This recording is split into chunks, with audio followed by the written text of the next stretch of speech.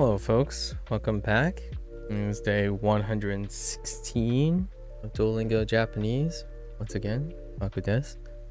Minasan, konnichiwa. Yokoso. So, yesterday we did our day 1 introduction into Unit 21. It says past tense adjectives.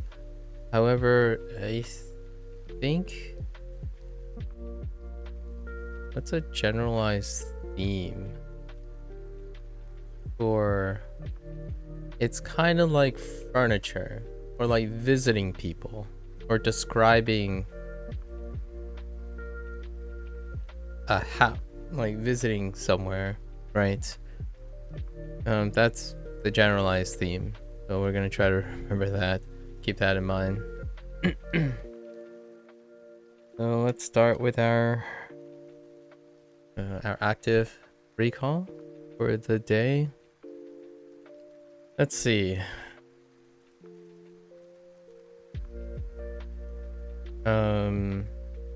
As usual, we're gonna be outputting in English while I'm trying my best to remember the Japanese vocabulary.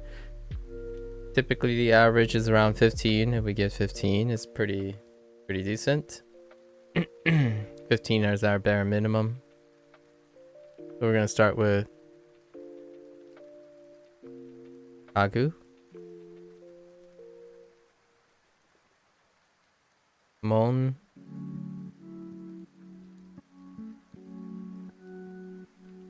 Kabim,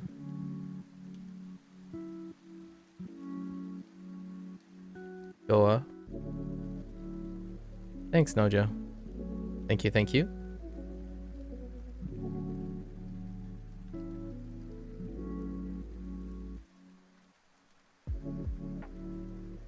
Kabe.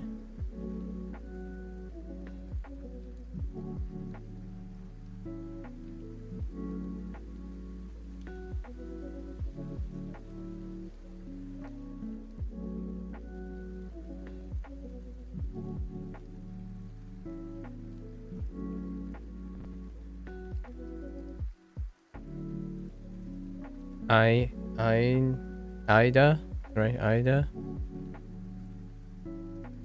To describe where in between. Ida.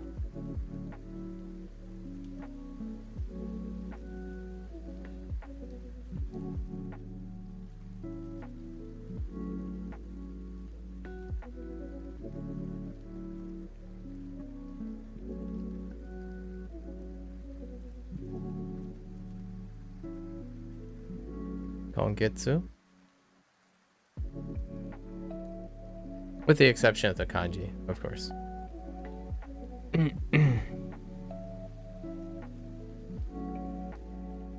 The English exception.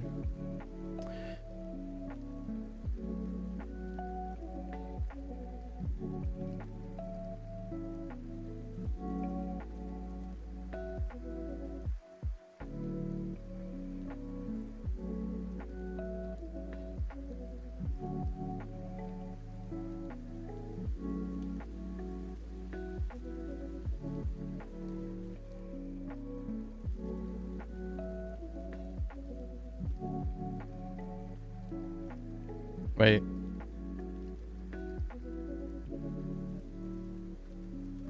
Yeah, I think that's fine. Gogo.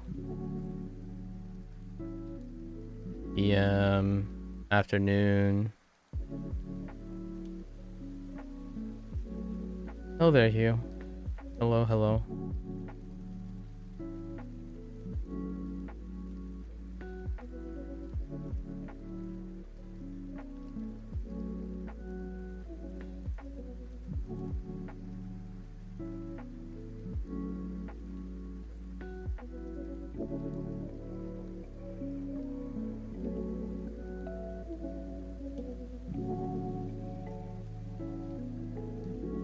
Higashi.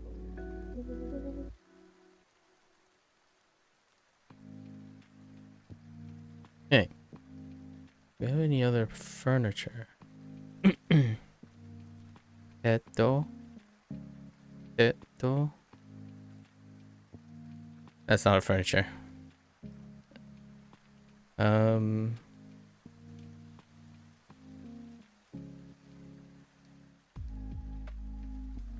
Oksan.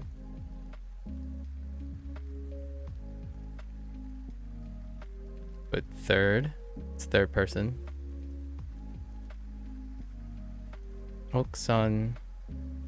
Dana-san.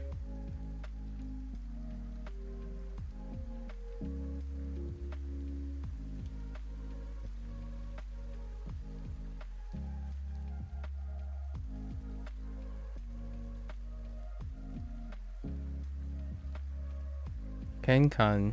Genkan, sorry. Genkan. Yeah, Genkan.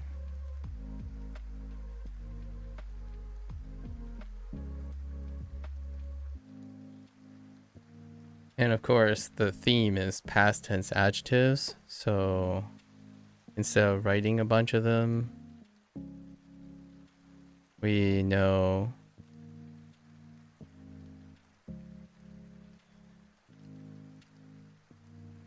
no, actually I have to write this, so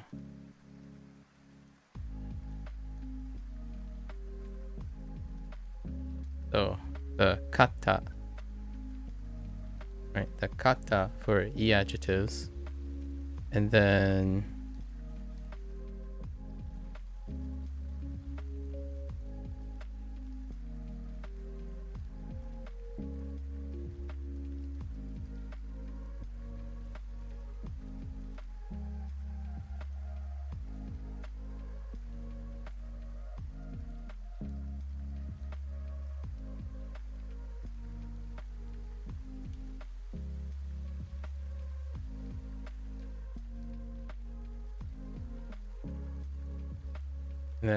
non-adjectives for the deshita for the time being. That's what this unit was about as well.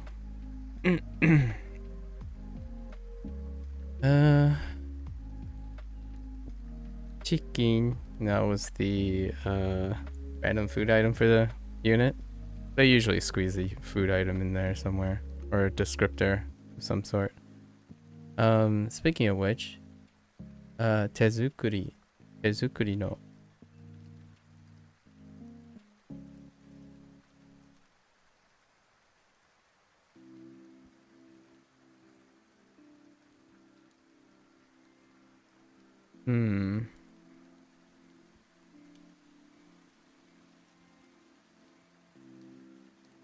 Oh, haku.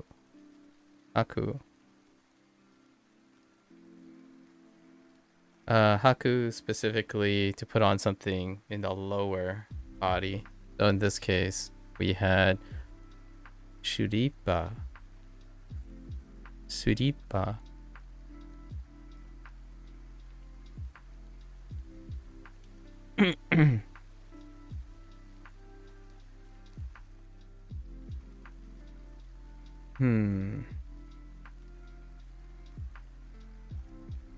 How many do we have here? 3, 6, 9, 9, 13, 13, 15, 19. That's good enough, actually. 19 is good enough. Unit 21. So now let's do some unit 22. Not 22. Unit 20. I went forward. Unit 20 was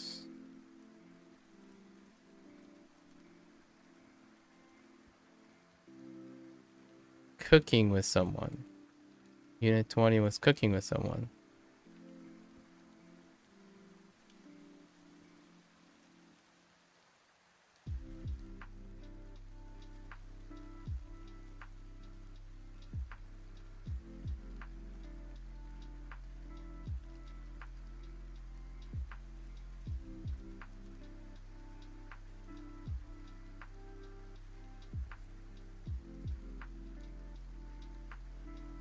So, tsukurimasu.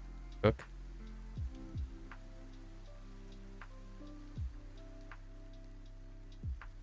Let's do... When we think about tsukurimasu, we think about ingredients, right? So let's start with things involving cooking.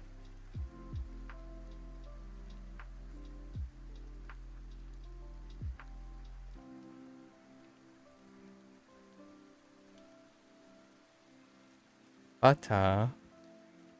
Ata.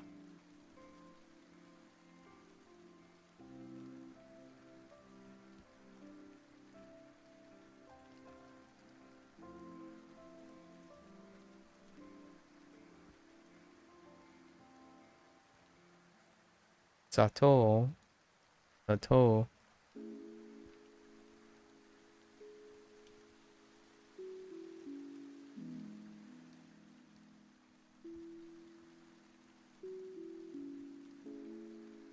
Oh. Needs to be larger.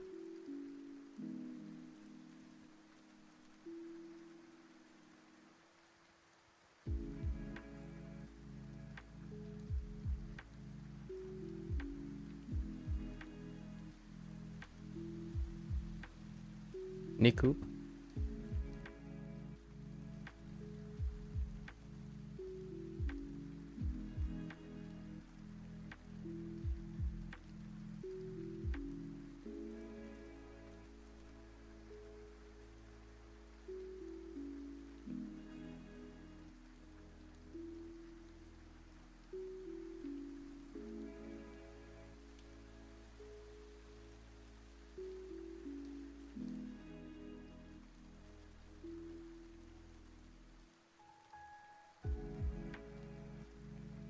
Tamanegi. Wait. Yeah. Tamanegi.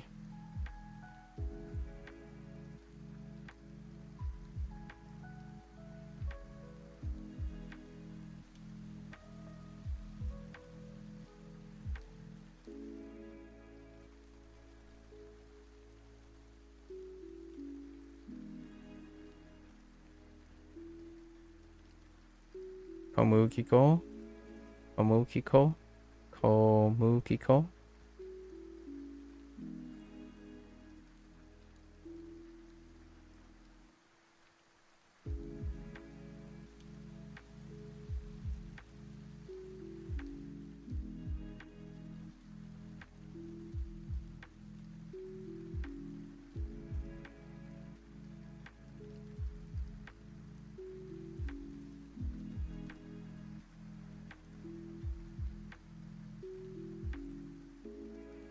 Hmm.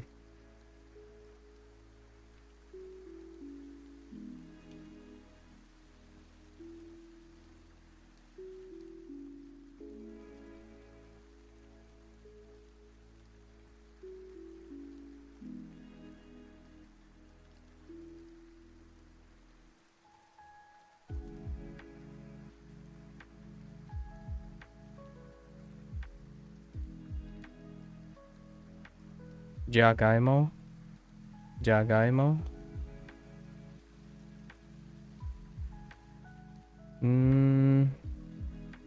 I think those are all the ingredients that we received this chapter. So things that we think about when we think about ingredients.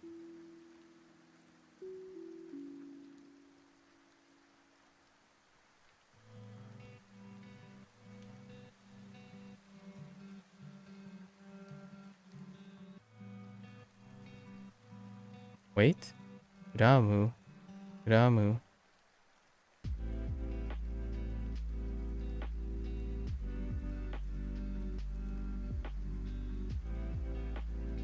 Yatsu.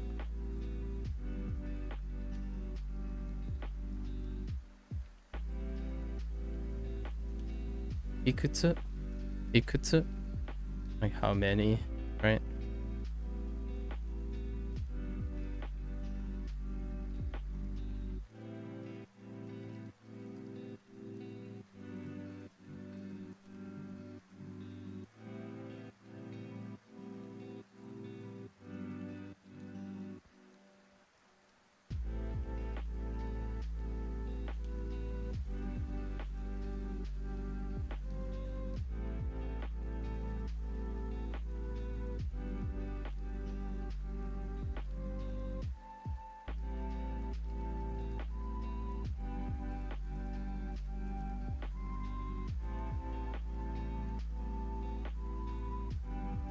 Hiru Gohan.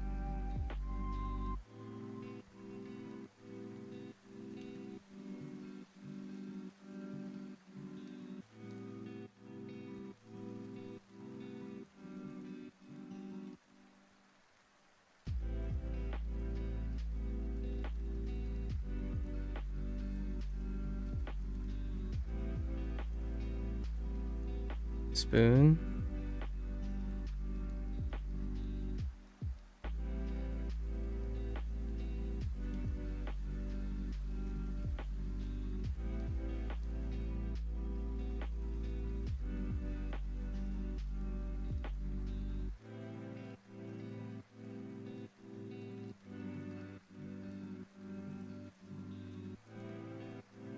Yawan.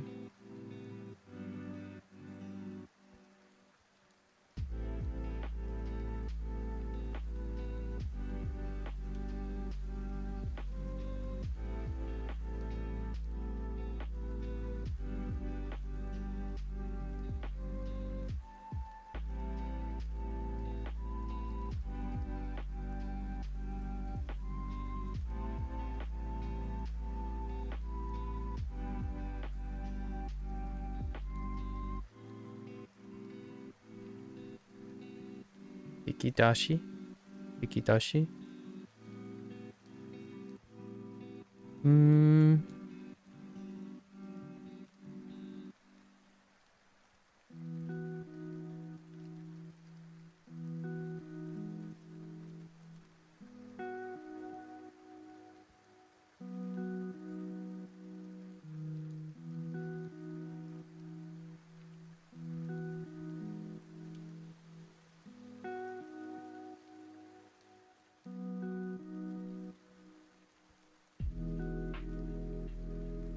Iru or need.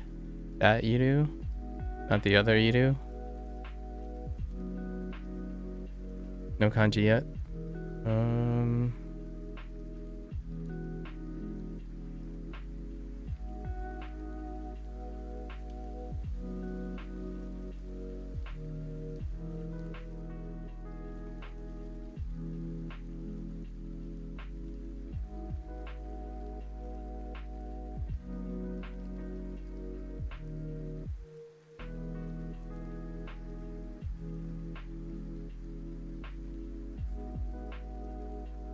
How much do we have? 6. How many? 6, 7, 10. Across 15. That's pretty good. I think I have a few more that I can think of probably. Let's see. Time of day.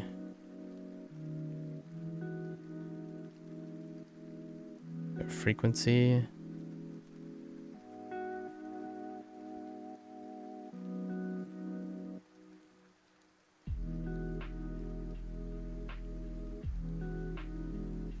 Type.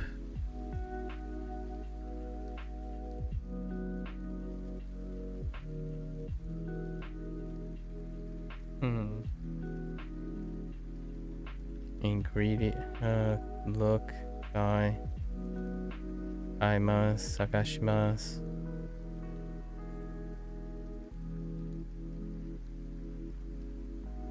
Skaimasu.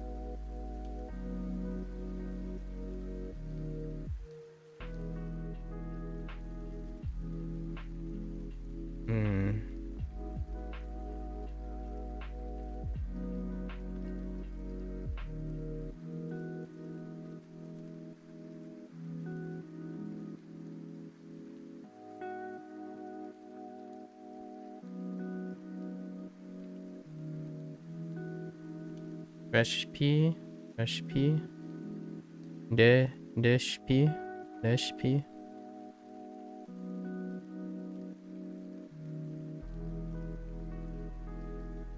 Oh, right.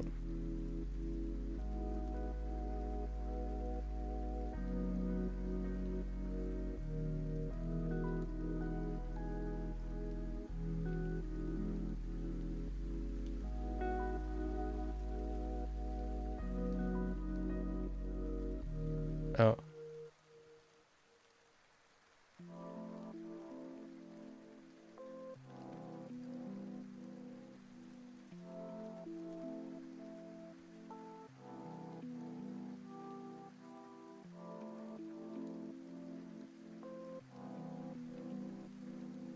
Stew.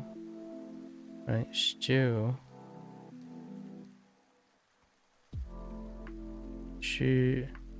Oh, no. Just kidding.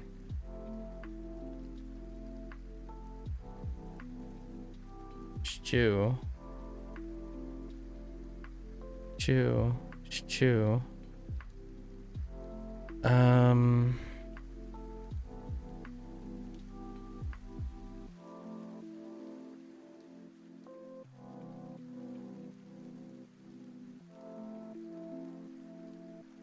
Yeah, I think that's good.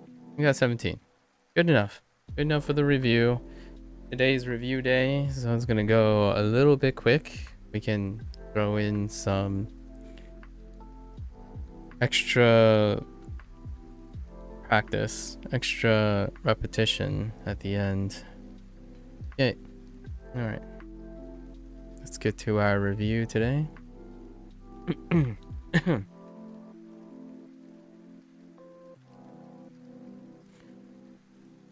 All right. So. ご飯 Okay. 今月東古い時間 Okay. 間間サムさんのペットは可愛かったです。サムさんのペットは可愛かったです。Sam's pets cute. 午後4時にナオミさんのアパートに行きました。はい、玄関でスリッパを履きました。はい、玄関でスリッパを履きました。Right. Put on, right?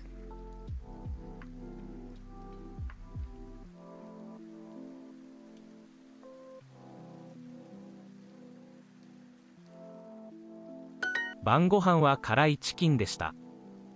Okay. 晩ご飯は辛いチキンでした。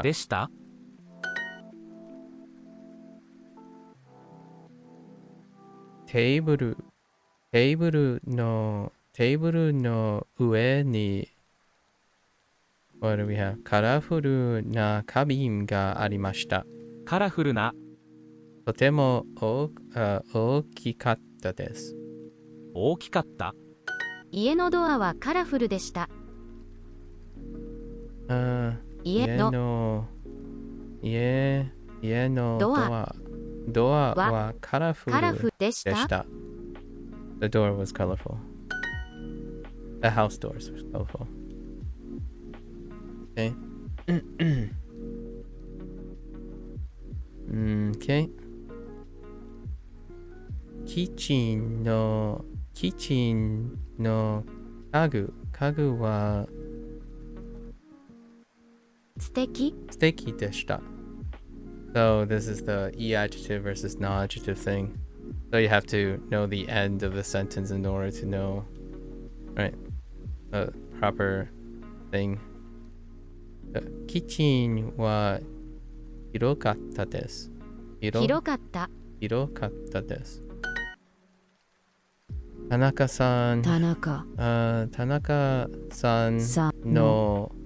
お子さ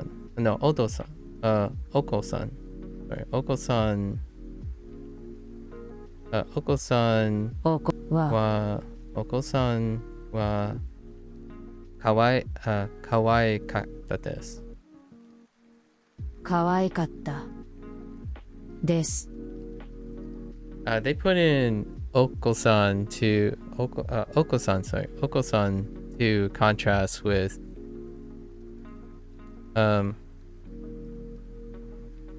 Okusan. I think they deliberately did that. Yeah. You're in Japan right now, Texka. How is it? So Oko-san was deliberately placed because Oksan for third person wife was introduced, which can be easily mistaken for each other, right? キッチンは少し小さかったです。キッチンでもダイニングはおしゃれでした。テーブルはとても長かったです。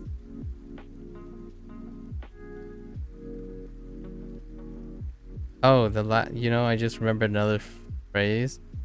Onaka ga tsukimashita. To be hungry from last unit. It's good? That's awesome, Texka. Looking forward to hearing your thoughts about Japan. Okay. Your friend has a nice dining room, right? Kitchen wa skoshi chisakatta desu. Chisakatta desu. Demo dining wa oshare deshita. Table wa totemo na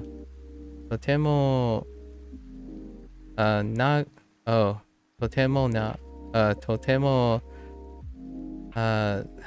nagakatta desu. Yeah, nagai is kind of tough for me right now. Nagakatta desu. Nagai. How many days do I have left in Duo, Super Duo? 9 days. Wait. Yes, 9 days.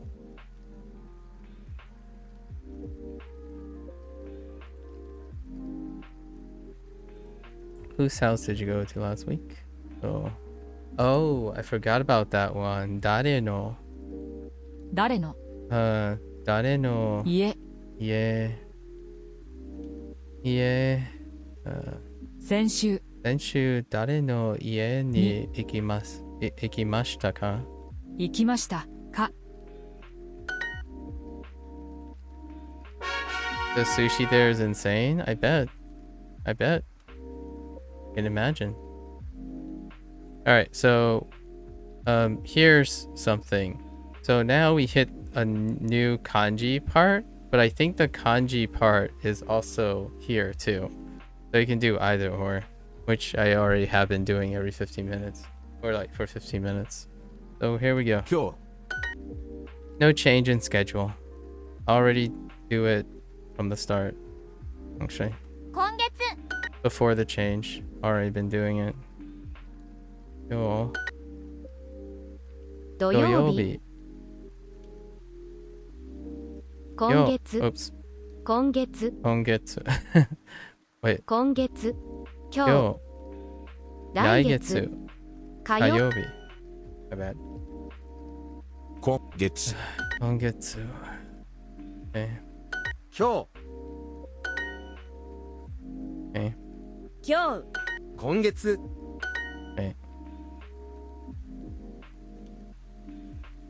今日金曜日土曜日9月今月 Okay. I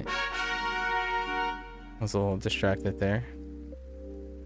2月 11月 2月8 8月月 What? 8月 12 12月月11 11月月2 2月月10 10月 月 You just got to unit 2? Nice. 10 11月2月 Oh, knee. Sure. Wow, that's fat. Okay. That's fine. 2 月 I wasn't checking the grid lines on that one.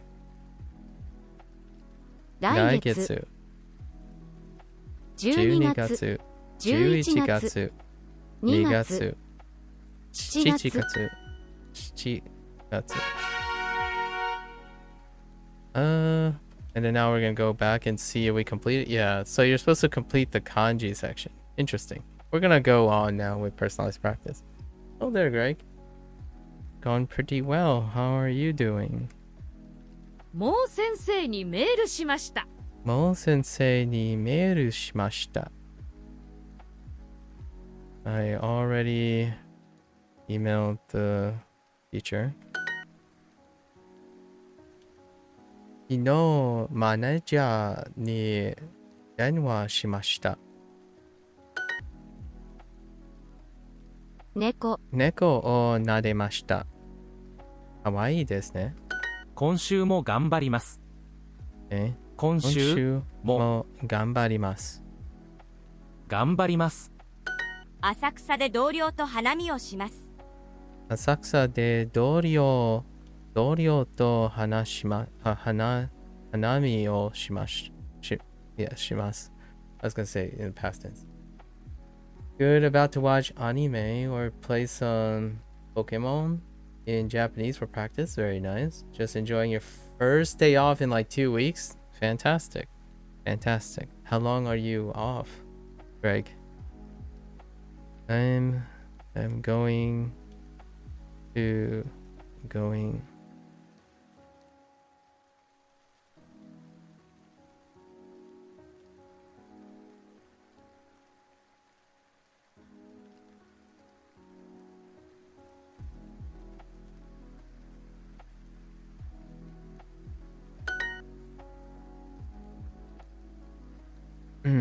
もう先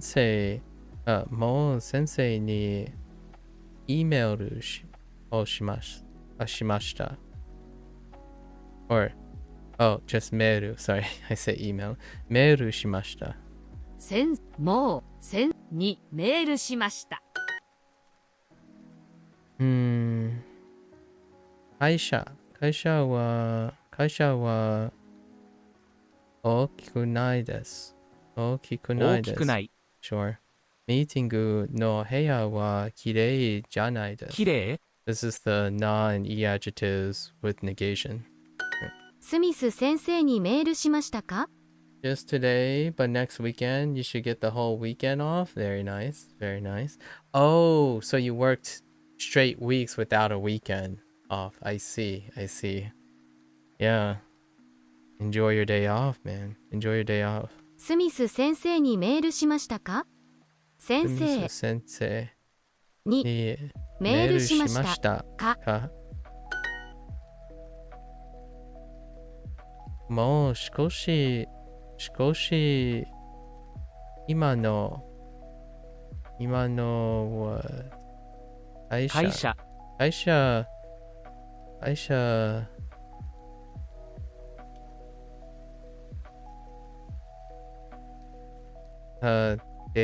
会社で頑張ります。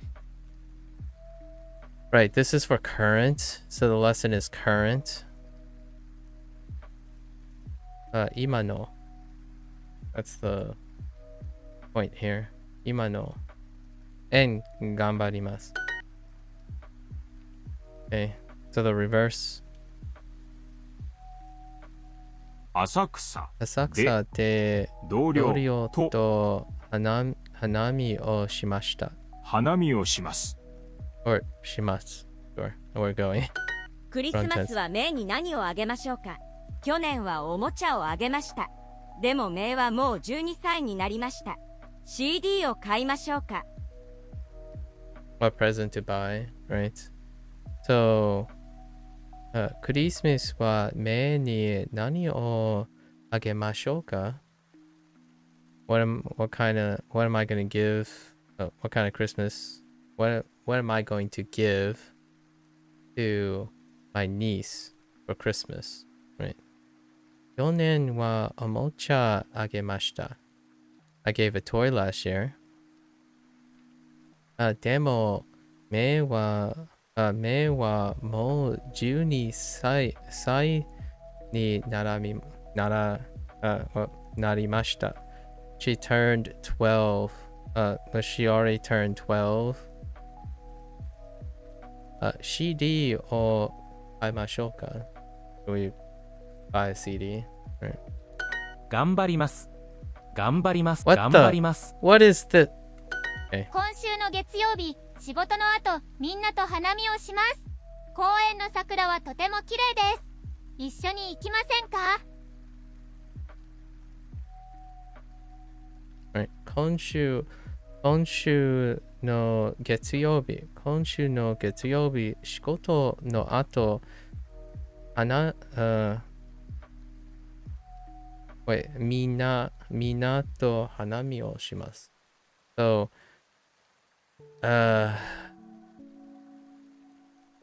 this week, this week, Monday, right? This week, Monday, after work, everyone's going cherry blossom viewing. Koen no, sakura wa totemo kirei desu. The cherry blossoms are going to be pretty, I guess. Are pretty, yeah. The cherry blossoms are pretty. At the park, right? The cherry blossoms in the park are very pretty, right? 一緒に行きませんか? Do you want to go? Would you like to go together? I'm trying to say a little literal to the translation, right? However, I'm basically paraphrasing in my head most of the time nowadays. Taxi de Shibuya ni ikimashou. Right, should we go to Shibuya by taxi? Iriguchi. Entrance. Okay. What do you have here?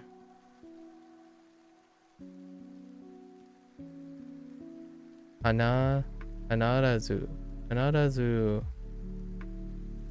Oh, Kanarazu. レビュー必ずレビュー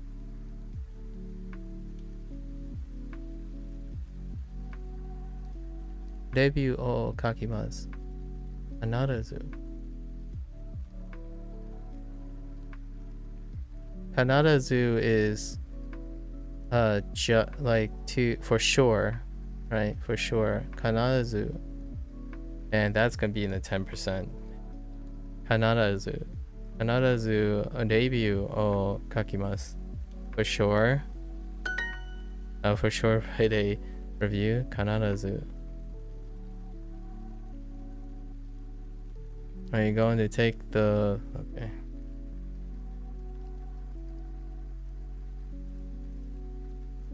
Okay.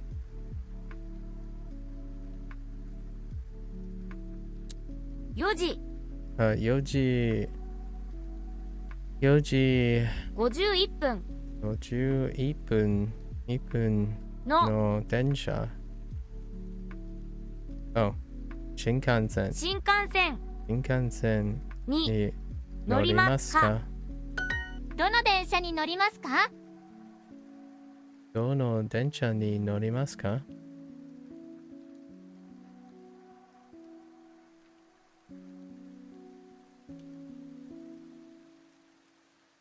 Okay. レストランのクーポン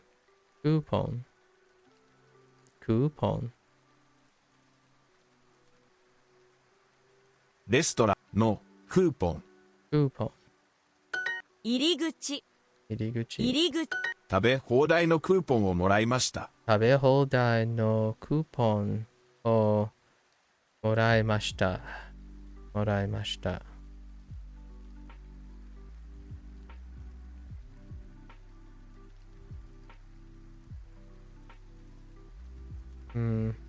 Okay. もらいました to receive, right? Although they use the word got, so it takes me a while to remember that got is the word receive. You can use got. I got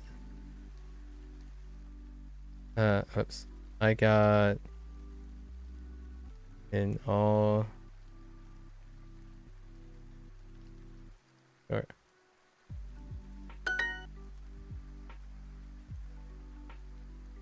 Okay. 1時28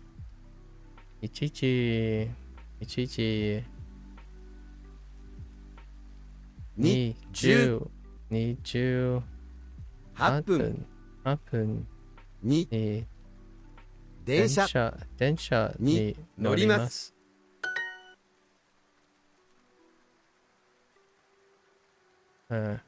いいレビューを書きました。書きました。私も土曜日に風邪をひきました。私も土曜日に風邪をひきました。So, I caught a cold on Saturday too. Okay.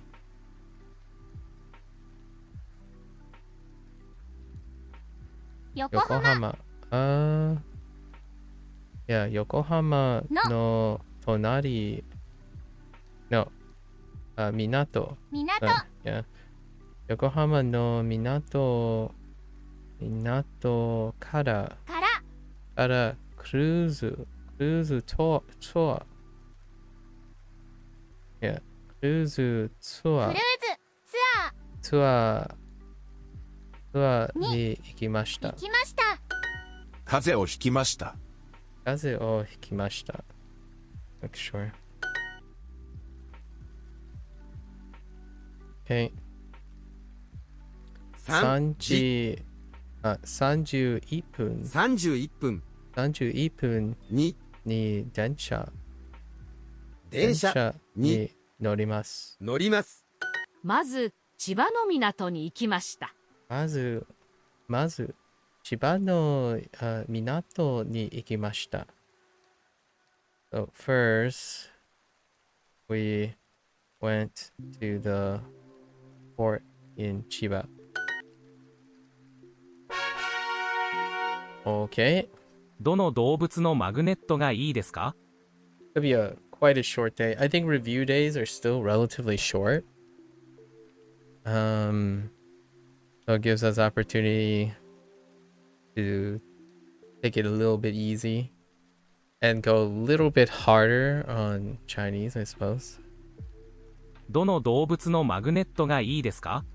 どの動物のマグネット。Right? マグネット。Where the heck is マグネット？マグネットマグネットがありますか？ No. が No. がいいですか？どの動物のマグネットがいいですか？どの動物のマグネットがいいですか？ Yeah, で sure. すか？ Fair enough. 来年もこの公園で桜を見ましょう。Okay. 来年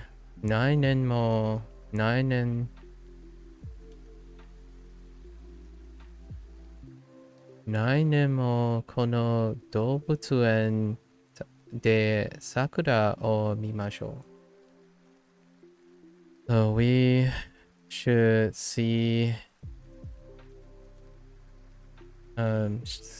cherry blossoms. Where it is? Cherry blossoms.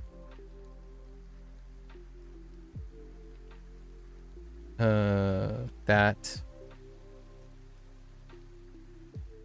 cherry blossoms in this park. We should next year too. Yeah, that's fine. We should see cherry blossoms in this park next year too. 6時33分に着きます。6 6時時33分。33分。What? 6時33分に着きます。に着きます。着きます。 Okay. Arrive is the thing, and then the time format. 上野公園。Oh no. 上野動物園の Actually. Yeah, sure. 上野動物園のパンダは有名ですね。パンダは有名ですね。オフィスの something。オフィスの何はよく壊れます。Breakdown. We have プリンター。ナオミさんたちはどこですか？メッセージを送りましょうか。ナオミさんたちはどこですか？メッセージを送りましょうか？ナオミさんたちは8時53、3分、3分に着きます。Right, they're gonna arrive. 上野動物園にパンダの赤ちゃんがいます。でもパンダの赤ちゃんは12月5日に中国に戻ります。12月5日の前に動物園に行きましょう。Alright, so the baby panda is going to leave the zoo soon, right? 上野動物園にパンダの赤ちゃんがいます。There's a baby panda in Ueno Zoo.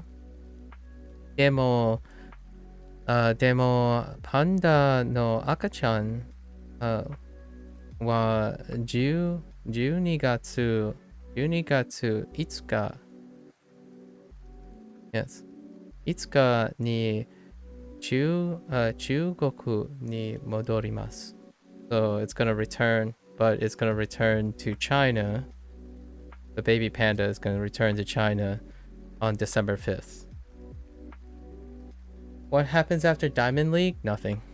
Nothing happens after. Oh, well, there's Diamond League tournaments. There's like a tournament thing. I haven't seen it yet. You get invited to it based on, I don't know, your performance or something. But nothing really happens after Diamond League. 12月5日の前に動物園に行きましょう。We should go before the 5th of December, right? 食べ放題でした。食べ放題でした。食べ放題でした。I for sure. So, 必ず。I hope they use more 必ず because I'm gonna need some repetitions on 必ず. That's a term that's like a grammar point term, and I like grammar point terms to be more flexible. So hopefully they use more expressions. Okay, this is the unit actually. This personalized practice, yeah. This is a unit that is the only time they use kanarazu. Let's see. So far anyway. Next year. So 来年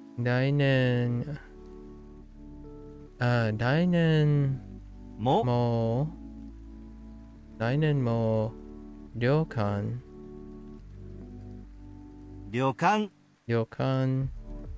この旅館に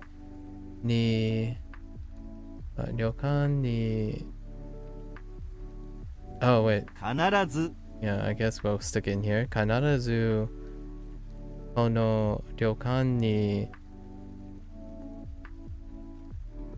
want to stay.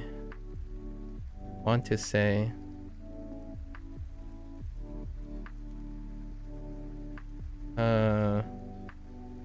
Is it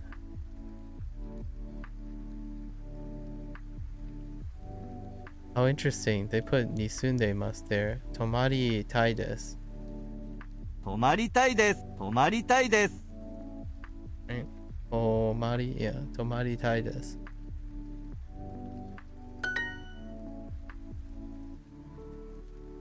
どこ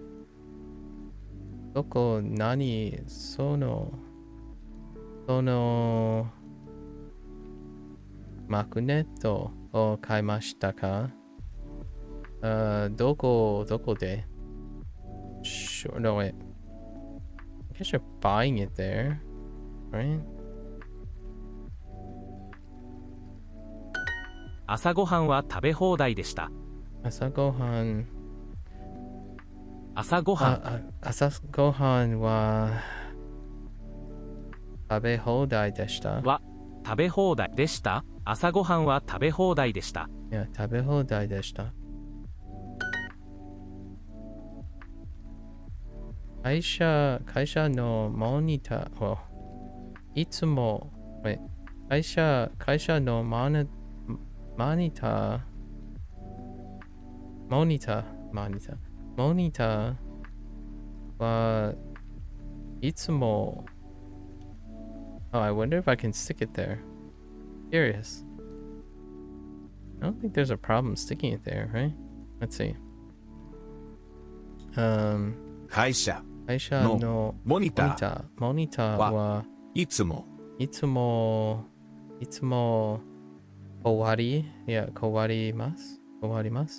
れます。Oh, yeah, that's fine. I'm kind of curious if they'll bump me if I moved it over there. 毎日毎日。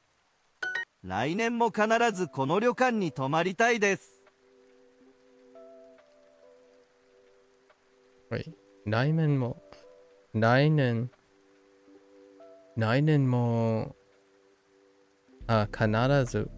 ずこのこの旅館に泊まりたいです。Okay. I for sure, right, this is the reverse. I for sure want to stay at this traditional inn next year too. 毎日 Okay. 毎 Again, 日 I miss the pairing ones. Pairing ones are so good. They're gone. We don't have them anymore. Okay. 午後1時午後1時東7月東 Okay. 誰のパーティーでしたか？誰のパーティーでしたか？田中さんのアパートは公園の東です。I wasn't paying attention. 田中さんのアパートは公園の東です。田中さんのアパートは公園の東です。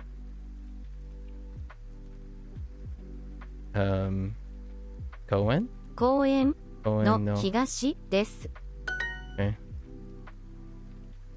ケンさんは今月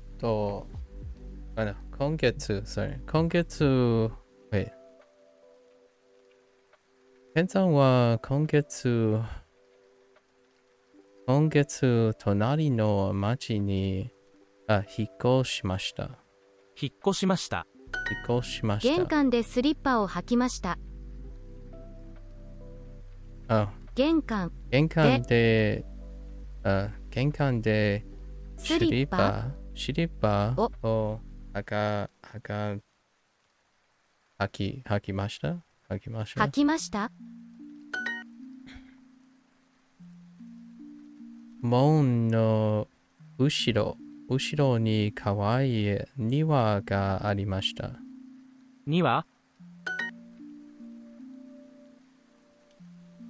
玄関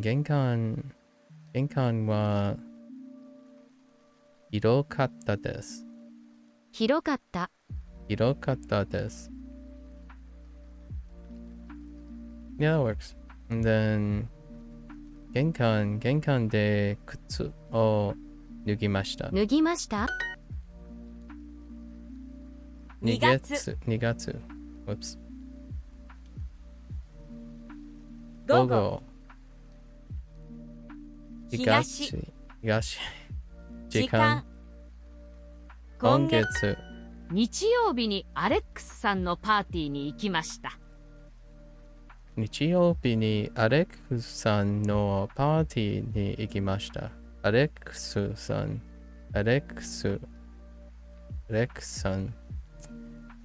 Alex, man, Alex. いいですね。楽しかったですか？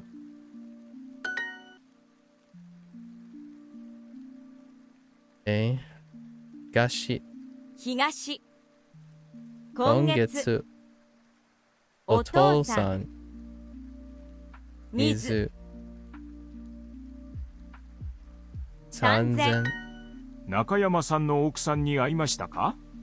中山さんの奥さんに会いましたか？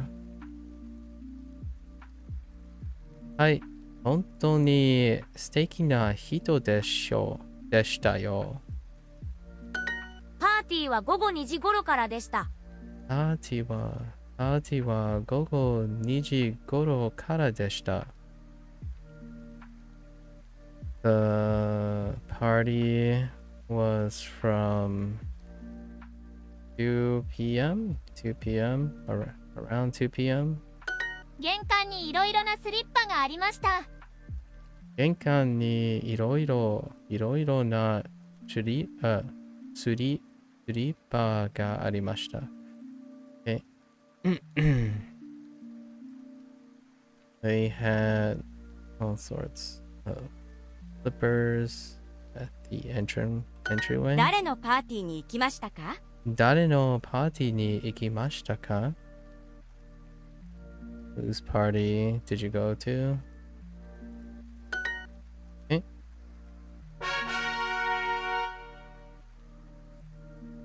リビングの壁はとてもおしゃれでした。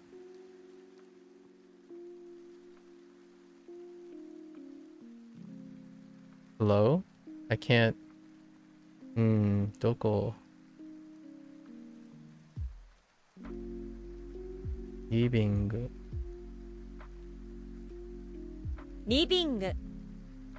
の壁はとてもおしゃれででした。した。玄関のドアはカラフルでした。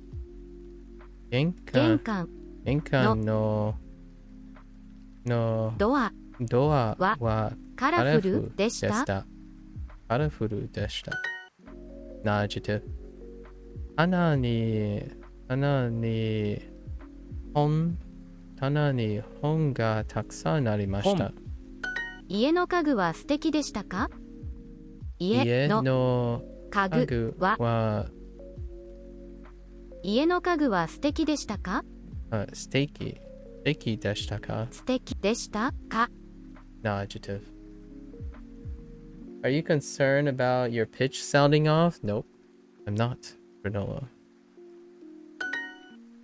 I am not. ベッドと机の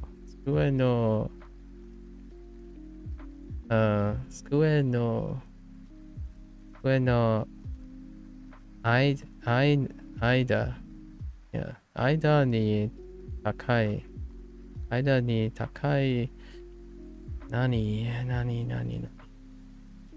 What do we have? 棚棚がありました。家の中にペットがたくさんいました。家の中にペットがたくさんいました。家の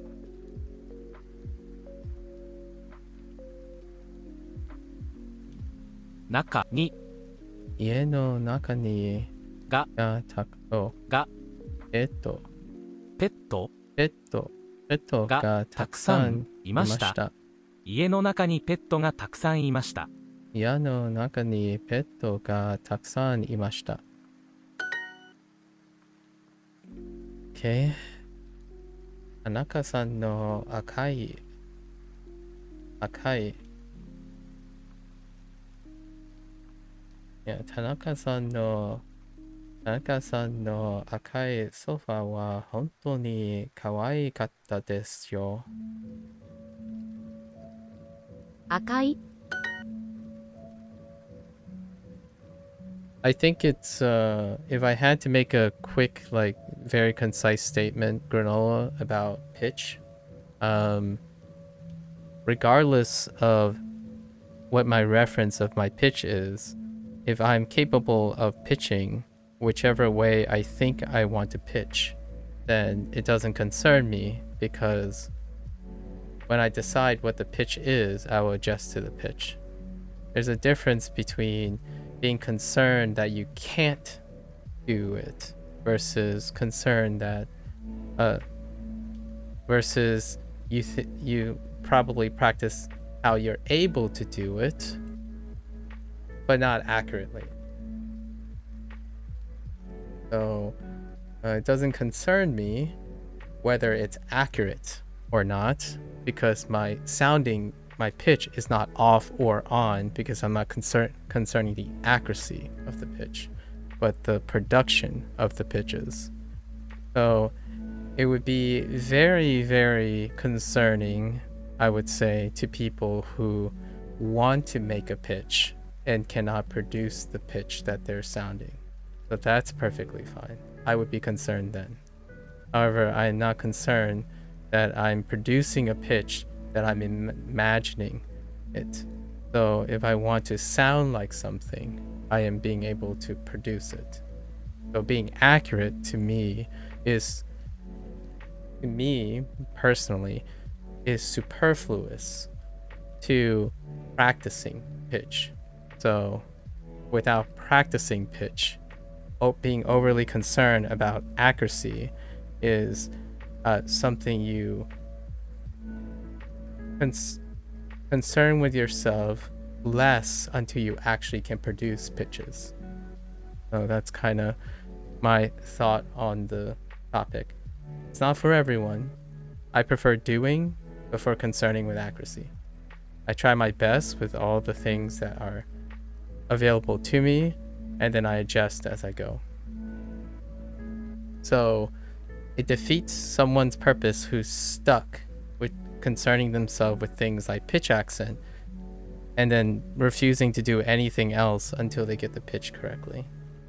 That is slowing them down. It's preventing them from doing something. It also makes them incredibly closed-minded, and it slows them down. So while they're deliberating on the best way to get pitch accent correctly, I am producing pitch as I'm going.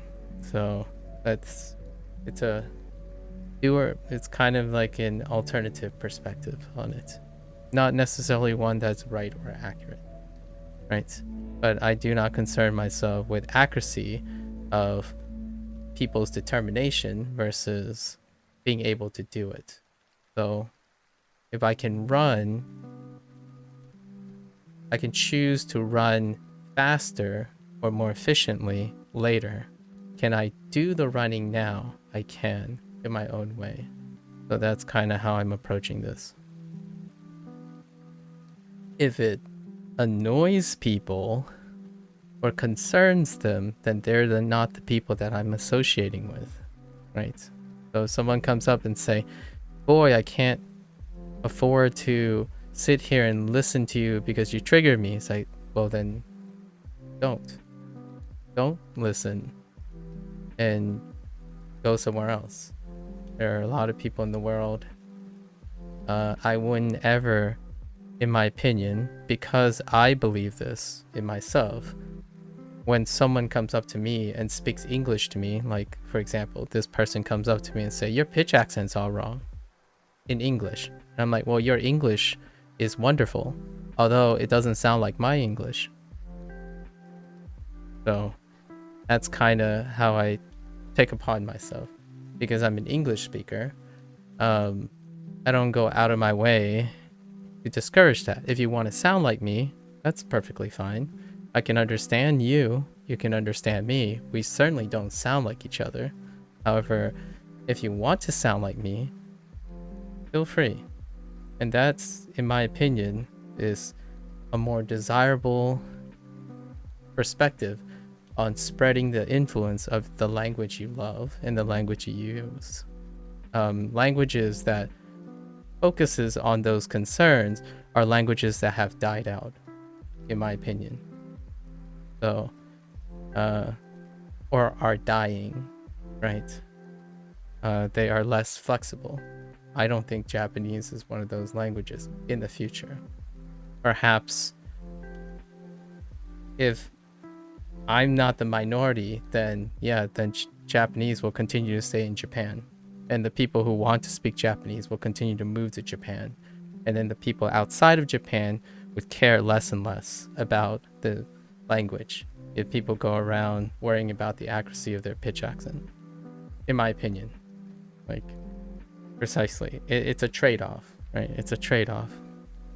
The more strict you are with the language, the less likely you're going to stick with it, in my opinion. Especially as someone who doesn't speak native Japanese. But you still eventually want to get good at pitch. I will eventually be able to sound like someone I want to sound like, is probably the way I'm gonna say it. Get good is a terrible phrase, in my opinion, for myself, because the person that I love to listen to might not be good at pitch. So what I mean by that is, if I play a video game, I don't play to get good. I play to gain experience. So, with enough Japanese exposure, I will pick up an accent.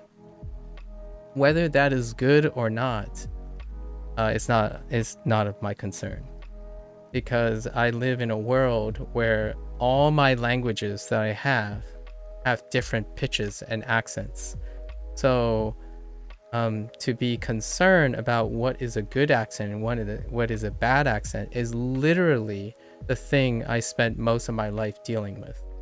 And personally, I don't want anyone to have to deal with that. As in, like, oh yeah, your American accent kind of sucks. Like, why don't you sound like this American? Or, wow, your Mandarin really sounds like Fujianese. Like, why can't you speak better Mandarin? That kind of thing is my entire life. And I don't want anyone else to have to deal with that. I want them to have fun and want to, learn language and stuff. So will I get good at a pitch? If it does happen, that's pretty cool. If it doesn't, that's pretty cool. That's fine, because there will, no matter how skilled you are, there will be someone who is going to criticize in this case, it would be your accent, because the Japanese accent varies in pitch accent. However, in English, I get criticized. I still receive lots of criticisms about my English, my articulation, right? The way I pronounce English words. So I don't want to concern myself with that. One day, as a short answer, I hope to sound like someone that I listen to a lot. As in, if there's an influence out there, if there's an influencer out there that I absolutely love, I think being next to them or consuming and being like them will eventually turn that accent into what it is. So, like, for example, if I suddenly moved from North United States to South United States, there is a very high chance I will end up sounding Southern, as in, I like to pick up whoever influences my life. So instead of picking based on pragmatism, I will probably end up picking a pitch and an accent based on whoever inspires me. So if there's a content creator out there, like for example Dogen, lots of people like Dogen, whoever influenced me the most, I'm probably going to end up naturally adapting to their pitch. The way I speak English is largely inherited and based on all the people that influence me.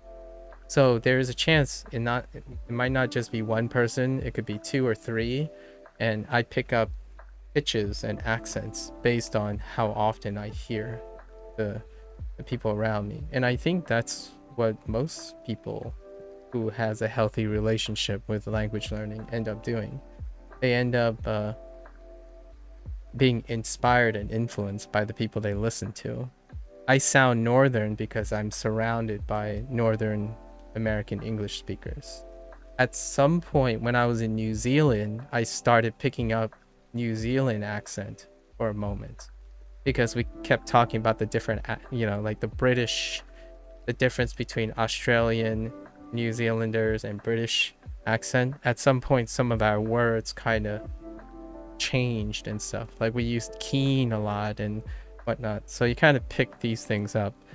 But competency comes first. Comprehension, being able to create any sorts of, it's like practicing scales. As a musician, if you cannot practice your scales and hit all the notes, learning the proper way to play Mozart's piece will only allow you to play Mozart's piece like that. It does not give you any flexibility without understanding how to play the fundamentals and whatnot. So this is kind of what I'm doing here. I'm trying to practice as many of the different fundamentals. I like to believe it's preparing me for it. Might not. We might find out that there's things I don't know how to do. That's fine too. It means I have more to learn. After learning Norwegian, where almost everyone I see speaks with a different accent, I started appreciating accent diversity, and specifically when it's all within an understandable degree. Yeah, I speak English. English is my main. English is my common language, right? So if there's any language that has different accents, it's English. And I hope that people who use English aren't gonna be like, I kid you not, in Japan, it's one of the countries that have the most resistance to picking up English, really, honestly, or other languages. I think since English is my main language, it just happens to be that language where if you take a perspective of good accents and bad accents, you're going to have a very, very terrible time with English.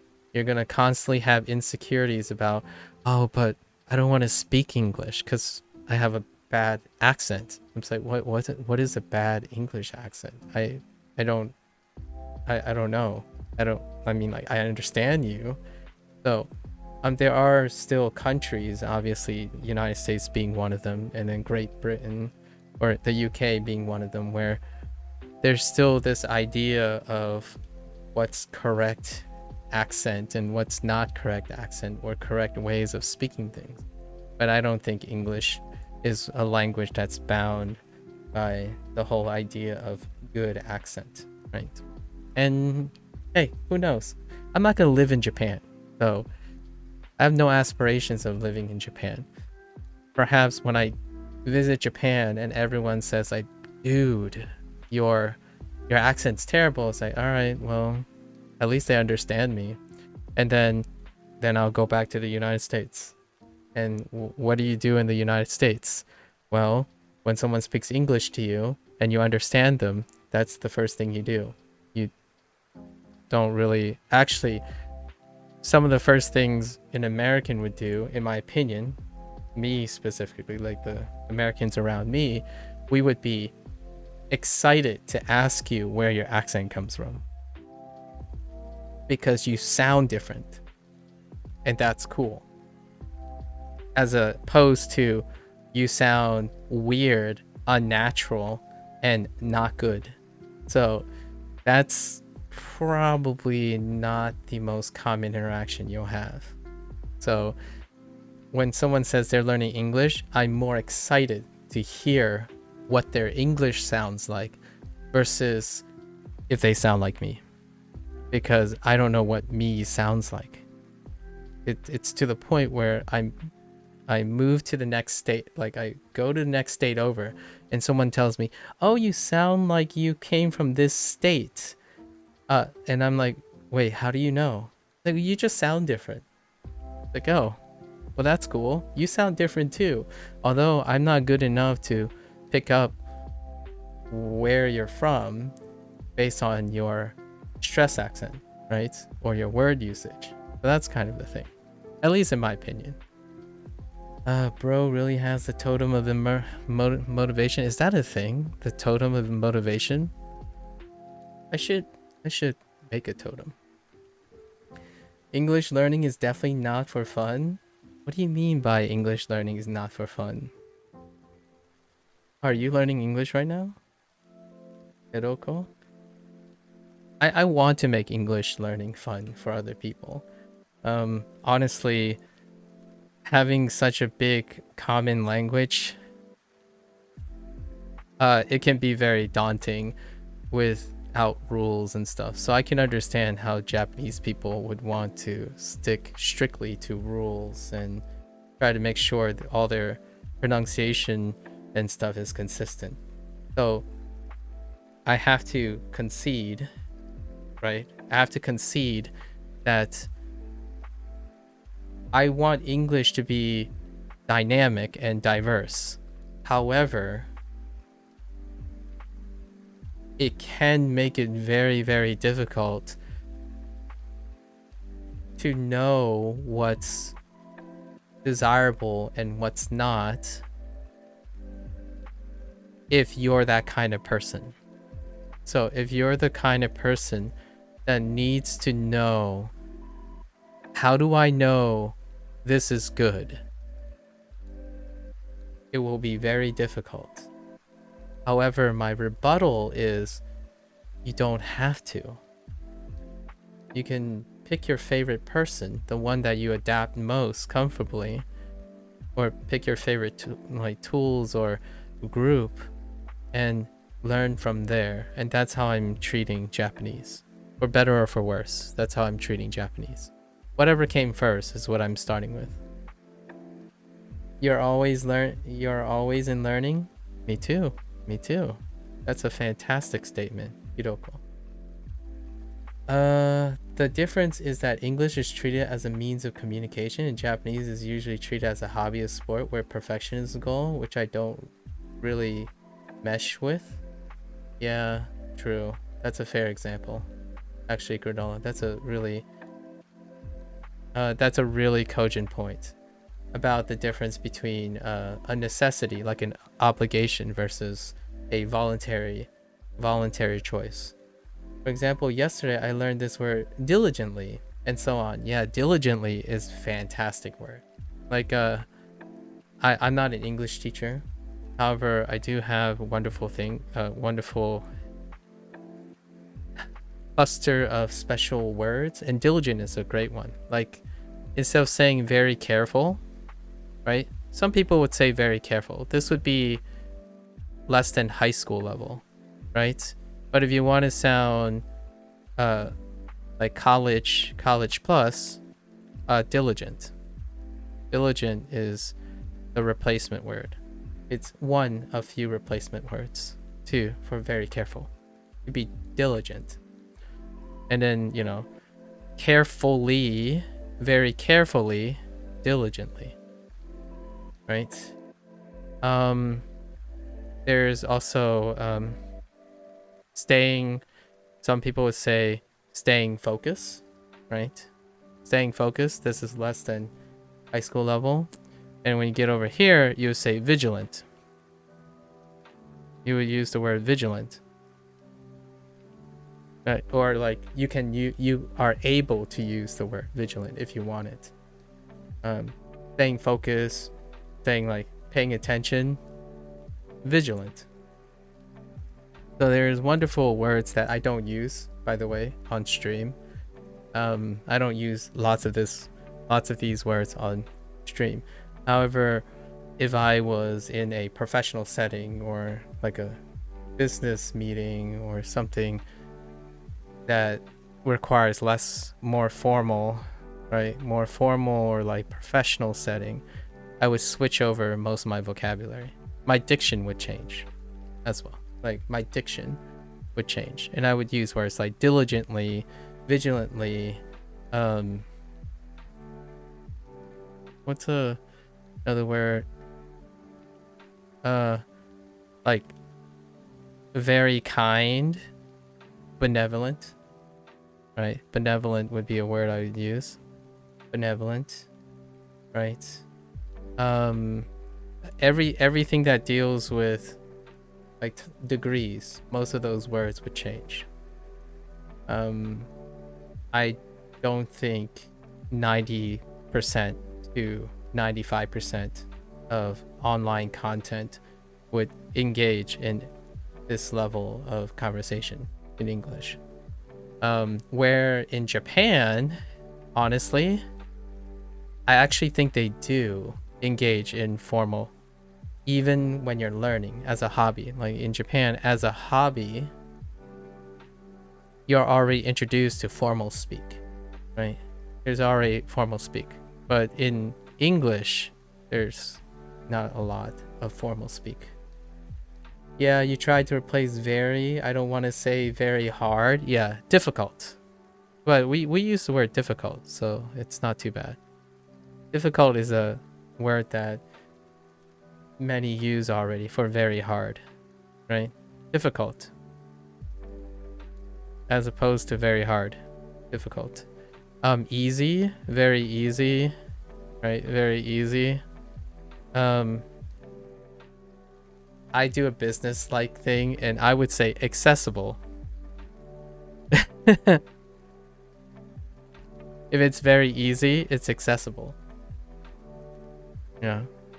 Like, I'm glad you find learning Japanese accessible, as opposed to very easy. If I had to describe like subjective terms and whatnot. So accessibility is typically, so these lists goes on. Like you practically, that's why whenever I think about Japanese, it's kind of cool because you end up using all the words constantly. In English, I feel like in English, let's say I don't know how many words you need. Let's say 2,000. 2,000 seems to be like a number these days. So let's say you have your first 2,000 words. I feel like at least if you're going into like a professional setting, I would say at least half those words, half, like 50% of those words are substituted with another 1,000. So you end up using, in my opinion, out of frequency, half those words, and you're learning 1,000 new words to replace them, which I'm not using. Like replace, like the word replace, I'll use the word substitute.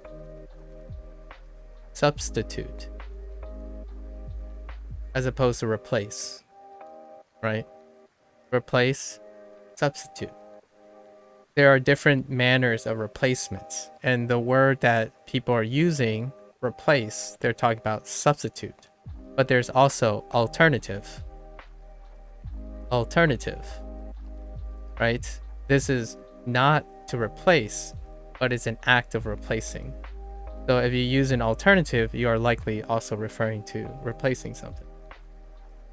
There's also the contrast to, like, instead of replace that people talk about, they're talking about complementary. Complementary and supplementary. So all of these words, in high school level or lower, you use the word replace to imply all these things. But they're not specific enough. Supplement doesn't necessarily mean replace. Complement doesn't either. Substitute is the closest thing, and then alternative doesn't really mean that too. However, when you're like reading Twitch chat and stuff, right? When someone says replace, they have to explain what they mean by replace. Because a lot of times, to someone like me, when you say, oh yeah, for example, there are better things, right? There are better things. What does that mean? There are better alternatives, there are better substitutes, there are better complements, or there are better supplements. All those are not specific enough, right? Effortless. Oh, very easy. Effortless. Effortless is great. Effortless is pretty good. Hiroko. And it's not necessary. All this is not necessary, in my opinion. Like, everyday speak, you don't enter these things. When you are giving presentations and interviews and maybe like job stuff and promotions, then you kind of get into this type of thing, which is very exhausting. It's very tiring at the same time. It's rewarding if you think of it as rewarding. It can be very exhausting though. Sometimes I learn a word like and ask myself, where the F I will use that. I stop focusing on them. Yeah. So we're talking about colloquial speak, right? And I think Japanese has that too. And I think it's more ingrained into their stuff for learning material than English. I don't think English places pressure on subtitles are cringe. Oh, here we go again. Okay, let's see. I think anything can be unfun if you have to learn it, and English is something that a lot of people have or feel like they have to learn. That's fair. That's a fair statement. I don't feel the same way most of the time. However, that is definitely the impression I get a lot. When you have to do something, it creates negative stress. And when you're voluntarily doing something, oftentimes that leads to positive stress with a big asterisk. I probably won't expound upon it here because I already spent a little too much time. Japanese, it's a means of communication for most people because most people learning Japanese want to settle in Japan and very few people treat it as a hobby.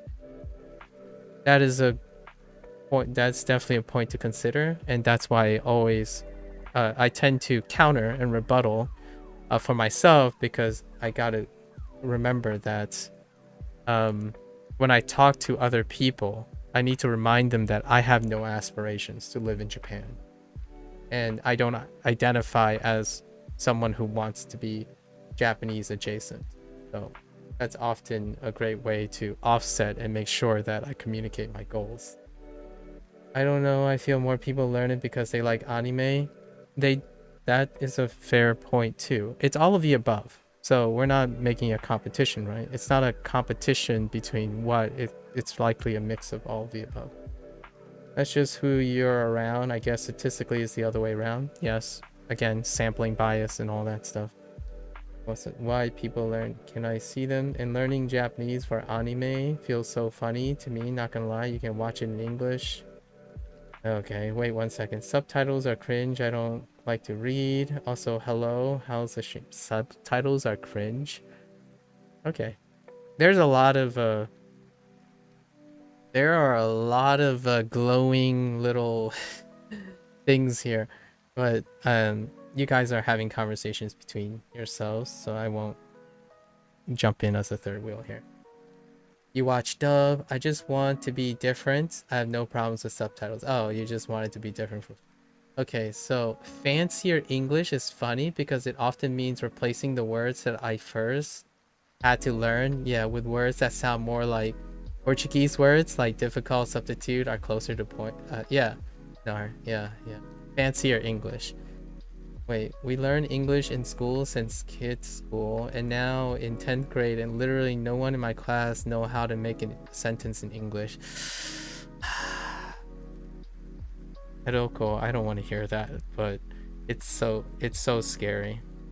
It's true. I mean, like, what I mean is, I don't want to hear it, but I know it exists, and it kind of saddens me a little. I don't want to like start a crusade or anything, but it is kind of how it's happening. Until now, to be honest, I'm not sure why I study Japanese. I want the reason to find me. Oh, that's interesting. Yeah, the reason found me. So someone asked, I get asked a lot, like, why are you learning Japanese? The reason found me. That's pretty much how it goes. Most of the things I did in my life, the reasons found me. And you might be thinking, well, then Aren't you sad that you never made your own choices and do your own things? Well, I make my own choices when the reason finds me. So like I found my calling. I found my the stuff found me. And the choices I make after are the choices that I feel create ownership of the thing. So why learn Japanese now? Like I have reasons to now. And you might be thinking, well, then it's not a hobby, right? Like, well, yes and no. It's one and the same. My hobbies and my life's work and my career, I like doing them. So it's a privilege, right? We have to keep in mind, it's a privilege. I was lucky and things found me. It's not so true about everyone. So I'm only speaking from personal experience, not to paint a life hack or anything. This is not life experience, life advice or life hack. I'm exchanging my experience. If you're so dedicated to watching anime so much, then I think learning the language is just a natural step. It allows you to understand the culture of it better. I'm going to say within the subset of people who watch anime, that's not the case. Usually. And I can prove it without using anime, actually. I can prove it with using English. There is, but is that worth to go through thousands of hours of learning just for that small passion in the voice? So, in my opinion, learning Japanese for anime is extremely niche. Only the very hardcore ones learn the language for anime. I'm gonna make a counter argument, and I'm gonna say the way you guys are using English now, just because you watch a lot of English programming doesn't mean you learn anything about the language.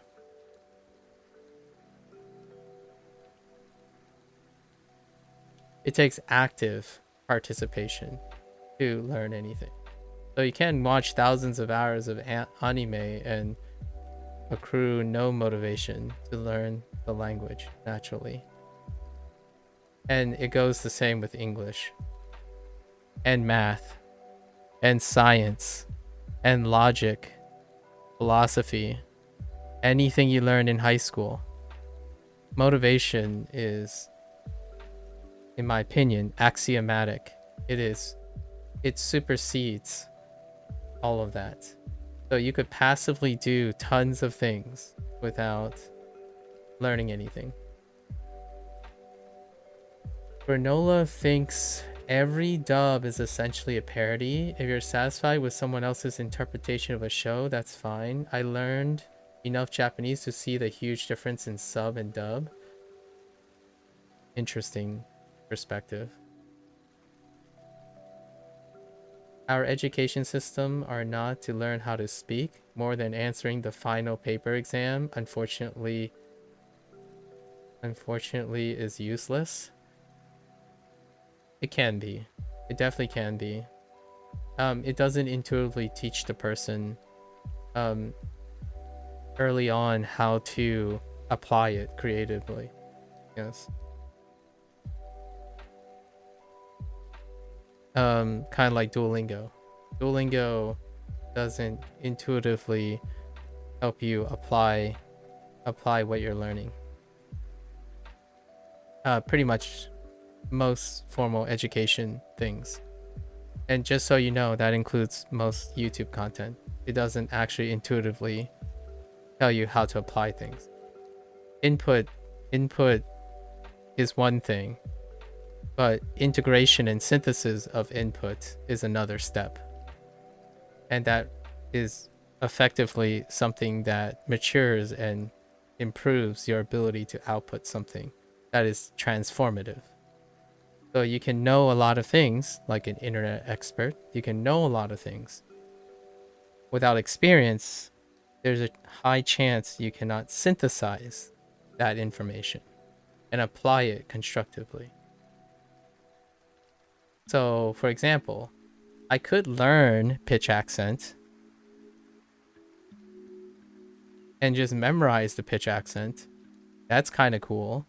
But for myself, I like to synthesize and transform the things I learn. That's how I learn. So when I learn sushi, I learn about how to express and look at sushi differently. And I said sushi because that's how Americans say it. So whether that's accurate or good, it allows me to transform the information. And that becomes part of me. So what do you make of the things you learn? That, in my opinion, is the end game for me. Not how good you reproduce something that someone else already does. Not saying that that's not great for language learning and stuff. My purpose of learning Japanese is very different. Yeah, much like you guys when you're saying like dubs and subs and stuff, it's what you make of it, right? When you think that someone who says for example, Granola thinks a dub is a parody of the original, that's someone that cannot, in my opinion, unlikely to appreciate transformative things, right? And that's a choice. That's a mental choice you make. I do not, if I believed in that, then I wouldn't believe in people asking me and contributing to my learning experience. I would be the kind of person who determined what's the best way to study and be refractory to anyone else's input, because you know the best, so therefore you are unable to synthesize and appreciate something that's different because they're imitating the thing. So like for anime, when an anime is dubbed over, the original is the original, and anything over it is an imitation, a facsimile of it. So it's cheapened by that person's mind, right? Do I think dubs are a cheapened version of whatever the original language is? No, it's not. It's something different in which I can learn something from and treat it differently and, appreciate it differently. I can't express how much more constraints and ability and necessity of knowledge in order to execute a dub versus a sub. So, like in a different way. Like what I mean is the skills required for dubbing is different than the skills required for writing the original script. So, would you say is rendition? Would you say it's a rendition? No, I'll still call it a dub. I mean, I'll still call it a dub. The dub has taken on that meaning. And video games is a great example. I play Like a Dragon, and they are dubbed in 3 languages. And I did say dubbed in 3 languages. As in, it is dubbed in Japanese. It is written in Japanese, but it is also dubbed in Japanese, along with English and Mandarin. They are very different beasts. And an execution of the dubbed is beautiful when the English track sounds like English, the Mandarin track sounds like Mandarin, and the Japanese track sounds like Japanese. Now, I do concede that in anime dubs, they try to, depending on the studio that's doing the dub and the people, they might try to make the language that it is not try to sound like it. So like, they try to make English sound like Japanese, which inherently is a logical fallacy. So they are not the same. What makes it in your mind that you can treat both of them the same? So that you can probably tell, right? That you can probably tell. So I'm not saying that anime dubs are all around glowing, fantastic products of writing. Understanding these nuances allow you to appreciate how difficult it is and who's in control and who's determining what is being done. Like the anime company themselves might want the English voice actors to sound Japanese in English. So inherently, that might be actually normal sounding to the Japanese audience. That is their target. However, there are animes that are deliberately trying to sound English, and then the dubs had full wielding command of their English dubs. Case in point, Cowboy Bebop. I don't have to pick a modern anime. Cowboy Bebop. It's a classic. Listen to the English dub. It's actually predicated on English mannerisms and English source materials. So, you know, they're rare gems, obviously, because the Japanese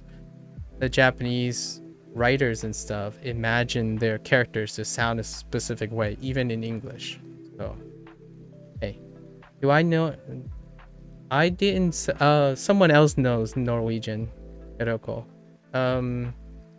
Nar knows Norwegian, right? Yeah. Most watchers don't care about learning the language as far as I've seen. They just stick to subtitles, right? And I have other reasons to learn Japanese, yeah. I feel like the dub is too hated. It's almost universally hated in the anime community. They will bully you if you say you watch dub. I do all of the above. Actually, I will extend even more. I watch the English dub with English subtitles. I watch English programming with English subtitles because writing is a different aspect of reading. If you're a language learner, I'm sure you'll be able to appreciate that. Reading, hearing are two different things. I watch Japanese with Japanese subtitles. I watch Japanese with English subtitles.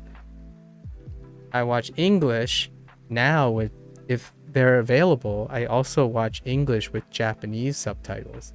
And usually that's video games a lot of times, but I do all the above. Reading and hearing and seeing and hearing are two different properties. So if you're a language learner and you're having an argument about what is the right way to consume things, then I don't think, in my opinion, humbly, you understand what it takes to appreciate language, because language is both auditory and written, right?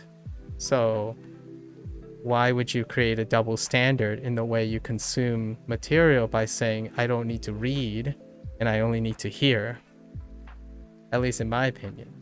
I'm learning the language by reading and hearing. So it's no different from my daily life. I have constantly both read and hear things. I go to class and hear a professor while reading something the professor is writing. When you go to school, you do both. Unless you're telling me you're one of those C students that only listen or read and not pay attention all the time. I'm just saying. A little shade, but not too much shade. Because I'm probably speaking the truth in this case. Fairly accurate. I don't understand why, honestly, they have the irrational hate for it just because it's different. I mean, yeah, it's just sort of irrational, almost gatekeeping feeling, especially when they haven't even watched the dub in full. All right. Enough. Yeah. Let's keep it a little positive, you know? They're very passionate. People are very passionate. You've seen English and Brazilian dubs of anime. Some can be very good. It's very dependent on the actor's performance. Well, let's keep in mind that actor's performance, people's preferences, how well they adapt the plot, and how natural the source material is. Also, don't forget money target audience, right? Target audience, PR relationships, and the original vision of the developer and the writer. The authors and the developers also have a say in how they're perceived in other languages or how it's taken care of. So if you have an author that doesn't care, or maybe it's superficial or something, then the company, it gets really, there are quite a lot of possible driving forces behind the quality. I just don't like someone else's interpretation of a story you like. That's fair. That checks out, Granola. Japanese to English can get very awkward. I've seen the difference and I can't go back, honestly. That's fine. It just means that creatively,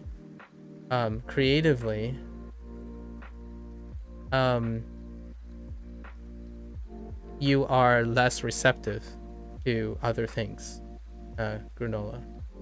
So for me, I wouldn't be streaming if I followed the same mindset. You like connecting with writers directly? That's fair. But there are more than one writer.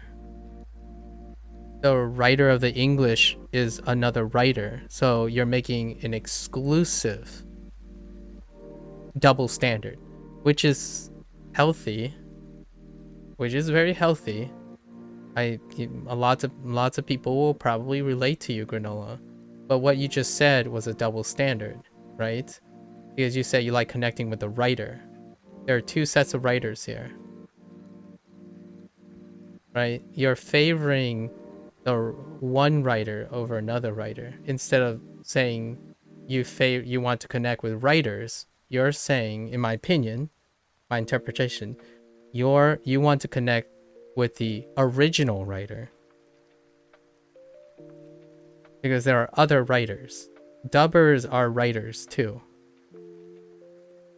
It takes a lot, imagine, I'm already having trouble translating myself for learning Japanese.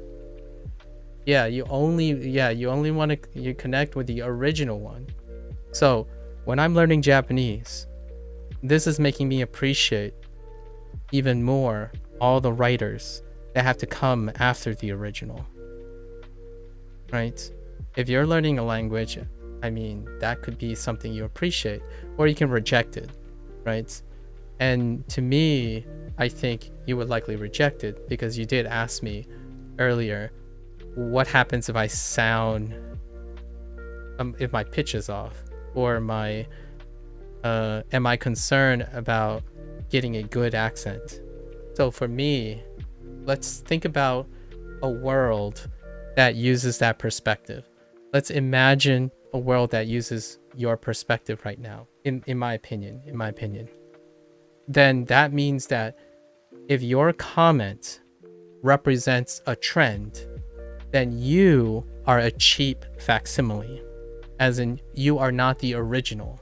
So if you always need an original idea in order to be substantially important, for myself, I would be very disappointed in me all the time. I would find it very difficult for me to find something that's valuable, because humans are linear creatures. The things you do now are based on an originator. So how can, in my opinion, I would find it very difficult to find value in what I do if I'm always bombarded by someone who's already doing it. And I don't want people to think of it like that. I want you to take knowledge and create something new from it, something different from it.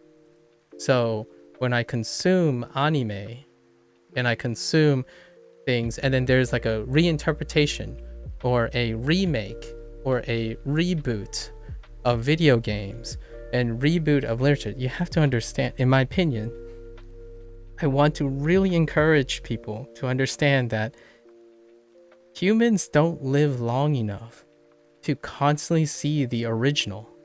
So at some point, you're going to live long enough to see something recreated, something reimagined. I usually tell people I give it about 10 to 20 years. So like every decade, there's going to be a reimagining of something. So if you live long enough, you're either going to hate everything you've lived long enough to appreciate, go away, and change, or you become happier, in my opinion, and have a perspective like me, and I'm not even 40 yet, to see things reimagined more than once already. I've seen the whole video game industry redefine itself 3 times now, right? Every 10 decades, every 10 years. Are you still going, like, as a creator, as someone who wants to stay creative, I couldn't find myself saying, oh, this isn't like 30 years ago. It's like, well, it isn't like 30 years ago. Is that going to keep you from liking the things now? Like, am I going to become that 80-year-old and say, back in my day, this part is more important. I don't think originality is the crux. No ideas and shows are truly original after all. Writers write to connect with people, and I'm trying to get as close to them as they want to me but you're not, Granola. Like, let me, that's a little aggressive. You are connecting with a writer. You are connecting with a subset of writers. So I want it to be very clear that you favor, and it is contributing to the crux of your this double standard that we don't meet. You are connecting with a very specific group of people. You have sidelined, in my opinion, respectfully, you have sidelined anyone else who's trying to transform an original piece of work. So that includes dubbing, that includes voice acting, that includes a remake, a reboot. Those things, you are less likely, in my opinion, to connect with those people because you choose to think that they're not as an important writer as the others. So for me, I'm not as an important content creator as someone who is already doing this before me, is what I'm thinking, right? If my advice overlaps with another person's advice, then that you're going to choose favorites. Or at least I feel like you're going to prefer one over the other, whichever one is better, I suppose. And that's kind of the whole, like, which one's better, which one's good, which one's more accurate. So when it comes to creative process, I feel like your preferences, like people's preferences, I won't talk about you, sorry. When people's preferences have to be conditional, like if you choose to enjoy something, say in anime, and you found out that this anime is the understudy of some other famous director who originally did it, where you can choose for it to cheapen your thought about it, or you can see it as a different thing, right? And dubbing is also like that. While dubbing is a little cruder, and it's easier to, in my opinion, easier to see or appreciate, what about reboots, right? I can tell you, the majority of people would probably agree with you that reboots are something no one asked for, but I don't think it's for the same reasons, like constructively, right? That's a bit of a digression. I like talking about this stuff, but I think I might hit too many nerves here, so I don't want to be too aggressive here. I've already gotten to some hot waters before trying to assume something. What's a take-home message that I want to say? The take-home message, in my opinion, is that when I hear you, like when I'm reading your comments, right? When I'm reading Nara's comments, Hiroko's comments, you and yours, Granola, I don't see you guys as representatives of a trend or a connection of people. I'm connecting with you guys. So I will be investing my darndest to try not to generalize the people I interact with. Now the problem that I encounter a lot of times is the opposite, which when people connect with other people, they take a representative approach. Like, oh yeah, this writer wanted to give this message. So when anybody else write about this person's writer's like composition, they're trying to capture the same thing that writer is trying to say. I don't think that's the case. I don't want to see it that's the case. I see another person trying to make their own spin. Now, if you're wondering, is that what people do?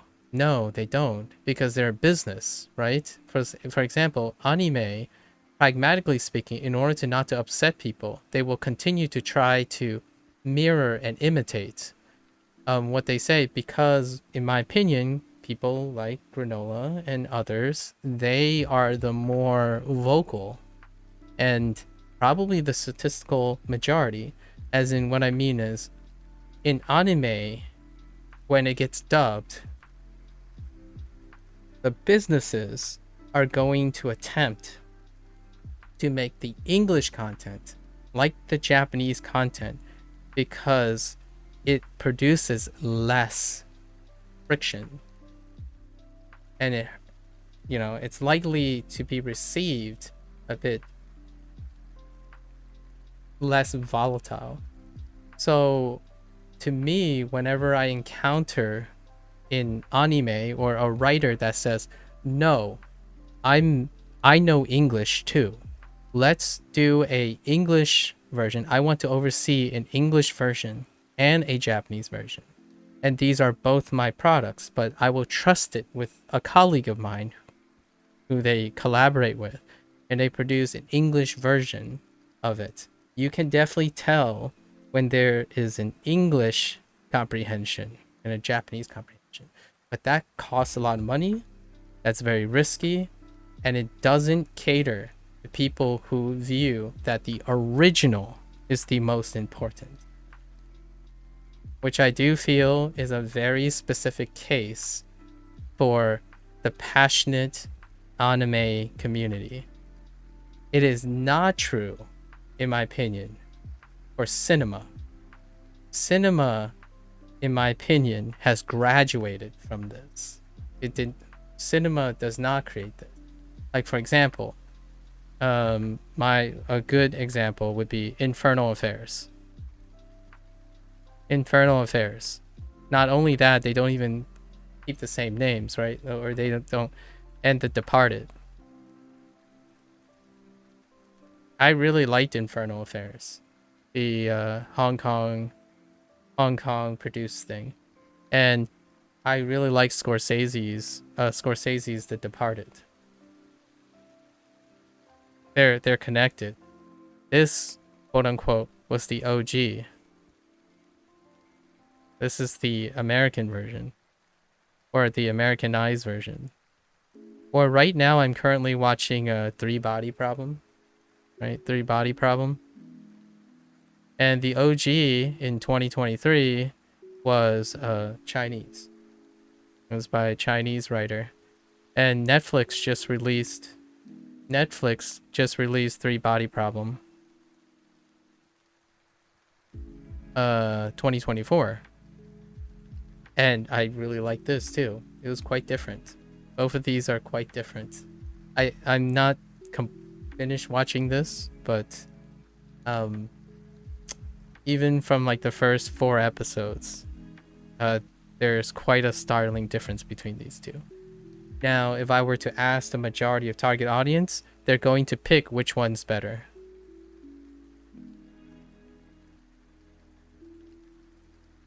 Right? And yeah, you can kind of make a comparison, but I compare and contrast. Right? It takes perspective to understand what Netflix's 3 body problem requires and what 3 body problem in China requires. They're different. There are a lot of different requirements. If one is really interested, in my opinion, if one is really interested in the nuances of Japanese, why does English get a double standard from you? Personally, I don't. I try not to double standard this. I love the nuances and stuff of Japanese, well, so I'll try to continue learning the nuances of Japanese. But I love my English. That is why I love learning Japanese and its nuances. I know a lot, in my opinion, humbly, very humbly.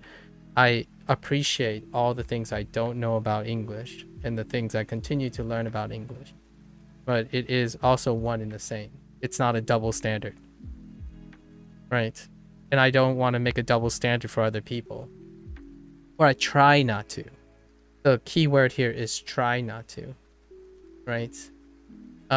Try not to. We're just different. I watched Freean line by line mining words, and that gave me enough time to take in every word. Made it better, in my opinion. That's great. That's great. We're just different. In this case, we're not different in that case. I mined Freean line by line as well, but I did it in both languages.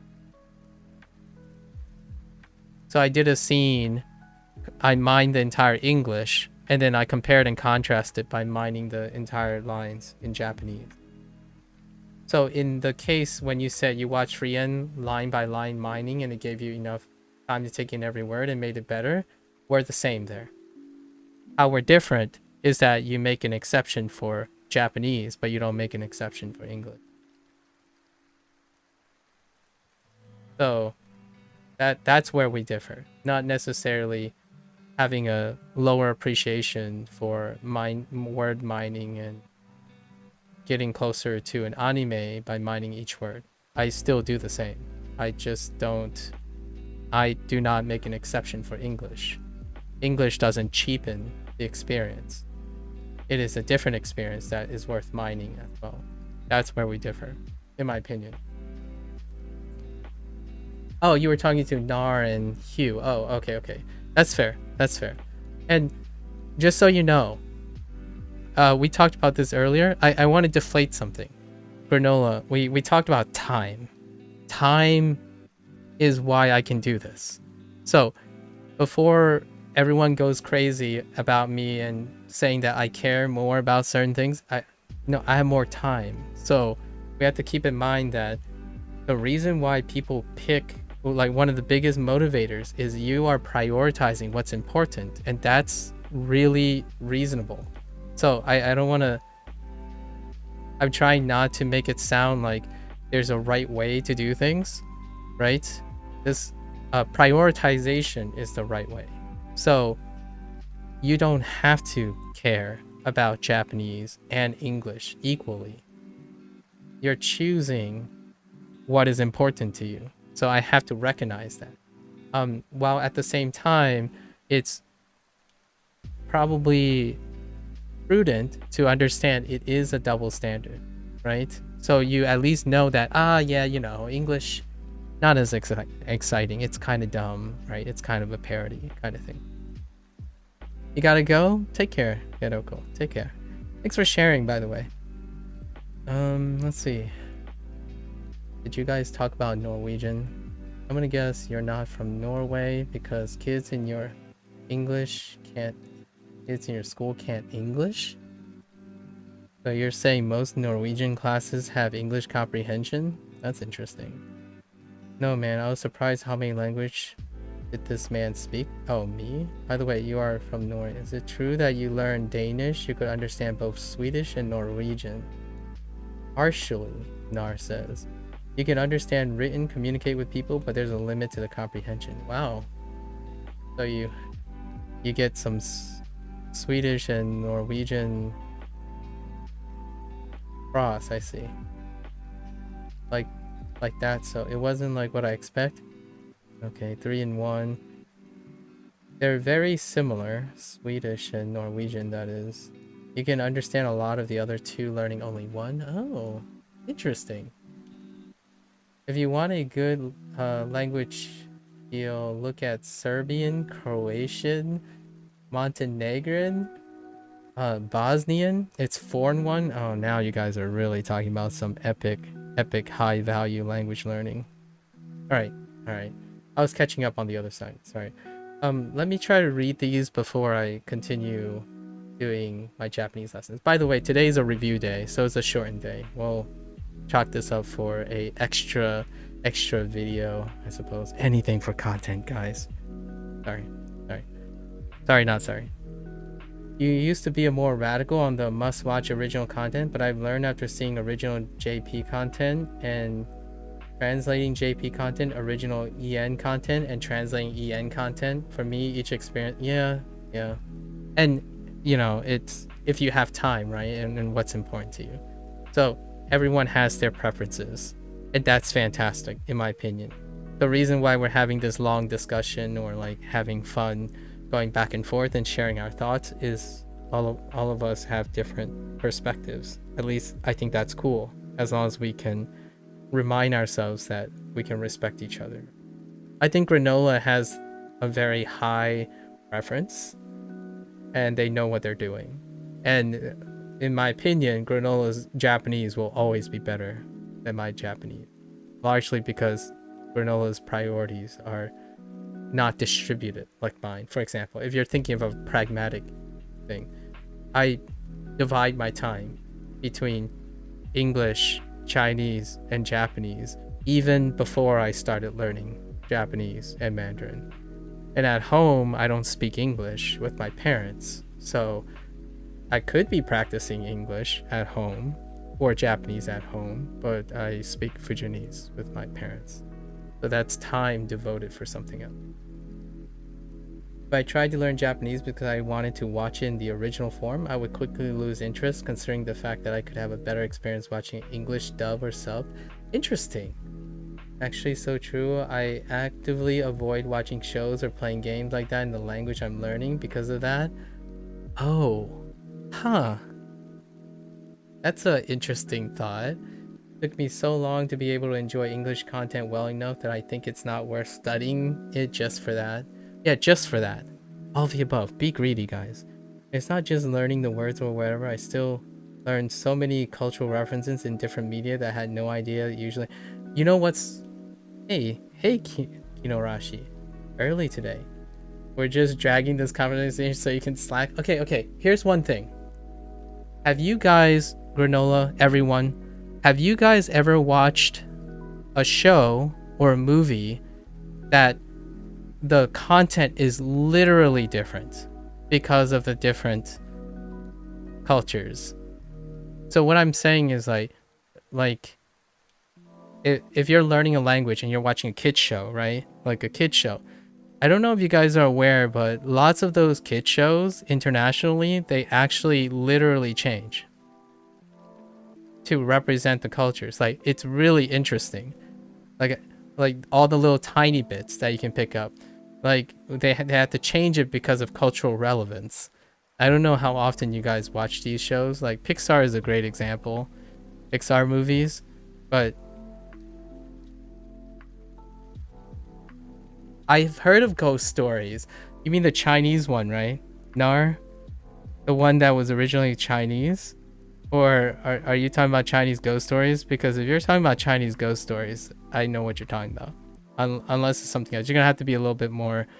you're going to have to explain that a little bit. There's a lot of ghost stories. There's one that I'm specifically thinking that changed completely. Oh, it's a Japanese anime. The dub is different. Wait. Ghost story. Is this recent?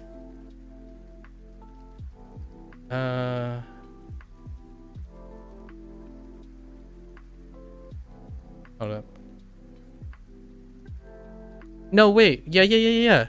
Oh, wait. Was it originally anime? You're talking about the 2000 one, right?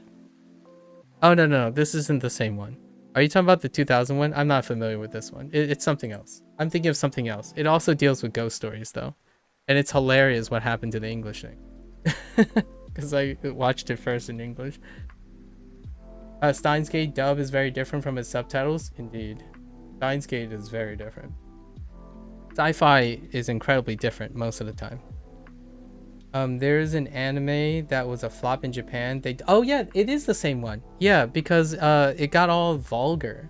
Like the English one, it has so many which one is that? Is that the ghost story one? Where it just become like, it's so different. Like the dubbing was like for Zoomer dubbing. Like what I mean is like it became super vulgar and like it almost became like a parody in itself. Like Granola mentioned the word parody. I think it's Ghost Stories, isn't it? The show, when it got dubbed, it practically became like Family Guy. Like what I mean is like it became slapstick comedy. Like it wasn't like serious about ghost stories anymore. Because is it the same one with all the memes and like it became like, how do I describe it? Right, the excessively vulgar. It is the same one. I see. Okay. Or I think you might be talking to each other here. Yeah, for now, I'm only watching the lower rated movies and shows in Japanese because I wouldn't be missing much. Ooh, that's an interesting about it. Only planning on watching the shows and movies I like once I get fully fluent. Okay, you're saving. Okay, sure. Yeah, I'm slacking on Duo at this point. I'm way ahead, so no worries. It's fine. This is review day. I grew up watching it in Portuguese, and that dub is more like the Japanese one. I watched it again in Japanese and then dropped and keep watching in the English dub. That was shocking. Dude, I think it is the same one. I'm pretty sure it's the same. The Ghost Story dub. I watched clips of this. Let me see. It's gotta be this one. Hold up. Yeah, it is this one. Yeah, it's the one that when the English got dubbed, when they dubbed the English, it's like incredibly aggressively offensive. And what I mean by that is not aggressively offensive in the sense of oh, it's unintentionally offensive. I mean, it is like hilariously offensive. Like what I mean by that is like there's like vulgarity and aggressive language that gave it a really, really different perspective on what the show was going for. And it is in success when it came that the dub decided, oh, we're just gonna flip the script. Literally flip the script on it. I saw so many clips of the dub of the show. I haven't watched it in its entirety though, so I can definitely say I was shocked. I think this was a couple years ago. I was pretty shocked by the dubbing. That's a good example though. That's a good example. I think video games is a great example. You only saw one episode, but they basically joked with things a teenager would joke on. Yes, exactly. I think it's a good way. It's a good example. You watch the English dub in full, but honestly, I can't remember much of the plot. It was hard to take it serious. They didn't. You know what I mean, right, Nar? Right? The dub group clearly didn't take it seriously. Like they knew they weren't taking themselves seriously. And that's what made the English dub surprisingly accessible, right? You guys got to watch clips of this. If you haven't seen the English dub of Ghost Stories, it's pretty clear they weren't taking it seriously. Like it was less about the plot in the end. Because the plot doesn't matter anymore. Yeah, the story failed. Yeah, the story failed in Japan. They didn't want to repeat. Yeah, they didn't want a repeat of the failed story. So they just went, the script was just thrown way off the rails. It was just like, nah, we're not going to try to make the story. But we're not going to try to translate this into the story. Now we're just going to redub it. And it almost feels like an awkward out of context moment, but it was surprisingly on point. Like, hey guys, wait, there's a spirit. Oh no, it's like attacking me. Things are bad. We should go and help her. Oh no, this thing is chasing. It's kind of like that. It like, wow. To me, it almost feels like the early 2010s of YouTube comedy. You know what I mean? Right? You know what I mean by that? Like, it kind of feels like Charlie the Unicorn and all that stuff, like the early YouTube days where, oh, this is stupidly funny, as in, you know, this kind of works. It's very stupid. It feels like an American show, and it worked. One show that is weirdly much more popular in a transformed material than its original, I think, is Everybody Hates Chris. Yeah. Good example. Yes. American show, but I rarely see Americans who have seen it. Everyone here knows it. Yeah. Everybody Hates Chris is a good one. I think for me, what is a good example of a Japanese one? It's not like quite.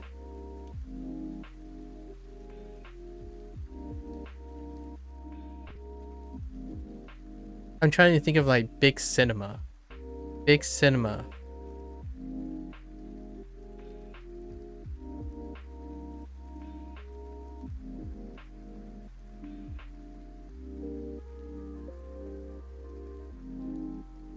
I think for me, surprisingly, I think FMA is probably something everyone has watched. But at the same time, the dub for FMA, I guess both, but we'll just write Brotherhood. It's largely due to the setting, right? It's the setting. When you have Western fantasy, or like sci-fi, they're heavily westernized.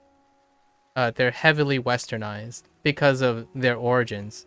You know, sci-fi, it's largely Western sci-fi and fantasy. And Cowboy Bebop is a great example, right? Cowboy Bebop. Even down to the music, right? Things that deal with like mafia stuff. Mafia, organized crime translates really well. Examples I can think of is like 81 Days. Not the other thing, not 86. 81 Days, Bakano, Banana Fish. I don't know if you guys ever seen these, but Banana Fish. Monster is a great example. I saw German, so Monster is another one. The German one actually works really, really well. Because Monster, it's an interaction between a Japanese and a German group. So, yeah. Banana Fish, a good one from Netflix. Or sponsored by Netflix, right? Published by Netflix. Great Pretender. Because it's basically like Ocean's 11 and like Hollywood. It's Hollywood, Pulp Fiction stuff. Anything that deals with like Pulp Fiction, and Pulp Fiction itself is actually, Tarantino is inspired by Japanese, so it's like kind of full circle and all that stuff. But like Ocean's stuff, organized crime, like heist things, right? Heist things. Great Pretenders is a great example. It's fantastic. The dub is incredibly fantastic. Great Pretenders. If you like heist heist things. That's why when you had Infernal Affairs and Scorsese does like these types of films. If you have heist movies or cops, right? Serendipitous, like British stuff where like a series of unfortunate events that lead into each other coincidentally. That is stuff that translates super well. In fact, to the point where I think most people didn't know that it was in Japanese. As in, like, when they see it, they're like, wait a minute, there's a Japanese version. And when you hear the Japanese version, it becomes more like comedy as opposed to melodrama. So, like, for example, Great Pretenders is a great, like, I was watching the Japanese version. It's more like a Black Lagoon situation. Oh, Black Lagoon is a good example too. I'm basically harping on the specific genre that the dubs, quote unquote, the English is like militaristic. It's militaristic. What you call it? Zero-sum game. So it's preying on like the Hollywood approach. Basically, oh yeah, if we do this, we're going to die. And then when you hear the Japanese, it's like comedy and slice of life. Like, oh, you know, they almost died, but no big deal. Like the MC is incompetent. And like, no big deal. It's just anime, right? Kind of thing. Like, oh yeah, he almost died like 15 times, but yeah, just brush it off. It's anime. Like, whoop, life goes on. And then when you hear the dub, the English dub, it's like depression, existential crisis. You know, like feeling like being abused because it's military. So English culture, right? English speak like entertainment relies on a lot of militaristic stuff. Militaristic intrigue.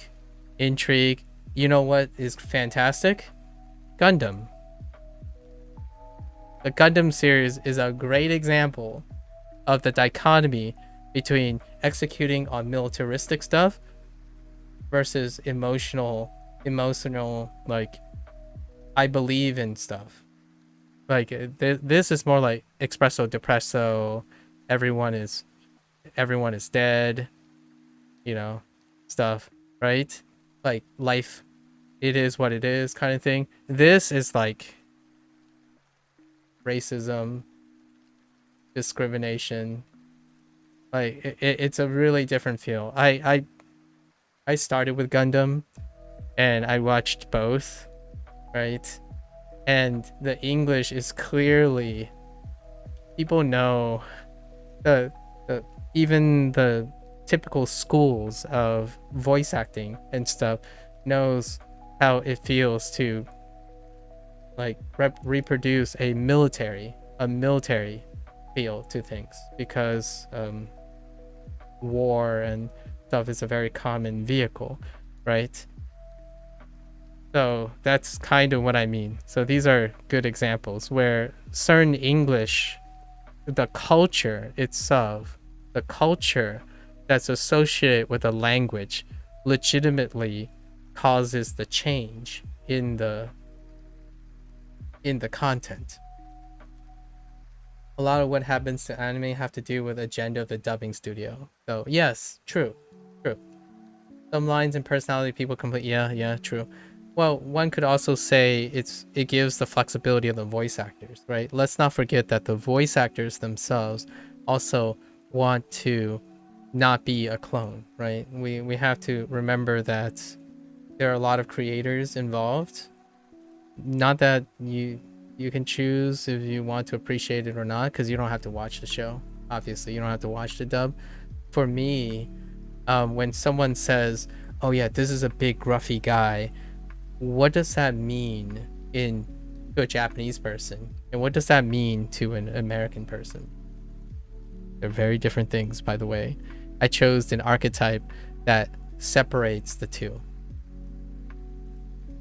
Most people want to see the original creation. Yeah, pretty much. I that's what the whole point of this is. I actually think, with all that said, whatever I suggested, that's a minority voice. It's largely a minority voice. I believe that what is prioritized by Granola, in my opinion, is fair. It actually is the agenda. It is the agenda. So when people say like, oh yeah, dubs are parodies, basically, it's the agenda. It's diminished return. Like, most people statistically still want to see the original, right? The original is not a facsimile. The original is the original. So when you think about incentivizing good dubs, I mean, it's diminished return. It's an uphill battle. So we still have to remember there's also business and creative freedoms and liberties and restrictions, right?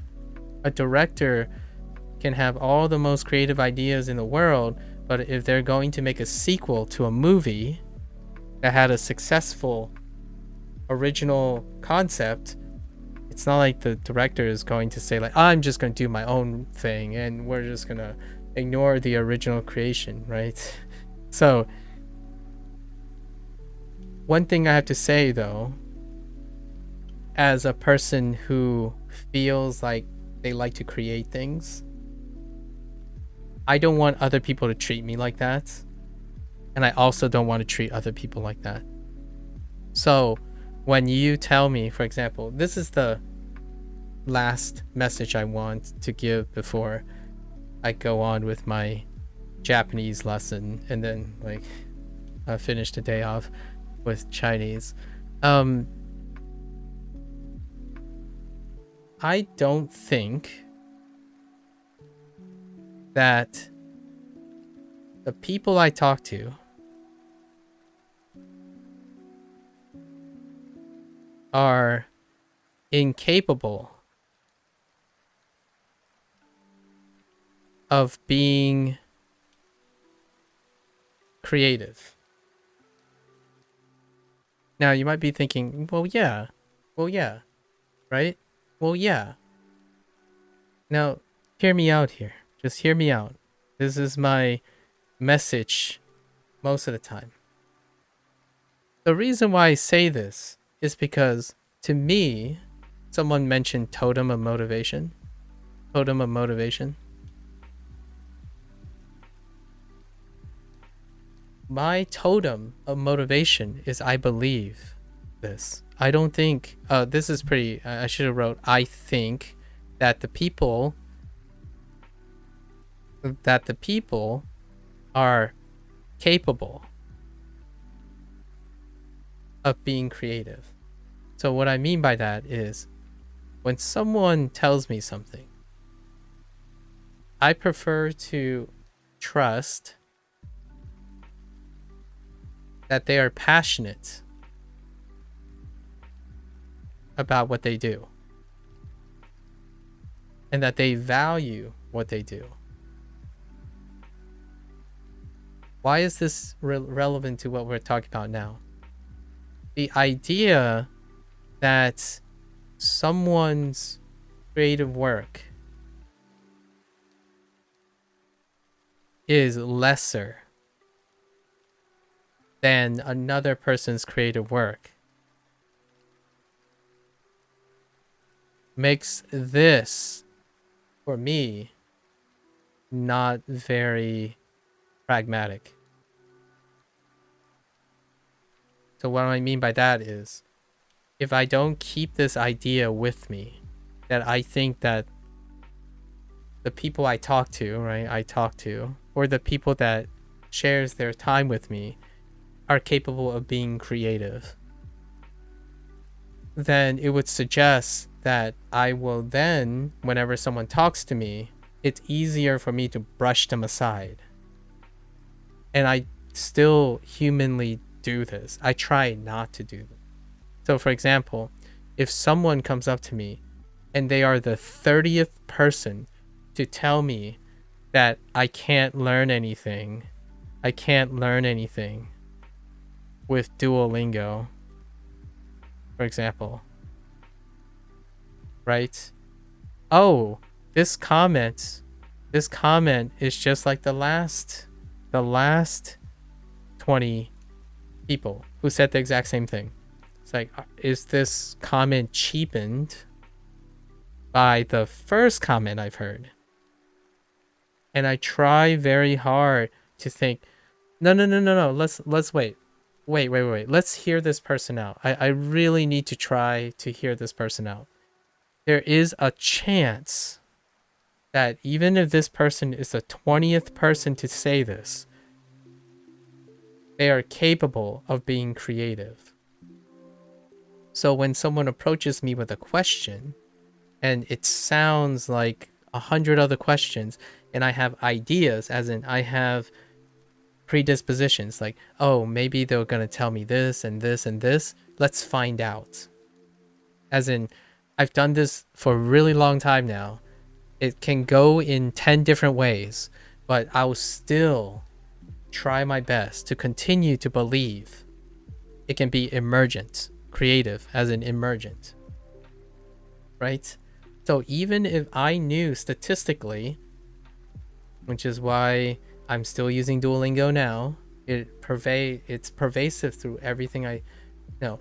Against, some people would say against my better judgment, I'm saying if I have the time, I know what the statistical outcomes are. Lots of people inform me about the statistical outcome. The question is, do I want to be creative about it? Just like this person who is like the 20th person who told me I can't learn anything with Duolingo, or the 20th person that told me dubs suck and subs for life, or etc. If I continue to believe this, I will naturally try to talk to the person, and I will try to care about the person. I'll try to, even still against my better judgment, right? Or like against all the pragmatic things. It's not very pragmatic if you have priorities, right? Priorities. So for example, I don't have time for this. I've already heard this comment before. Let me guess, you're going to say this, and then you're going to say this. You're going to raise Anki. You're going to talk about Anki. You're going to talk about immersion. I should get a tutor. We should definitely listen to native resources. And then I'm going to go into all the examples that I've used for native resources. And then say, oh, if you're not going to that, then you're going to be going into comprehensible input. All this stuff I learned. I learned from interacting from other people. Even for the 20th time, for the 30th time, for the 40th time. How do you learn things, right? How do you gain experience? By doing them. If, big if, with 3 F's, big if you have time. If you have time. Right? Sorry, I'm writing off screen. If you have time. I kind of do, so I try my best. We're having this discussion, and it goes all the way back to this discussion. We're having this discussion because I think all of you have reasonable time to discuss with each other, so we might as well make the best of it, right? We want to make the best of it. Everyone has differing opinions, and it's great to hear everyone's different opinions because this is voluntary, right? Voluntary things should make us all feel good, in my opinion. Just because we disagree doesn't necessarily mean we can't be happy for each other. Now, if it was something we have to do, then that's a different story, right? We don't have to argue about it. So, to me, this is my resolving take-home message. I want to believe that when someone makes a comment, they could be creative about it. Not because they're echoing and pushing whatever the originator is. And you might be thinking, how does this relate to anime? Anime has a standard. That standard is echoed and maintained. So if you're always wondering, why does successful things not take chances on new things? It's largely the same perspective that people predicate on preferring the original. So when things don't change, it's not necessarily because people aren't open to change per se. It's they want to maintain the status quo, the consistency. So will dubs get better? Quote unquote, will dubs change if most people don't prefer it? No. It takes brave people, creative people even, that have the totem of motivation to create new standards.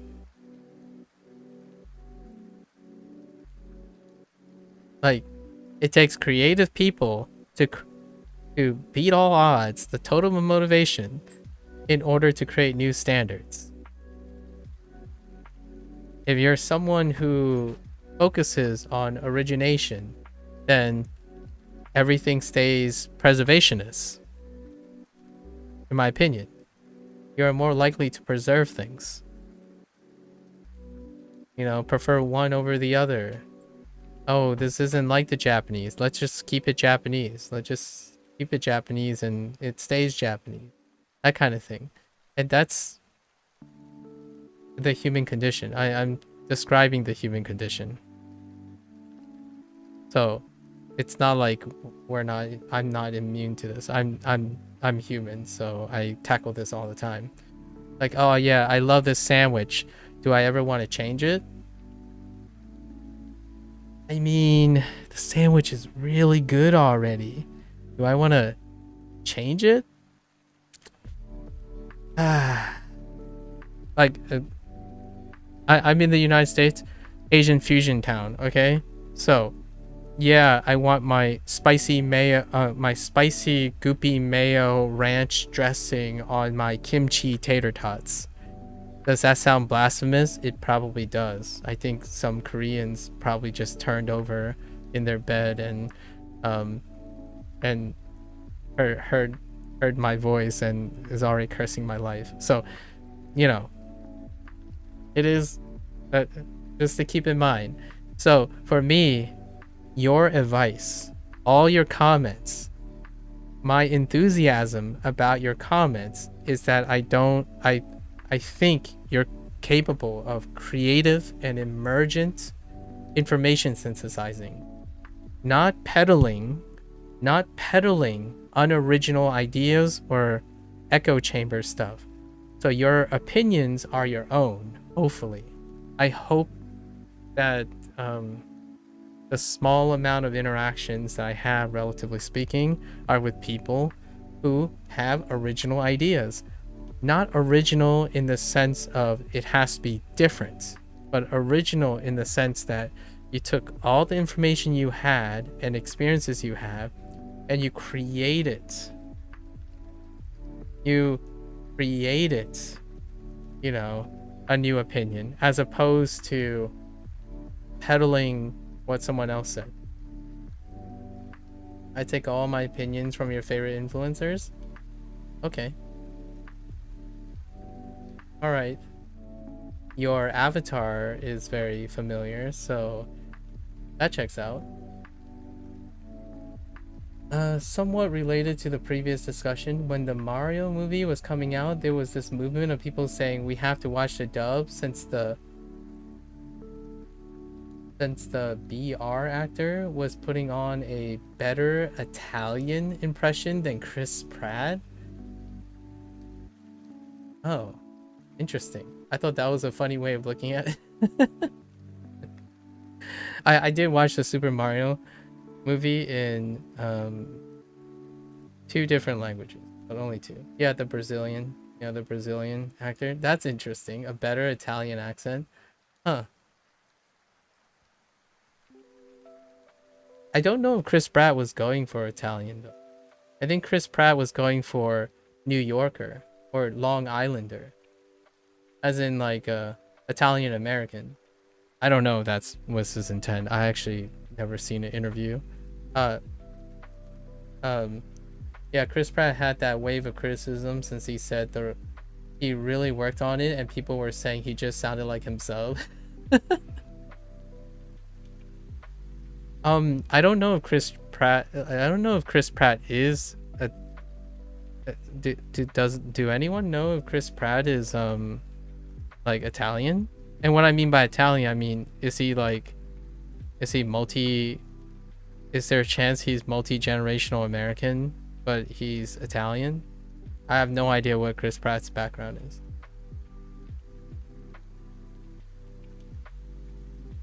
Because there is what if he is Italian American? Like, what I mean is, he worked on it, right? But what if he is? By like coincidence. I'm just saying by coincidence.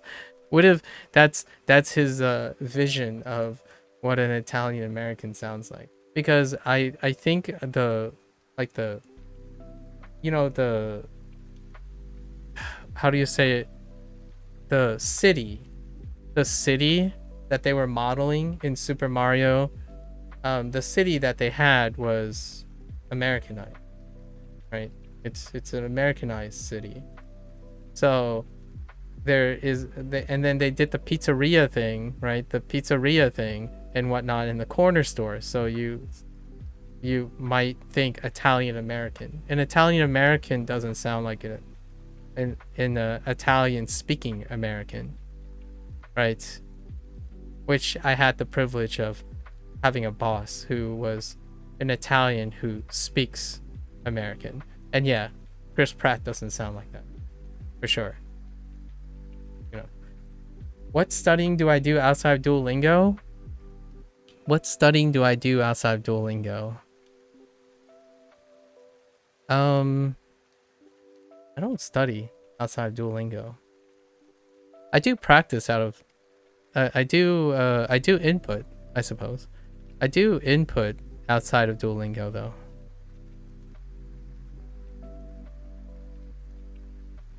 And I want to be specific. I do input as in I didn't like focus on, you know, like dictionaries and like I don't do it very often. And like sentence mining, I don't do it as often as other people. Like sentence mining, like I don't actively study something. Most of it is input. So most of it is input. So comprehensible input. That's like vlogs, podcasts, or not really podcasts. It's really vlogs, but the vlogs happen to be podcasts as well. If you don't look at the screen, right? They call them vlogs, but they're vlogs that are in the form of a podcast.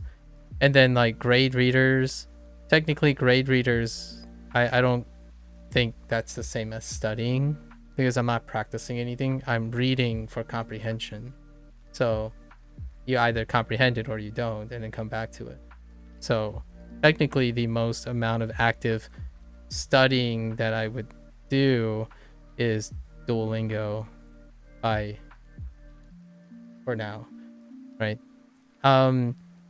I practice output outside of Duolingo though. I do a lot of practicing of output outside of Duolingo. What JP podcast is that? I wanted to find a good one. I recommend someone asked me this and I've been watching this guy. It's is it called Japanese with Shun? I just know his name is Shun. So if you like type Japanese and Shun, I forgot his channel name, but Shun is his name.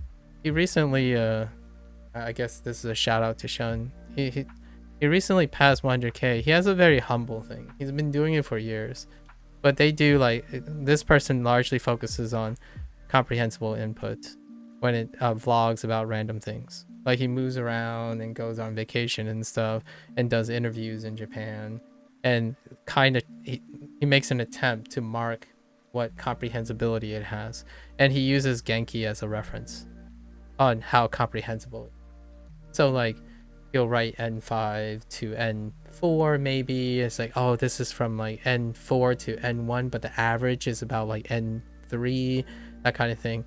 So and it's in the form of more or less a podcast and stuff. So you can, there are other people. If you watch this, YouTube will probably show you others. So oftentimes when you start with a vlog like this and then you watch it, and then suddenly, you know, YouTube will recommend other shows like this. So that's what I mean by it's kind of like studying it, I guess, but it's more like soaking in. So I watch him talk about things and he already tells you what he's going to talk about. So is that studying? I don't know. It's more like enjoying XP, but you're really taking it in. I really want to find some podcasts like Trash Taste. Yeah, I've asked JP friends and they couldn't tell me about any equivalent podcast. I like this guy. This guy is very quaint.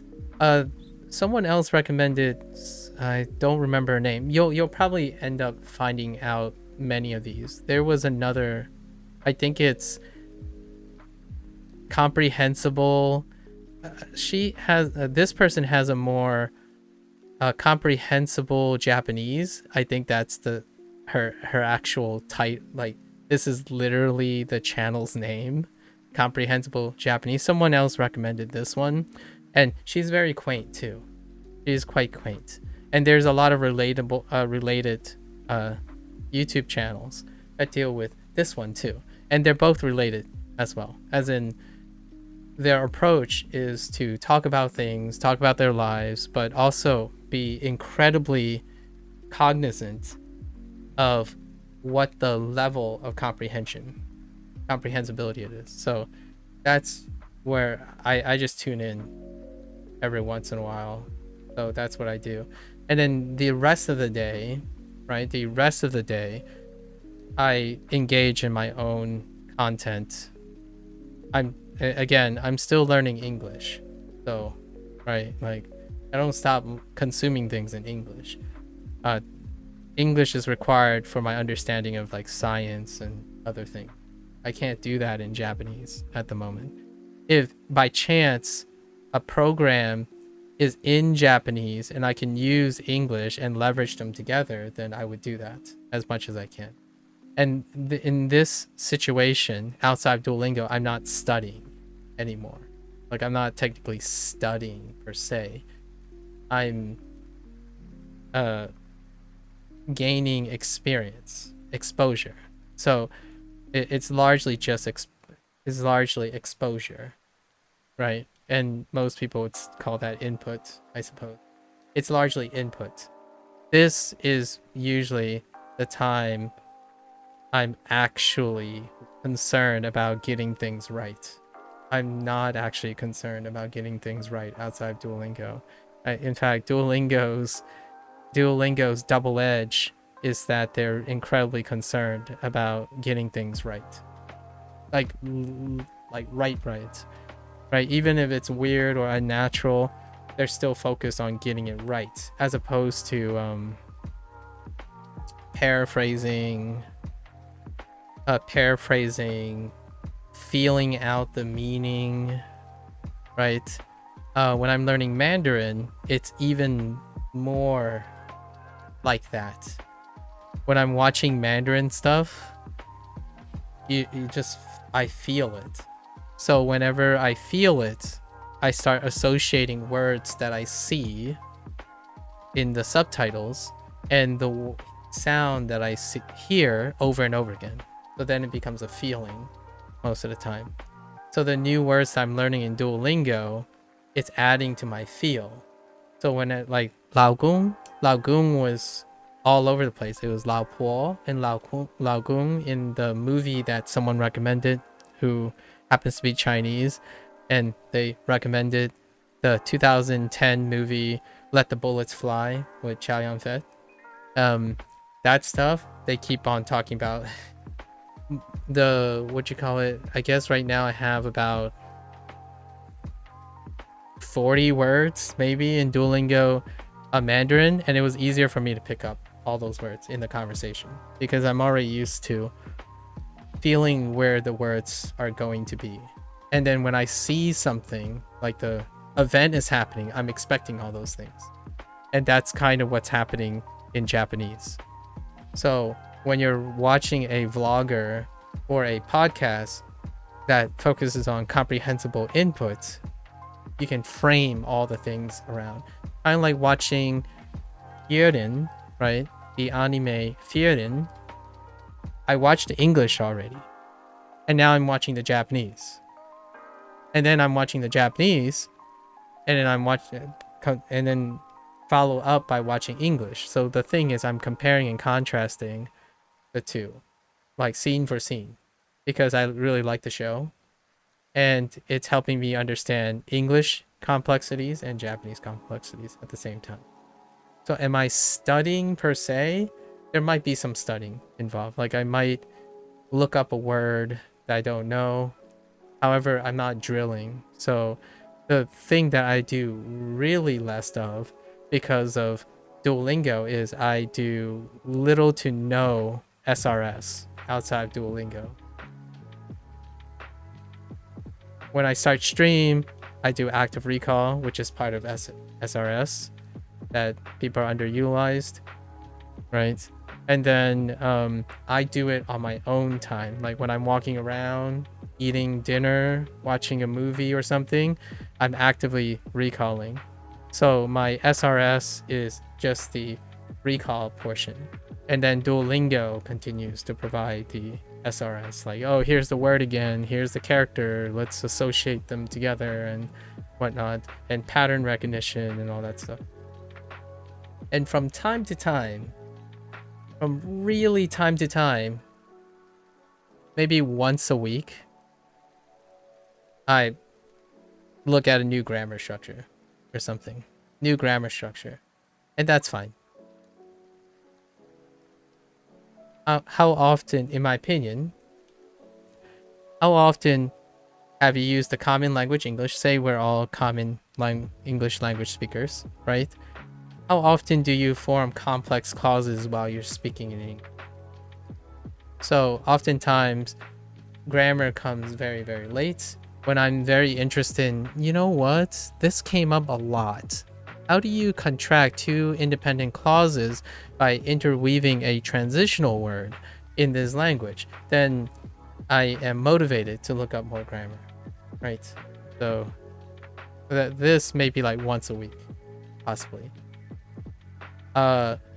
Basic sentence structure. I heard this phrase a lot thrown at me. Basic sentence structure. Have you guys read Twitch before or chat? Right? Somehow basic sentence structure became like a second-class citizen or something. When inherently basic sentence structure is a large majority of conversations. So if you want to like become a complex scholar and whatnot, that's very admirable and respectful. At the same time, I think sentence structure comes with motivated exploration and doing things like a transitional word while you're talking. Like firstly, I'll make 3 separate points. 1, etc., etc. Following that, furthermore, in addition, and finally, right? These type of things rarely ever come up in chat and things like that. I'm interested in those things, but I don't really look them up very soon, like very quickly. And when I start to write something, maybe if I start writing a story or something, perhaps I'll look up more complex grammar structure. So that's kind of an idea. So we're gonna wrap this up because I've slacked off enough for today, and leave it with the message. Norway has way less YouTubers, but it was easy for you to find such type of content you like. I see. I have to believe it's just that Norway have much more influence from the English community. I see. That's fair. Yeah. I honestly think being invested in someone that also lines up as much, finding one of those rare gems, I found a few, and it was actually through the recommendation. It's like indirectly because of the recommendation and suggestion of other people. And the recommendation and suggestion came from my interaction with other people. So, right, like person A that I've met interacted with me over the course of months, actually now. So we've known each other for months, right? So this person got to know me, and sure enough, most of their recommendations or the things they use indirectly inspired me to do everything I'm currently doing in addition. So indirectly inspired me. That's kind of where this generally goes, right? If the person is invested in you, they are more likely to understand what your needs and desires are. I love the 3-body problem right now. And I love hearing it in Mandarin. It's fantastic, and it's due to someone I only knew for like 3 weeks, actually. Even less than 3 weeks, probably. And I like grade readers. Especially, I'm still working through like grade readers from the original recommendation by someone else. But I won't mention names for now. Like Shady is this inspiration, and Lotus is this inspiration. So things like that help motivate me most of the time, right? So I do a lot of things right now, but I don't have a day job, so I can still do this while doing everything else, right? And what's take-home message? I like to invest in people. Invest in people. Not the content. So, content second, in my opinion. I invest in people.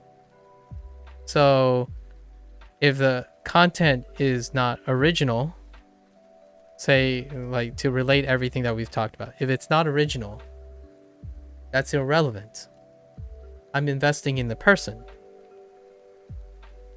So, like, if a writer is writing the American version, for example, just to relate everything, the American version, the English version of a Japanese anime, if I'm going to watch this thing, I want to understand the writer of this. And then when I'm watching the Japanese, I want to understand the Japanese writer of the product. They are both individual peeps, right? So that's the take-home message. I'm not investing in Japanese, the language. I'm more investing in the people that learn the language. So, have I gotten to the point where I had an opportunity to know native speakers? No. If I get lucky and they are willing to invest in me, then I'll take it. There are other people that are using Japanese right now, other learners. So if they're willing to invest in me, I'm willing to invest in them. And that's where we are right now. Why do I continue to use Duolingo? Because there are people who are more likely to talk about learning and sharing ideas in this context than the people who are going around silently but vocally telling what other people what to do without knowing them. I will wholeheartedly admit when someone asks me a question, my first comment is, okay, I don't really know you. We just met. However, there's a lot of things people say very often. Maybe some of these things are helpful, right? But I am not confident. However, if you start learning Japanese and every so often, maybe once a week, you tell me like what you like about it, what are you doing, what are you currently doing, we might be able to develop an understanding for each other in which we can be comfortably able to motivate each other and help each other out. And if they become really successful, it's not dependent, right? Like eventually it's two independent learners who are helping each other in the meantime, but when they no longer help each other, they can leave each other. There's no dependency. We've exchanged ideas. So for me, that is the take-home message here. How it's related to everything we're talking about, because I think almost everyone who had different opinions about the content here, at least in my opinion, I'm surrounded by people who respect that there's a person or persons behind the content. So when we were talking about priorities of anime and dubs and subs and stuff, all of us still had the mutual respect that there are people behind all those things that we want to get to know, right? We're trying to get to know the people, right?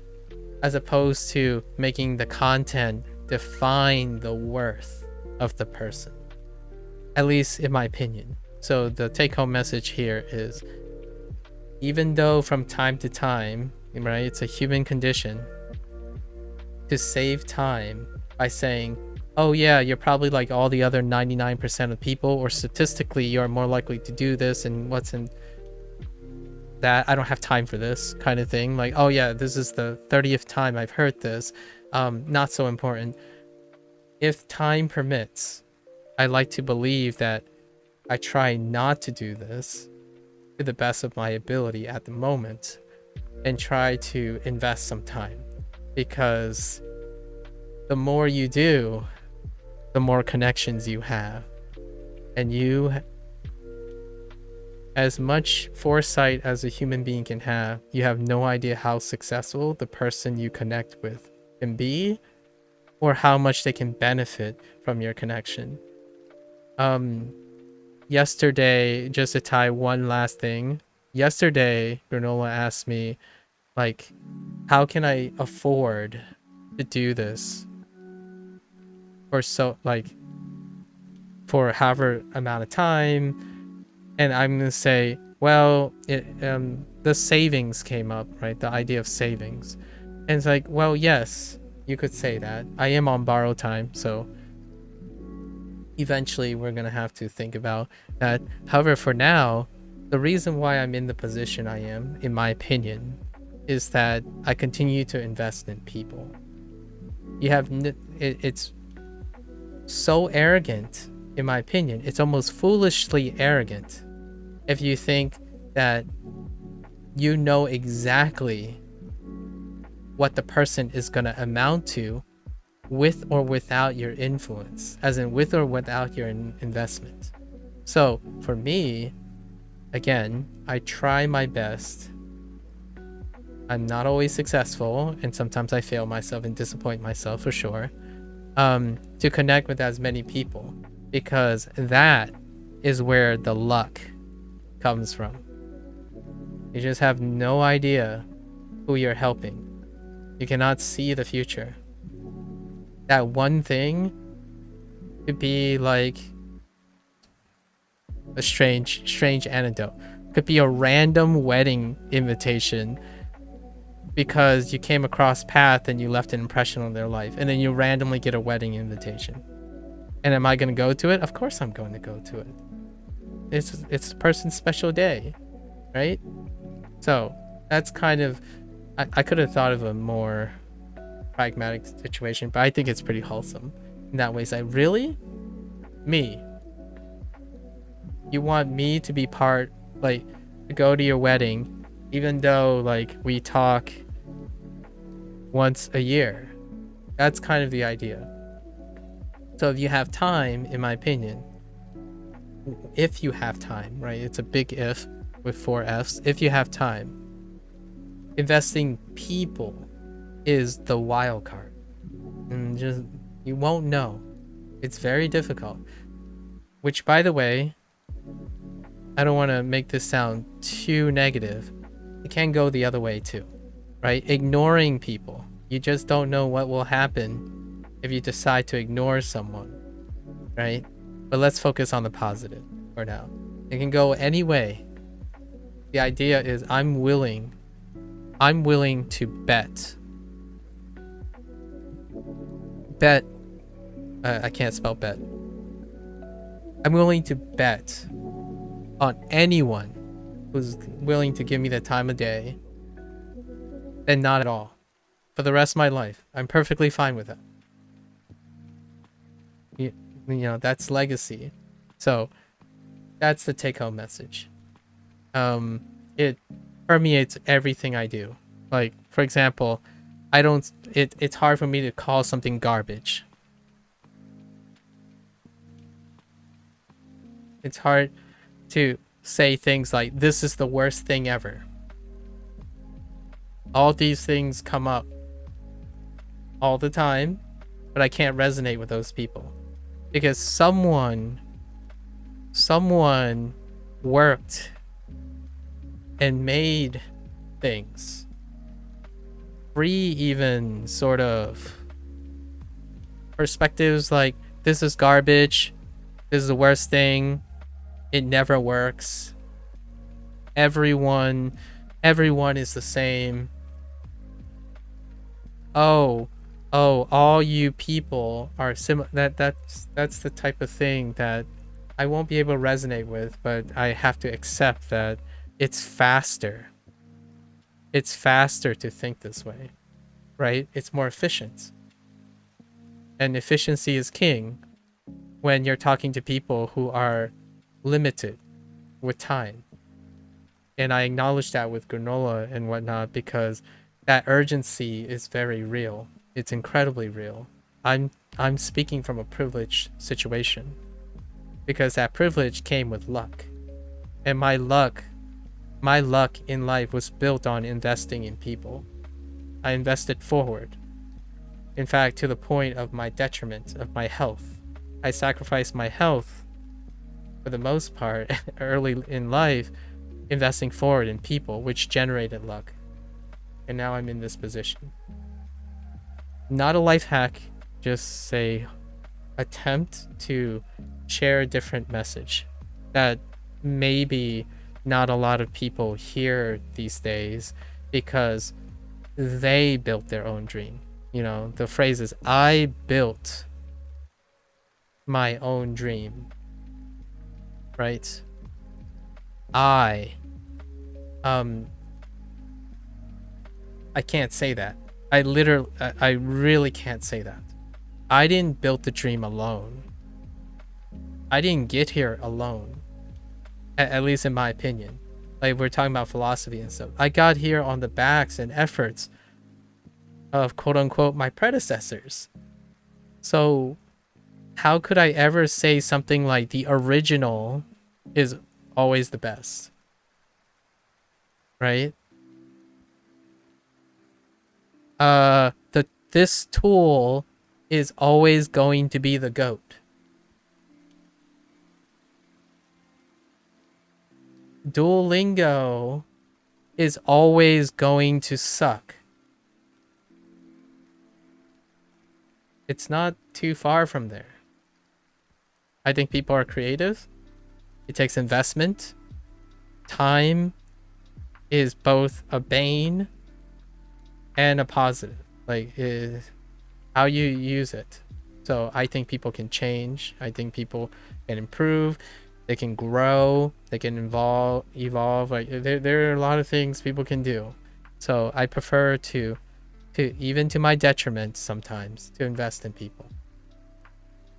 Maybe if you had my last encouragement is like, if you had 30 minutes, how would you want to spend it? Right? You can choose, respectfully so, to self-improve. That is very admirable and respectful. Sometimes I have lots of time, so I have more than 30 minutes, so I spend like 30 minutes self-improving, and I spend 4 hours instead giving. And depending on how much time you have, you can ask yourself, how much of a person's life can you change if you're willing to invest 10 minutes of your time? How much does that cost you? And can you present that much value to another person, right? Instead of yourself. It's not always clear cut. Some people are very not in that privileged situation. So for me, I don't see 8 hours streaming Duolingo as an investment in just myself. It's a voluntary generosity that I'm throwing out there, and some people are going to think it's a waste of time, and some people are going to think it's valuable. But I'm giving it freely. Like, I'm not expecting payment back, right? So oftentimes that's forgotten. When someone gives me advice about language learning, they have often forgotten that I could do something else. I could not stream at all, and they wouldn't even know I exist. So that would be a person who's focused on their own progress and their own language proficiency. I'm streaming, so the idea is I'm probably not focused simply on learning my proficiency. I might not get proficient at all, really.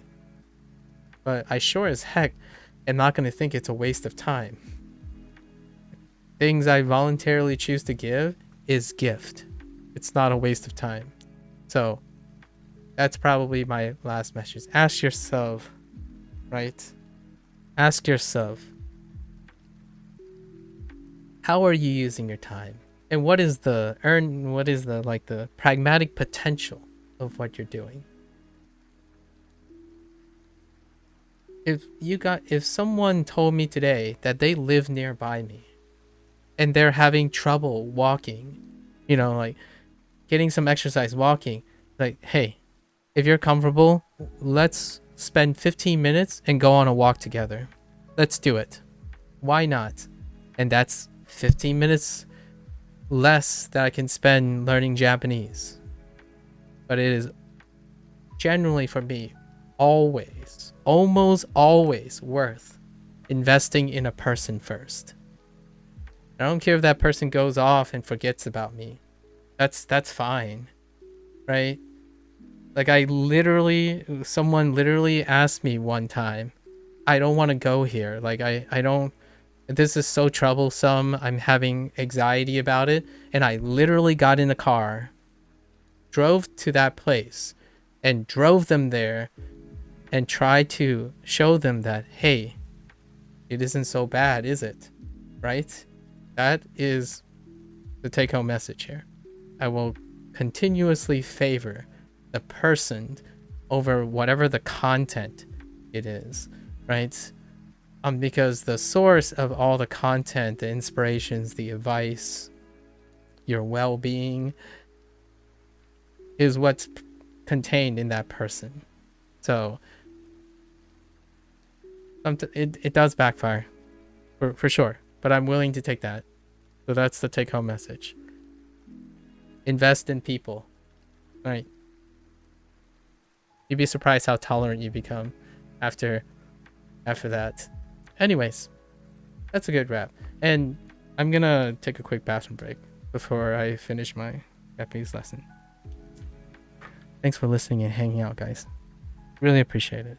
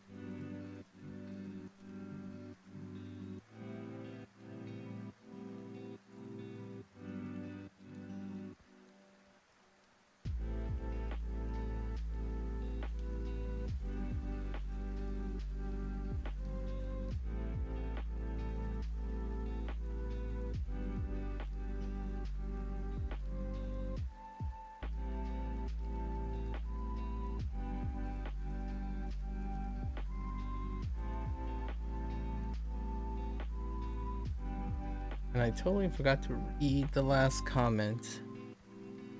Not sure if you know Lang Focus, but they just released a funny video where they get Chinese people to read Japanese. Pretty cool video. If there's anyone for me to recommend, Lang Focus. Hold up.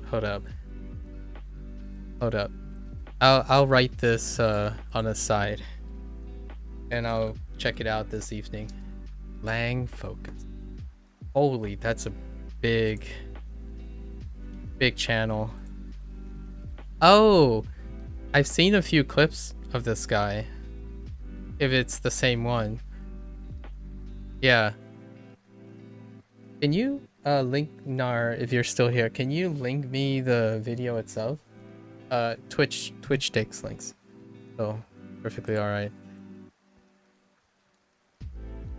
Like the very specific one. That's a really interesting video idea. Alright. So let's continue here. キッチン キッチンの近く、no。キッチンの角は広かったでした。Oh, 素敵 it already sounds like Monka? Yeah, 素敵でした。That's a double. So, キッチンは広かったです。で、乗ります。乗ります。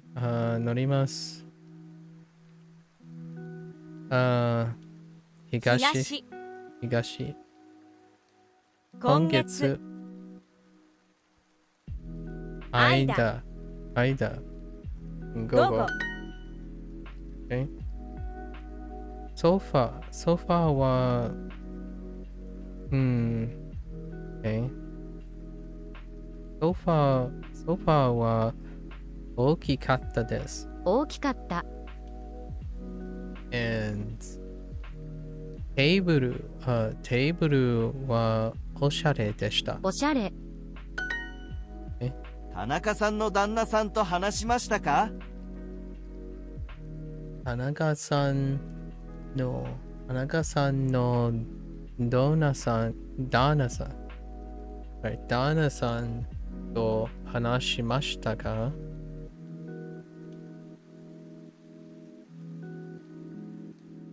はい。素敵な人でしたよ。窓とテレビの間に綺麗な絵がありました。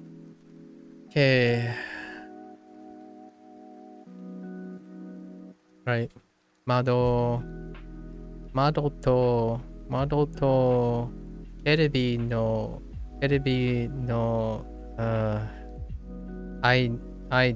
間に綺麗なOh, right. 絵がありました。絵がありました。So there was a pretty painting between the window and テレビ。ペットはいましたか？ベッドはいましたか？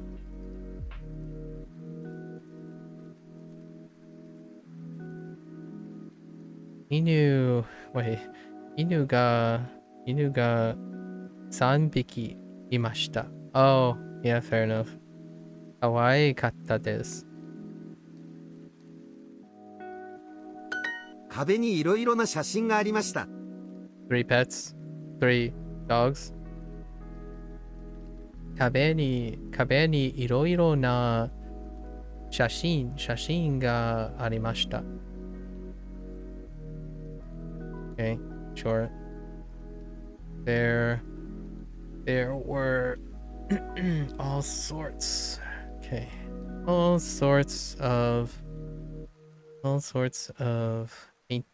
photos on the wall. Sure. エリカさんの旦那さんに会いましたか？エリカさんの旦那さんに会いましたか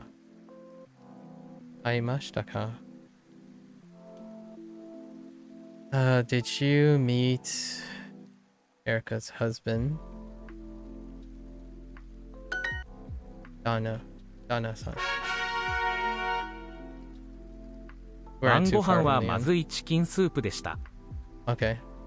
晩ご飯はチキン。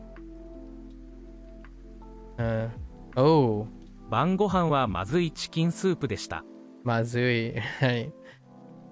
Rude. まずい、チキンスープでした。Dinner was a bad chicken soup. I hope I don't have to use mazui too often. At most, probably like muzugashi.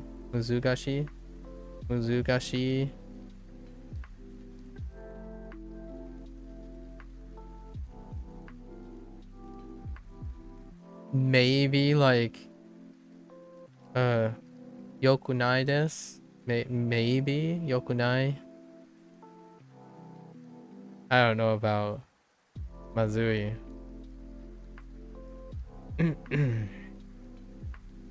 Let's see. Cake. You're back. Did you reply? Oh yeah, I did. Can you link me the video? For Lang Focus? Their channel is really big, so there's like a lot of videos. So you can hit the link. Links work. And then I will watch it this evening. Yeah, because if it's the same Lang Focus, then yeah, they have an insane amount of videos. Okay. Thank you. And a Downy commercial.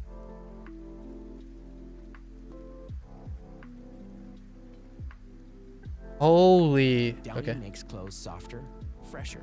and better. We breathe life Can into your you? laundry. Hi everyone, Mark Barden here at Sandy Hook Promise. On December 14th, 2012. There we go. Okay. All right. Wait. Yeah, we're good. All right. Thank you. I'll watch it later, Nar. I'll let you know. I'm really curious. I haven't watched too many videos of Chinese people reading Japanese. My background with people when it comes to like Japanese, Chinese, and Korean is largely through like musicians, right? Artists, like singers. And the singers tend to be like bilingual or trilingual when it comes to that. So like there's a lot of Chinese and Japanese singers that happen to have known Chinese, and I'm not that well, my hearing acuity is not that great and comprehension is not that great to know if the Japanese person was speaking Chinese really well or the other way around at the time.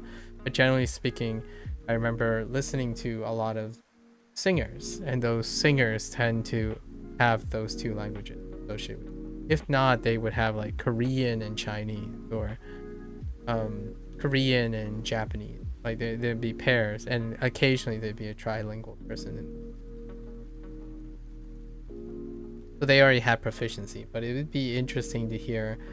I watch a lot of interviews where the Japanese person would be interviewing in Japanese, and they would be asking Chinese students and Japanese students to speak English, because it's also really interesting to me in a perspective of what do Japanese and Chinese students sound like. And it's usually from like their top universities, so they're like top high schools or all that stuff, and it's quite varied, but it's wonderful. Like they're incredibly understandable.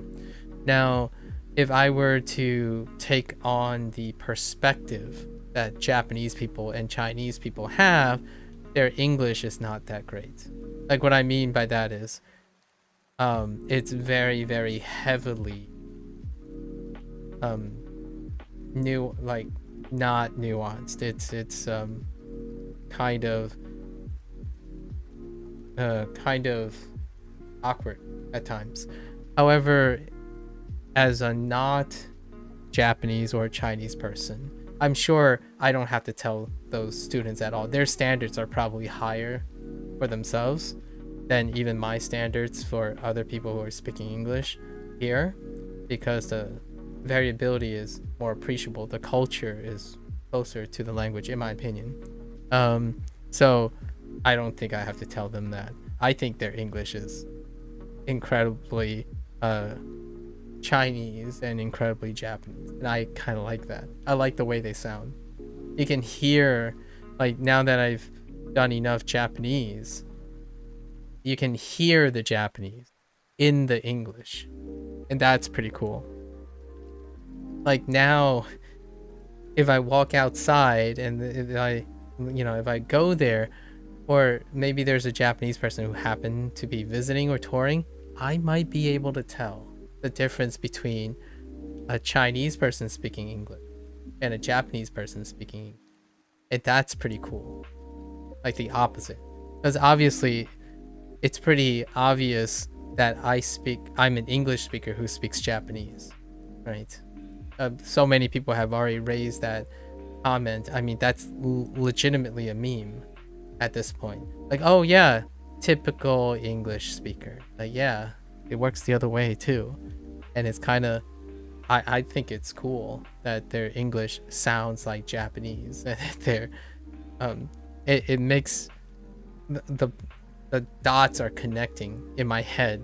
Like, oh yeah, the way they said this word, it makes sense now, or at least to me, intuitively makes sense why they would pronounce that English word that way. And that's pretty cool. His channel has overall really good content. He always does really good research on what he's covering. Yeah, it sounds like, I mean, his channel is gigantic.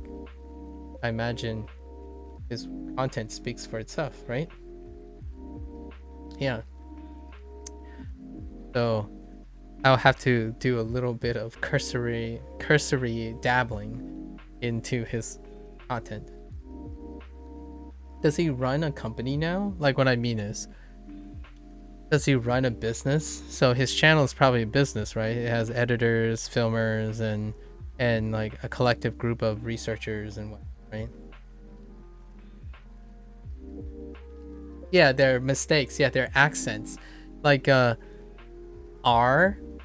I know. I don't know if you're learning Chinese as well, Nar. But your name, Nar, that R sound. I hear it all the time in my parents. But now that I'm doing like arts, new R, nar, as in like where, you know, doko desu ka? Nida nar, right? Or where are you? Or nisha nar. Whenever you hear the nar, I'm like, oh yeah, I totally get it. Yeah, I totally get the ER sound. His channel is actually more on the hobby side of his life. He works on months on videos, does most of the research and stuff. Oh, that's interesting. So he has a daytime thing. He has a other like background, other day job or like occupation or something. All right, pretty solid. That's impressive, being able to do that. And obviously, what I mean is, having an editor goes a long way, right? When it comes to trying to balance that stuff. Even hobbies as a side of his life can be very brutal. Like I like watching Dave 2D, and Dave 2D still manages that, presumably. You know, Linus Tech Tips is one thing, but I quite enjoy Dave 2D's approach, and he has a day job. He actually works while still continuing to film almost impressively regularly for his channel. Hey, it's not YouTube. Okay, that's sweet. I actually really appreciate people who are juggling the two. That's incredibly impressive. Obviously, I'm not juggling the two at the moment. There was a time I was, but it was not sustainable. Right. Maybe it might change in the future. Oh, okay. ケーキ、手作りの。手作りのケーキを8、たくさん食べました。私もきれい田舎瓶が欲しいです。私 I try not to be too biased, but I have a soft spot for individuals who juggle more than one aspect of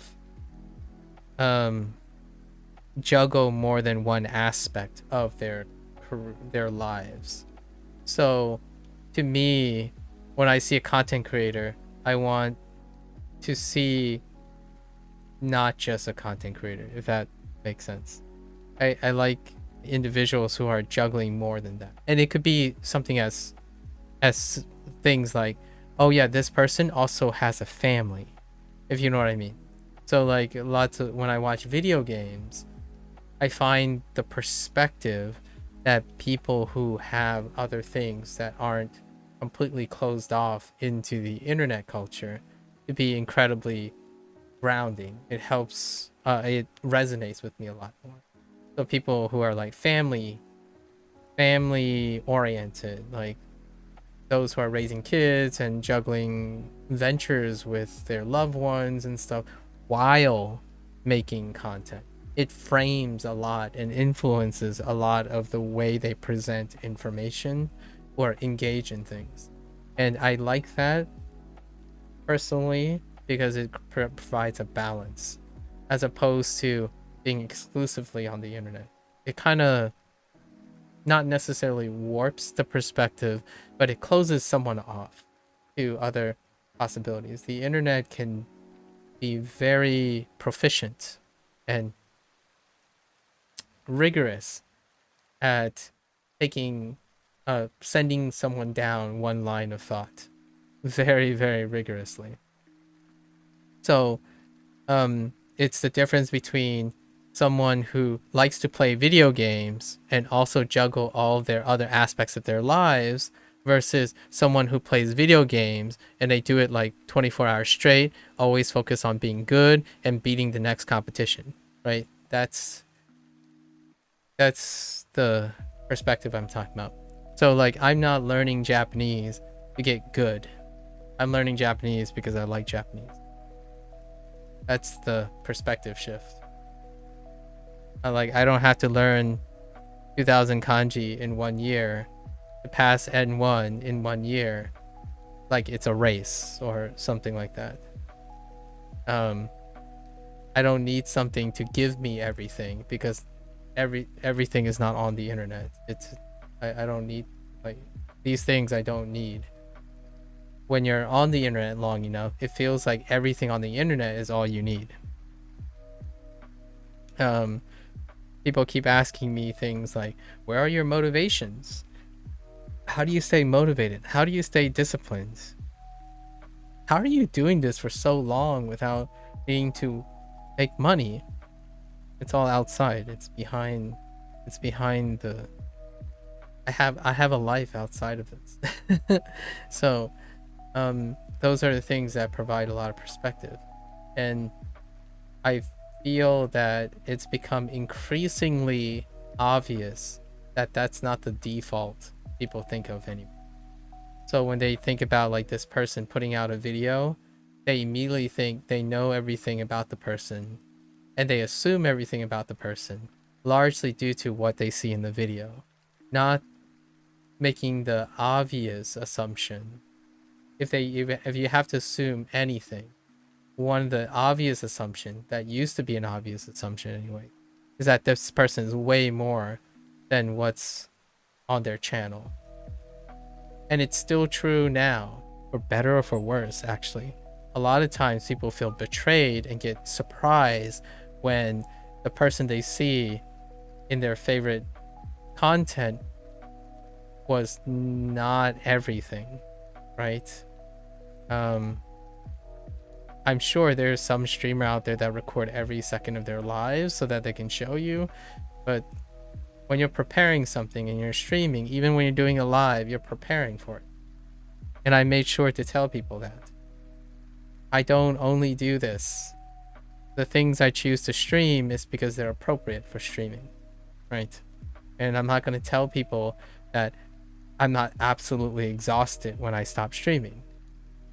And why am I always enthusiastic and motivated and disciplined when I'm streaming? It's because I make myself that. You know, I wouldn't be streaming otherwise. Do people like to see someone complain? Well, okay, let's not get that crazy because there are people who enjoy that. But I'm not one person. I'm not that person. If I'm streaming, it means I'm in a positive state of mind. I'm incredibly motivated. I'm disciplined enough to stream.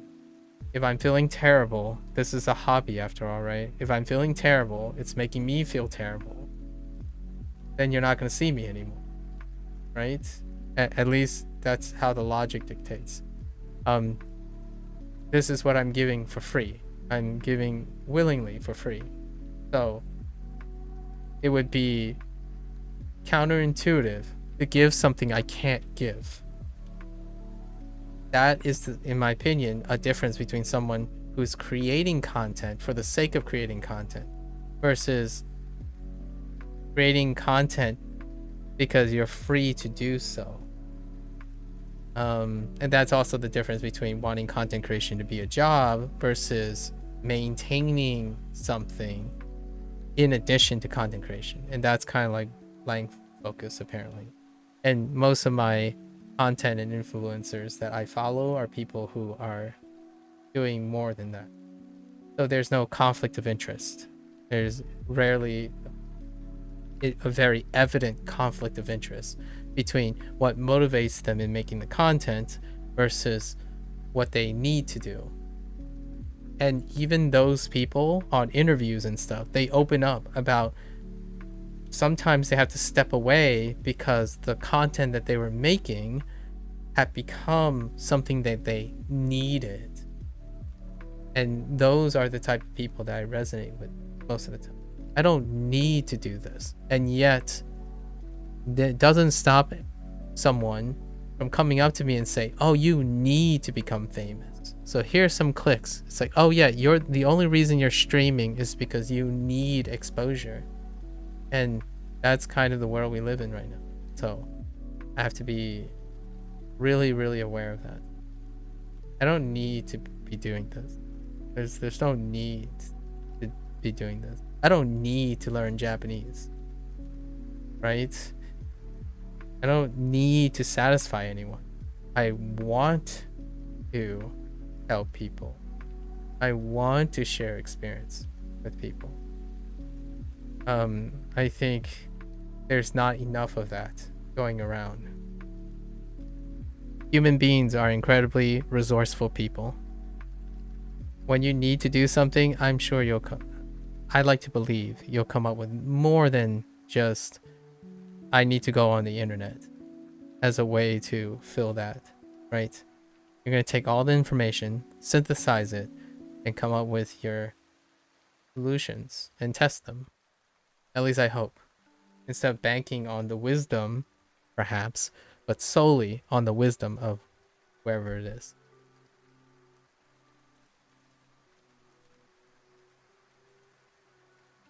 Anyways, he lives in Japan. Oh, okay. So another guy that lives in Japan. I see. And he generally talks about languages he doesn't speak. Oh, that's interesting. I like that. But Japanese is one of the few languages he does really well. So he talks about the language. That's pretty neat. So is he a linguist? But you're not sure what he does primarily. I'm interested. My interest is piqued. 私も綺麗田舎便が欲しいです。私も I heard Nabim, Kabim, or Kabim. Oh. 綺麗な花瓶 Kabim? が欲しいです。 が欲しいです. I think he majored in English or something. Not sure other than that. I see. Yeah. I wouldn't mind living in Japan for a little bit. I told myself I don't have a desire to live in Japan. However, that doesn't mean I won't end up living, right? So I also want to keep that in mind. I currently have no aspirations to live in Japan, but life has this weird way of working working some magic. So I wouldn't say that it's out of the question. I am going to visit Japan in some near future. My family is going, because we actually have an immediate family member who is residing in Japan at the moment.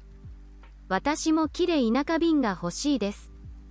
Yeah, the reason found me, as I guess I mentioned earlier. The reasons found me. Yeah. I know, I think maybe you or someone else mentioned earlier about the difference between English being not fun and Japanese. I'm learning Japanese because I have to in some way, or like the reason is, to me, it's actually the opposite. I find myself far more motivated and disciplined when all the reasons start to stack up. I'm not as motivated when it comes to voluntarily doing.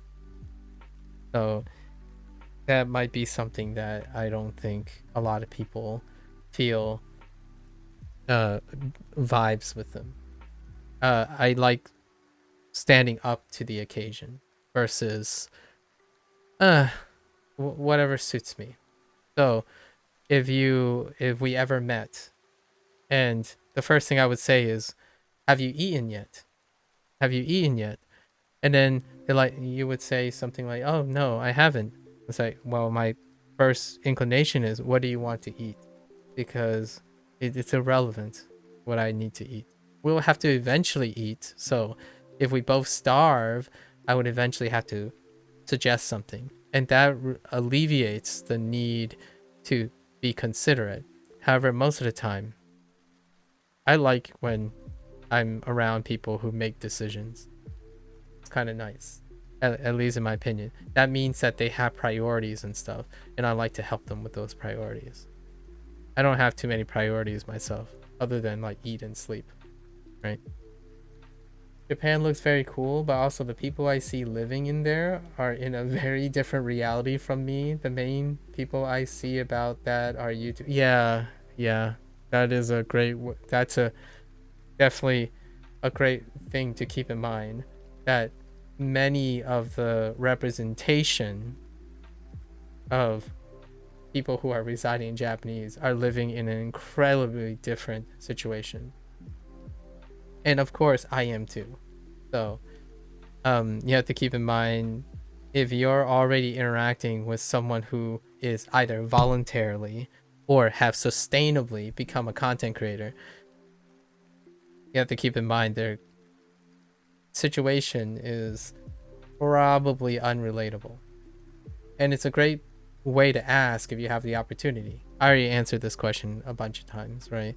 How do you, like, someone asked me in various different ways, like, so how do you make money, or how do you afford to do this, or what do you do in your day job? Well, the answer is I don't have a day job at the moment. And then the shortest answer is quote unquote savings, and that's pretty much it, right? So that pretty much sets the stage for how one needs to frame everything.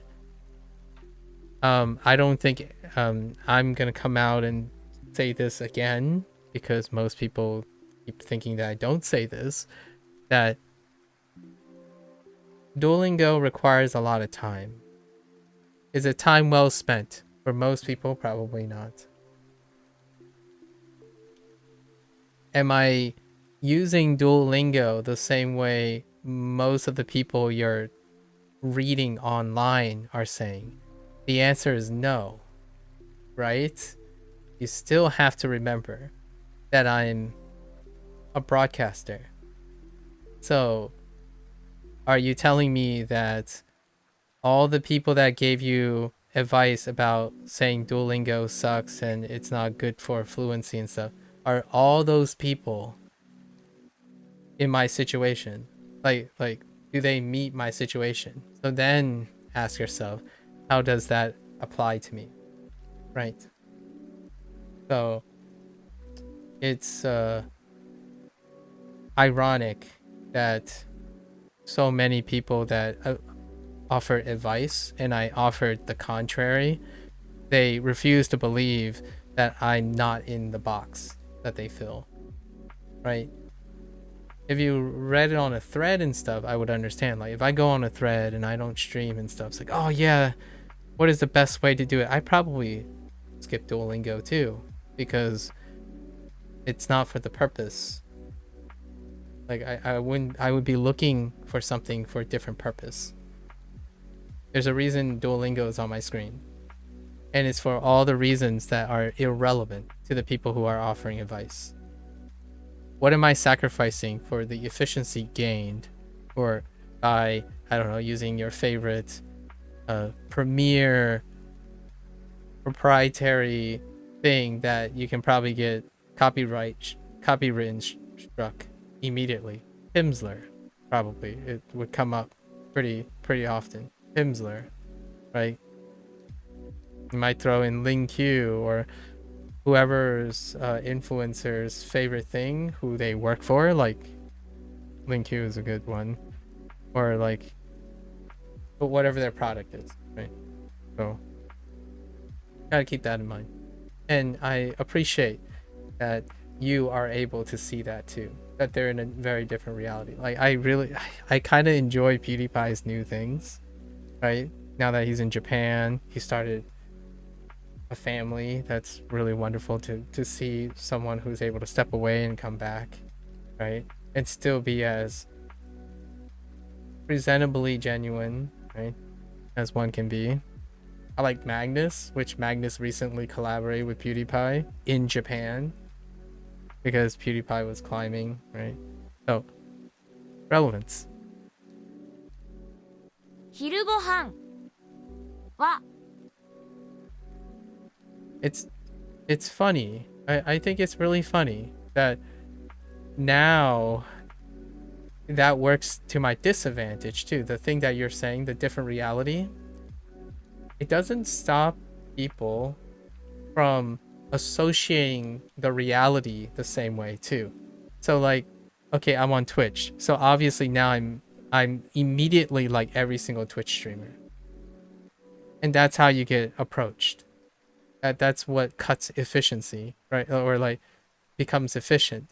So the moment I have posted something on Twitch was the moment that the vast majority of people look at me and say, these are the things that are important to me. And sure enough, they aren't. So I don't want to sound like an edgelord, but I guess this is pretty edgy. But viewership, views, popularity, I've been accused of this a couple of times, and they've been used to argue against me. I'm like, it's irrelevant. Like, this is a hobby. It's irrelevant if you have people to talk to or not. Someone corrected me and said recently, and said that, oh yeah, I tend to, like, you know, stream to myself, record for posterity, and I have dialogues with myself. I self-talk out loud to like demonstrate that it can be healthy and work when you have no one else to interact with, right? And that person literally said, you do know there's no such thing as self-talk. That's called a monologue. And I'm like, okay, well then it's pretty clear that we don't understand each other because you have no idea what I'm talking about. But hey. And then this person accused me, that you're just like every other streamer. You put everyone in a box. I'm like, I'm not the one who came up to a random stranger and put them inside a box and then assumed everything. So that happens 9 out of 10 times. When you also use Duolingo, it's 9 out of 10 times. 9 out of 10 times. Even though you come on Twitch and you look at the Duolingo section and you're wondering, wait, what is the statistical norm? What is the statistical norm of a Twitch streamer spending most of their time streaming Duolingo? Then ask yourself if your presumptions are statistically relevant. Because this person literally said, statistically, 99% of Duolingo users have this problem, so I'm only trying to help. I mean, okay. So you're telling me that 99% of Duolingo users are Twitch streamers who have a background in formal education, in science. And this person continued to accuse me and say, you, as a monolingual English speaker, unlike me, as a self-taught multilingual person, I'm like, are you sure I'm the one who's putting you in a box, or are you the one putting me in a box? Like, there isn't anything that you have presumed that was accurate so far. Not only am I not part of the 99% of Duolingo users, because if 99% of Duolingo users are Twitch broadcasters, it would make the Duolingo section of Twitch the biggest section. That is not true, right? There's like one person. It's probably me and like 3 other people across the day. So that is not 99%. And this person kept saying, I got my facts straight. I'm like, the facts are you are making up facts. Hey, Virus. What's good? Duolingo is good. No, I'm just kidding. We're chilling. We're chatting along. How are you? How are you, Virus? We're going to try to finish our Japanese lesson here. You're doing good? What are you up to lately? What do you got working? Learning Spanish from the UK. Very nice, very nice. How's the Spanish going? How long have you been working on Spanish? How are you learning Spanish, by the way? What are your approaches? And why? Why Spanish as well? Duolingo, YouTube videos, very nice. Whatever I can. Okay, very nice, very nice. How long have you been working on Spanish? I am out of practice with Spanish. However, it would be fun to hear what are your go-to phrases right now as you're learning Spanish.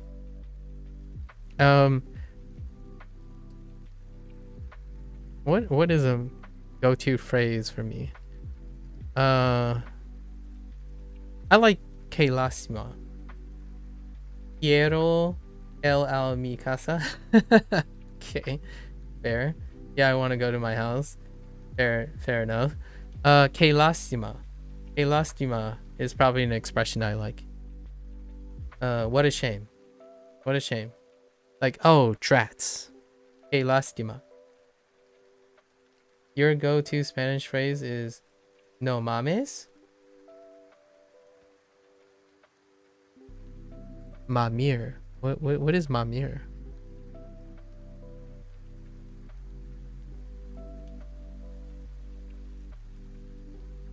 Ayúdame. Ayúdame is great. Ayúdame is great. Or como se dice? Como se dice vaca? No way that. Oh, I see. No. Yeah, como se dice stocked. Como se dice insert word in your native language.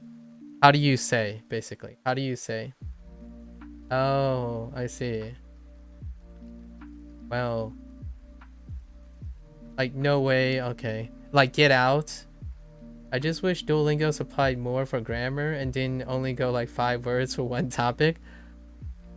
How far are you in Spanish? Usually, at least I don't know about the Spanish course. In Japanese, it goes like 20 to 21 every unit.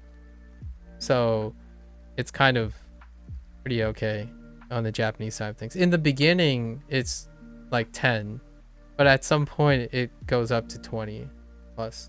Section 2, Unit 3, I see. You started learning last year? I see. And yeah, it doesn't supply grammar. It's indirect, it's implicit. So I imagine you're getting grammar from somewhere else, Virus. But you have to maintain my daily streak. But you have maintained your daily streak by, yeah. Me too. I got my grammar from elsewhere. Yeah, other outside sources. Exactly, Virus. You're not. I don't think Duolingo is gonna reprioritize that kind of thing. It's actually part of their philosophy statement, by the way.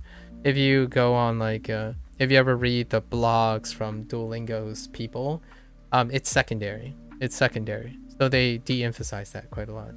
I think Duolingo supplies grammar is just kind of hint. Yeah, and it's optional. Yeah, it's actually part of their statement. They like people engaging with the language and making mistakes and doing discoveries on their own, implicitly and indirectly. They're not saying grammar is not important. It's not their priority. And you can see a lot of the blogs. I was reading their blogs from their like developers site, and their philosophy is pretty in line with their building. You're learning Spanish by watching The Office with Spanish subtitles? Right on. That is such a great way. I'm also rewatching things with wherever I can get my hands on with Japanese subtitles. And then sometimes all the Japanese programming also comes with Japanese subtitles. So you can like read and listen at the same time. Right on. You love The Office? Well, you do live in the UK. I'm just kidding. Which office though? Virus. Which office? Sorry, that's a little controversial, but which office? The American one? Oh, my man. I'm just kidding. I'm from the United States. I mean, if that's not already obvious. I've dabbled in Office. I don't think I've seen all of the British and the American Office. I've seen enough to know a lot of it. I would say overall like 4 seasons. Not all of it though. Maybe I'll go back and revisit it in a different language. That would be kind of fun. Like in a different like subtitles. おいしい Thanks for sharing. Spanish. Very nice. Spanish is like a year down the road for me. I need to revisit Spanish. チキンサンドイッチでした。手作りのケーキをたくさん食べました。 Since you're technically European, you want to learn all the Romance languages and the Germanic ones. Yeah, French, German, Spanish, and Italian. Fair enough. The macro languages from them. So when I get to like B2 in Spanish, you'll move to German. That's a great way to be pragmatic about your immediate exposure, right? I learned Spanish as well. Spanish was my second learned language, like formally learned language. And because I live in the United States, Spanish is the second most spoken language in the United States. You should move on to Portuguese instead so you can learn better Spanish. Better Spanish. No, listen, you need to calm down. 手作りのケーキをたくさん食べました。 I mean, technically, Virus is near Portugal as well. You know. 手作りのケーキをたくさん食べました。手作りの What is it? 手作りのケーキをたくさん食べました。食べました。食べました。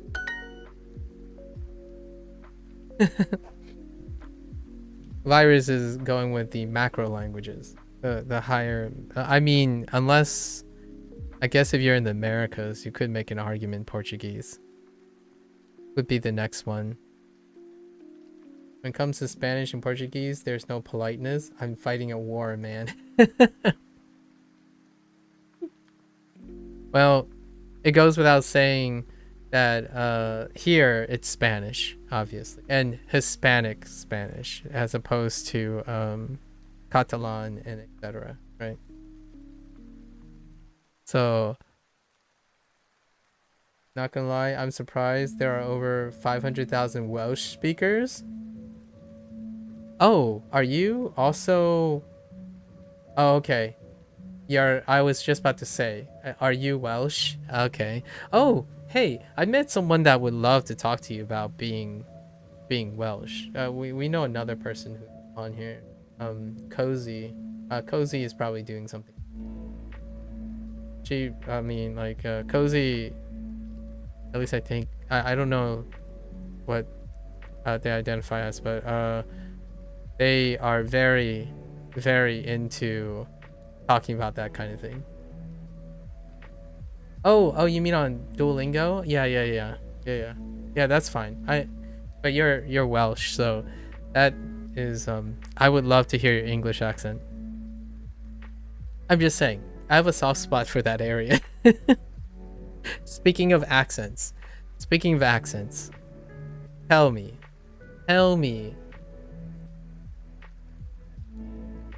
you have a unique accent. Oh my gosh, I can't even. There's some Welsh. Dang. What does that say? I have no idea what that says. I enjoy playing football. That really says I'm enjoying football. I enjoy playing football. Wow. Where's the football part?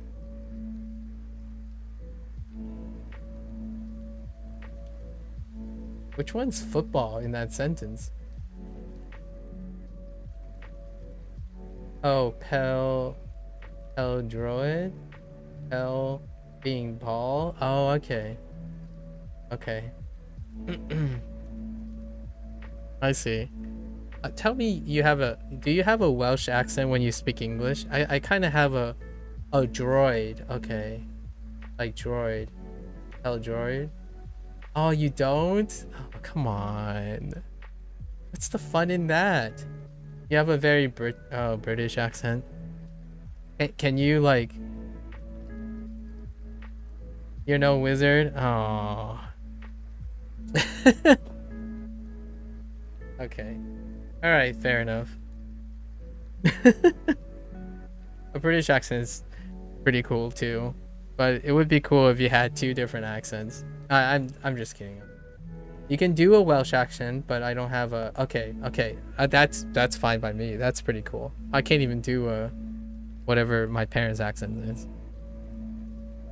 Yeah, I have no like flexibility in English accents. This is the only English accent I have. I can't do an impersonation either. The cheapest thing I can do is apply what I know and only use those words. Like saying, instead of saying British, I could say British, right? If you start substituting all your reverting all your DTs back to T's. I find English accent very hard for me to do, probably because my learned accent is a mix of British and American. Oh. Yeah, get rid of all the T's and anywhere. Yeah, that's what I mean. Yeah. Change all the D's to T's. Yeah. Oh, you mean in it? Change it to in it. Yeah, that's all I got. Soften all the R's or drop all the R's at the end of words. Like, that deals with a vowel next to it, right? Thank you, Manifest. They're all like the stereotype things. Like the voice acting stereotyped things to sound British. That's about it. Tuesday? Yeah, Tuesday. Tuesday. I say some words with the British accent or like the British preferred pronunciation just because of choice. So like respite. No, I don't say garage. That's not, sorry. I'm sorry, not sorry. Actually, speaking of which, do you watch Lost in a Pond by any chance? Like the YouTube channel, the Lawrence. Oh, dude, I really like that guy. And my exposure to a British accent who talks about American culture all the time is Lawrence from Lost in a Pond.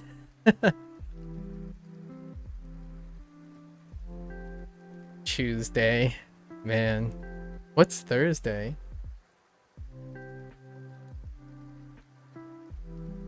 Is Thursday still Thursday? I mean, I'm Welsh, but there are two Welsh accents, North and South. So I've heard, actually. So I've heard. I've been informed that recently by someone who is Irish.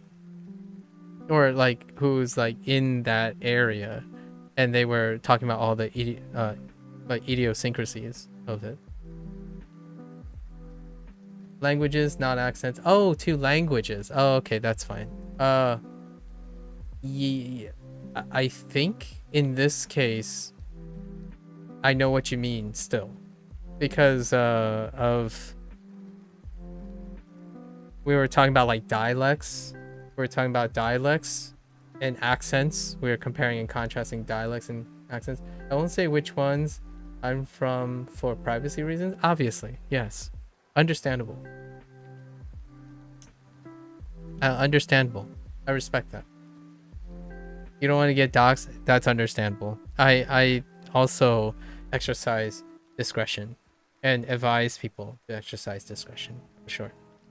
Understandable. Yeah. A Welsh person, huh? Who has a British accent, who's learning Spanish. I wonder what Spanish sounds like from... I wonder what Spanish sounds like from a person who's learning from a British perspective.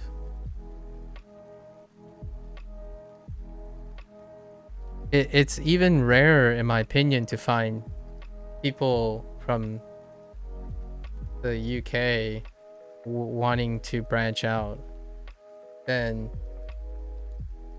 like the United States. And the United States isn't that high up as well in branching, but Spanish is kind of sort of the exception.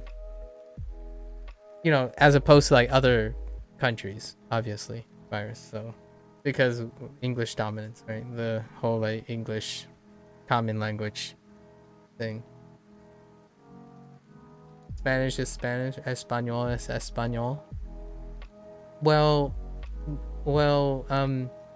the thing I'm saying is, when you start learning a language, there are idiosyncrasies, there are things that are involved in accents. So I learned Spanish around American students, right?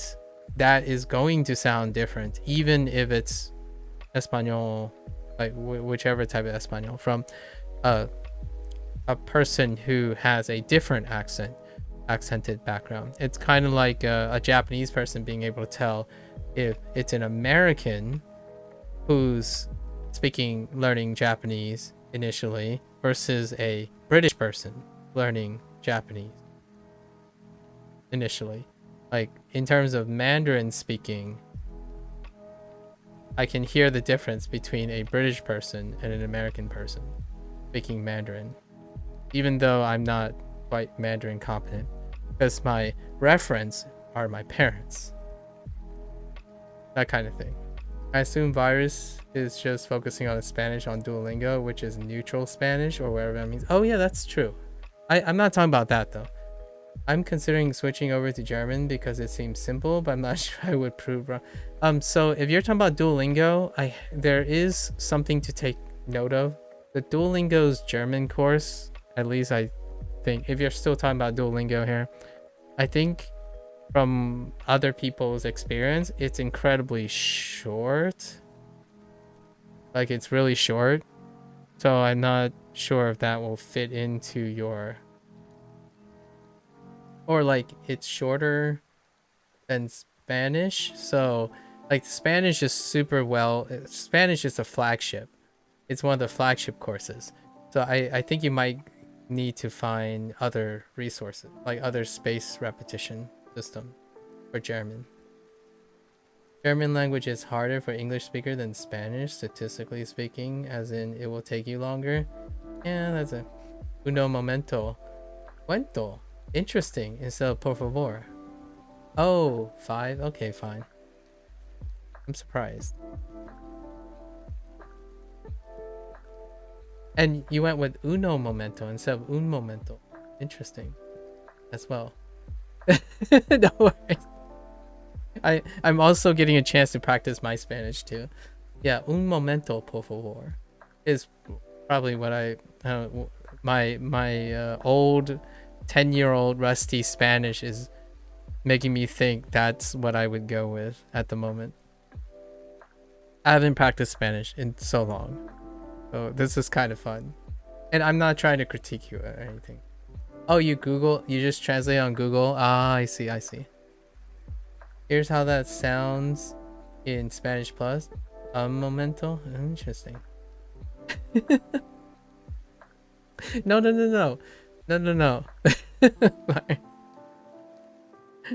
We need to use stuff, you know.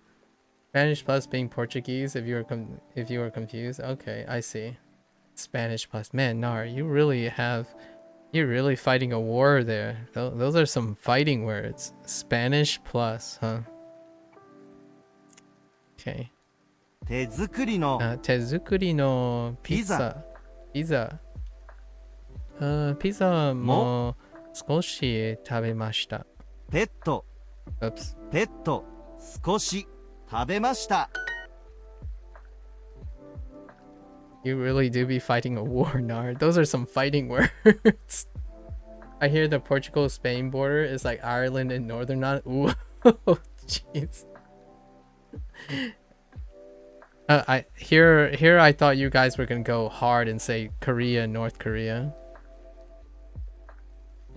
You won't understand the frustration growing up of playing a game and having to play in Spanish, but you don't speak English and there's no Portuguese. Yeah. Those got two rifles.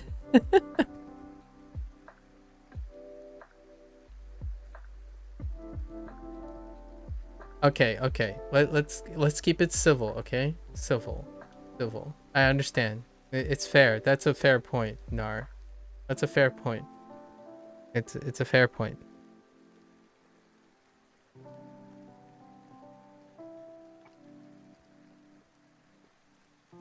Now here's a counterintuitive thing. Are you talking about civil war? All right, that's a 10 out of 10 for dad joke. That's a good dad joke. I like the pun. You got me. You got me. Civil war. You got me. Here in Brazil is with Argentina, and it's mostly just about football. Okay, that's fair. That's fair. You and Brazil and Argentina football. I can see that. Makes sense. One thing I have to say though, in terms of like Portuguese, remember that in my opinion, languages tend to be more inspiring and people are more likely to pick up a language when they don't focus on putting down the language they're learning. You see what I mean, Nar? Right? So, how do you get someone to want to learn English if they don't want to learn English? Use English to relate everything to their target language, to their native language. That's how you get, in my opinion, that more likely will propel them to threaten them. Learn English or else. So most of the time when you can connect the threads without distinguishing which one is better, then you can no longer tell the difference. Nar, you already made the comment that you can't really distinguish between American English and British English, largely because you have a mix, right? Because they're still mixed a lot of times. Now, Portuguese, I know this is going to be terrible if I say this. Now, if Portuguese have become related to Spanish, then the transition for someone who want to learn Portuguese would become smoother. Now, this can create mixing, which does have some other things that people might not like about it. However, typically, seeing the connections is likely to get some. You mean you understand both American and British English? Interesting. Just because of the internet? Oh, okay. That's fair. Yeah, because of the internet, yeah. I was about to say, man, we should really break out some American versus British phrasing. That would be a lot of fun, but I don't have too many American phrasing because of the internet as well. I watch a lot of British programming, so I don't think, like diaper. Oh yeah, nappy. I mean, let's not get started with fanny. Come on, virus. You gotta give me this. Fanny, come on. Come on. Sorry, Lawrence, like Lost in the Pond guy provides. Oh, eggplant. Oh my gosh. What? I'm not gonna even. No. What, yeah, that's a good one. That's a good one. I don't even know how to say that.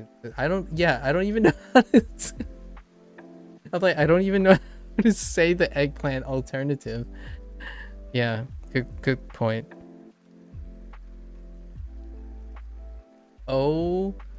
Aubergine? Really? Aubergine? Huh. Oh, there you go.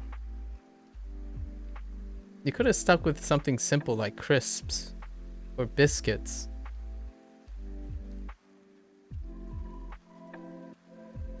Say the J like you would in French. Aubergine? I don't know French either. How do you say what how does French people pronounce J's? Aubergine? Oh, aubergine, like a G, like a Z? Aubergine? Eggplants in Portuguese? Oh, okay. Eggplant, okay. Oh, okay. So it's Jean. Okay. All right. Yeah, the only way I knew that was Jaune, right? Jaune. That's the only way I remember. Like Jaune d'Arc, right? Jaune d'Arc. So that's what I thought about. I'm like, oh, okay.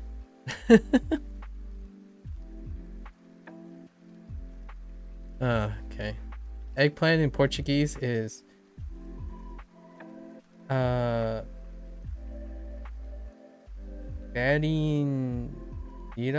Wait, but are you doing the Z too, or is it Hela? Berinjela, or are you doing the J as well? Is it difficult learning Japanese with different characters? Like, is it difficult to read? I think that's the first milestone most people have. It's the Japanese P. Oh, oh. Berin pera? Pera? Berin pera? Is the I the same too? I'm not even going to try Japanese. Why not? Come join the fold, Virus. You'd be impressed how much English you know, or how much. No, you miscalculated. Much is pretty. Oh, pretty. So, Baron Peda. Baron Peda.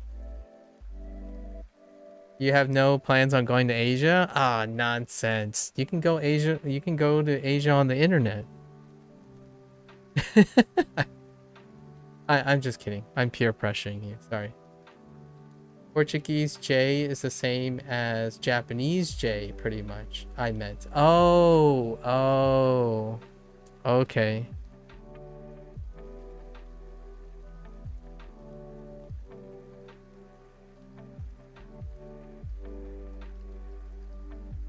Parangita. Parangita? GeoGuessr. The studies are coming pretty not existent today. We got sidetracked so hard today. It's going pretty alright. As usual. Oh, we got sidetracked like crazy. Now we've been talking about anime dubbing and not dubbing and subs, and now we're talking about Virus learning Spanish, and then we're talking about American and British English right now. Yeah, learning languages surprisingly does not help much with GeoGuessr.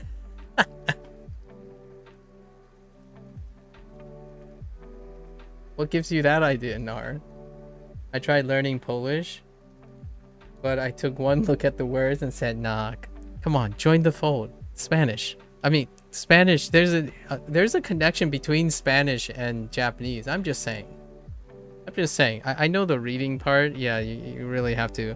But there's a connection you can make, sort of, between Spanish and Japanese. You can also make a connection between Portuguese and Japanese, right, Nar?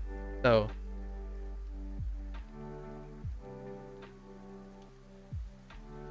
Hey, the bird said Spanish for vanish. I know, and I vanished to Japan. No, I'm just kidding. I don't live in Japan. But hey.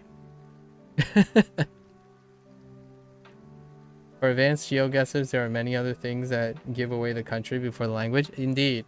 I watched, what's his name? Lots of clips of what that one guy. I forgot his name, but pretty cool. Chicken. Okay. I'm gonna get back to my lesson. So go on. Oishika. Vivo en Reino Unido. Reino Unido. Where's that? Wait, is that how you say? No. Yeah, Japanese or broken knees. Yeah. No. Yeah, we know. I know the memes, the Duolingo memes. Yeah. Eating. Okay. Chicken. Okay. All right. We're gonna finish our lessons now. I've like done nothing today. Like I haven't. We're close to the end though. Today is a half day, so in Japanese it's a review day. Not too bad. Chicken. Okay. Chicken to gohan to salada o 食べました。食べました。あ、美味しかったでしょう。How do I get Super Duolingo? I'm on the 2-week trial right now. The free trial.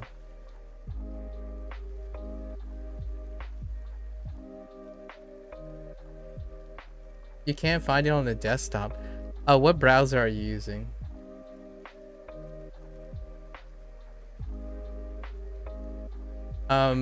I was told vicariously. I was told anecdotally by other people. Oh, you're on Chrome? Then I have no idea. Chrome, ¿por qué? I was told that other browsers don't play nice with Duolingo, but if you're on Chrome, I don't see why it's not there. It's actually the Duolingo's main site. So like if you it's quite literally Duolingo.com. Their other site that has like news and stuff isn't even the Duolingo.com. So their main site is actually the app itself, the desktop version itself.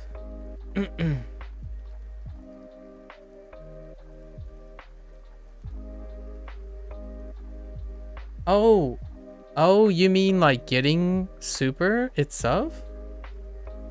Or do you mean... Oh, you mean getting Super itself?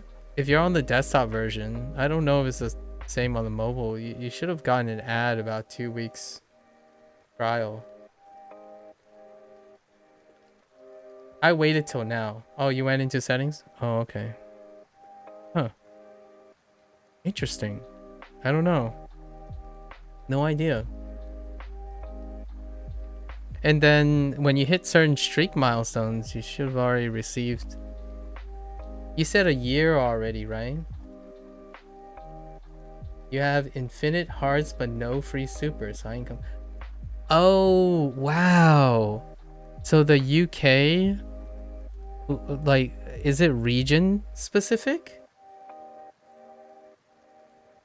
Is it region specific? Because the desktop version used to be unlimited hearts. Because the desktop version used to be unlimited hearts. Now it's not. In the in this version, like they've since rolled back that. So I don't know if it's region specific. Oh, that's very interesting. Oh, and then it'll show up on your telefono. I know. I love what you're doing, Virus. You're doing exactly what I find people not willing to do a lot of times. You're substituting words, and I love it. Telefono. Yeah. Yep. Denwa. I don't know. Show up. Yeah, but Denwa. Like it.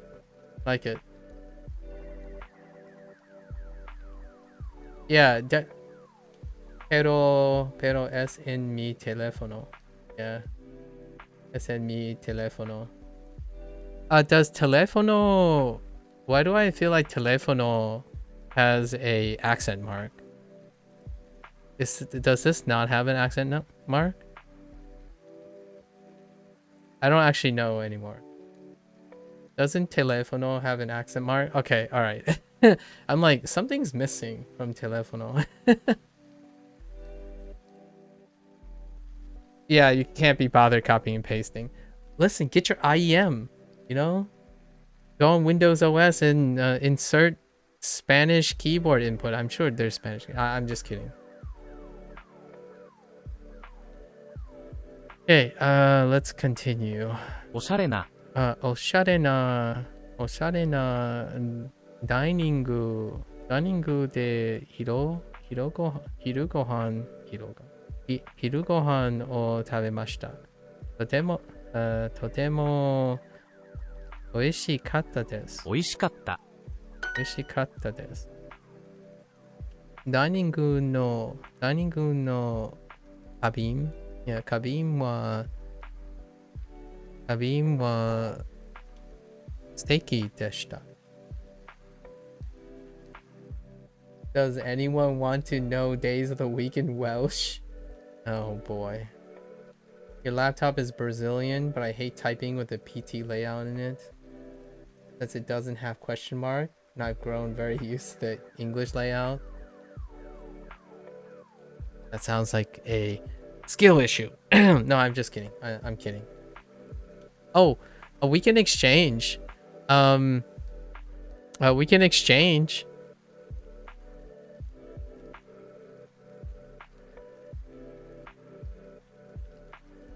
Oh my gosh, I don't want to write this okay, we're not gonna I thought I was gonna write it, but I don't want to write it. I'm like, yeah, let's exchange days of the week in our target languages, or like in various languages. So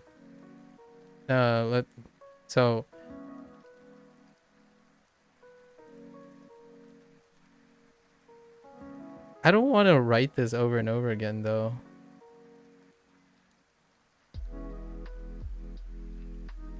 Oh no, I don't remember my stroke order.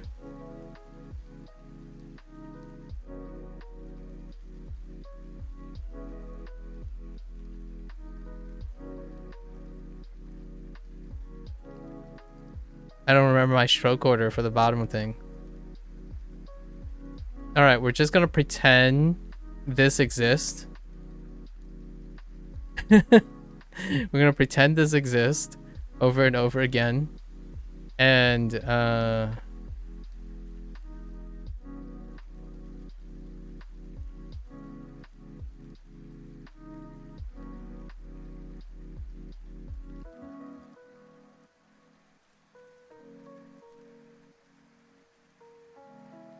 oh no, this is bad.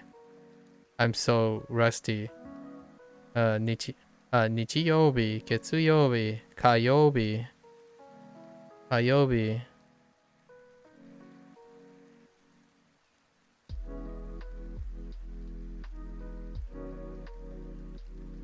水曜日、木曜日。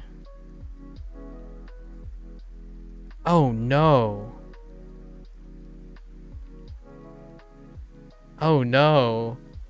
I don't remember. Oh no. Oh, writing sucks.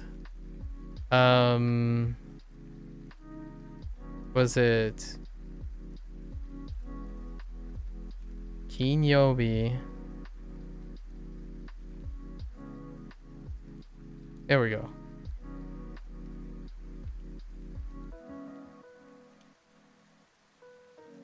Okay, so it looks like you have the same day. Okay, so you day down, and then it's moon, Mars. Oh gosh. Okay.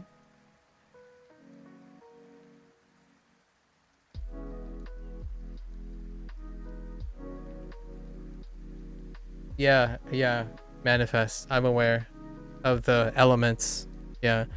So these are the Japanese ones, virus. You just have to remember, you just have to keep in mind that all these exist too, which I don't want to rewrite over and over again. All right. Because I'm lazy like that. So 日曜日、月曜日、火曜日、水曜日、木曜日、金曜日、and 土曜日。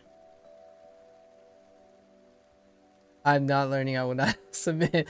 Okay, fair enough. I could say in Fujonese is pretty easy. You're counting in Fujonese. So you're putting like boy is for day. I don't know how to even write it. What does boy sound like. Why? Boy. And you're just counting. Like day, it's basically day. Boy. Boy. 8. Nay. Sang. Say. No. Oh wait, actually this is Newai. Sorry. Sunday is special though. Sunday is special. This is Monday. They're just counting up. Say no. No. Yeah, it's just 1, 2, 3, 4, 5, 6. And then Newai. Sunday is special. Newai is special. And I actually don't know how to write. I don't know what the word, like the character is for Sunday. So it's boy 8, boy 8, boy nay, boy san, boy say, boy no, boy no, Newai. Which is kind of like the way you're going about it. Because and then you said Sunday. Oh no, Sunday is still the same. Or like it uses the same like counter thing for your Welsh. Maybe ways related to high. Break my knees. Okay, should you cut it? Did you care? In Portuguese, it's also counting. Saturday is sábado still. Okay, yeah. Sábado is same. Domingo still the same. Yeah. Oh, but you count for. Oh, okay. Okay. My life changed the day I realized you didn't need to have yo, tu, el, and ella at the start of the sentence. My life has not been the same since. Well, okay. I know I'm plugging Japanese a lot, virus, but there aren't pronouns. You don't need those most of the time in Japanese as well. Actually, you probably spent the first like 500 hours trying not to do that. Unless you decide to go to Chinese, and then you have to do that very, very often. I'm not plugging it. Don't worry about it. Don't worry. I won't break your knees either. It's fine. Your knees are fine. I won't break your knees. What is the Chinese saying?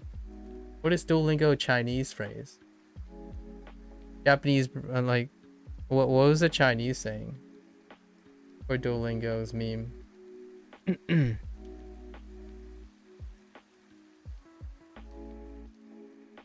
Español es muy difícil. Can you say así así? No, you can't say así así. Sometimes. What how do you say sometimes? Per segundo? No. Yeah, I don't know. The first thing I thought of was Tokidoki. Sorry, Japanese. Oh, às vezes. Okay, às vezes. Oh, in Portuguese. Oh, then it's or oh, that's very close. No, I don't know. Sometimes as an adverb? Yeah, I have no idea.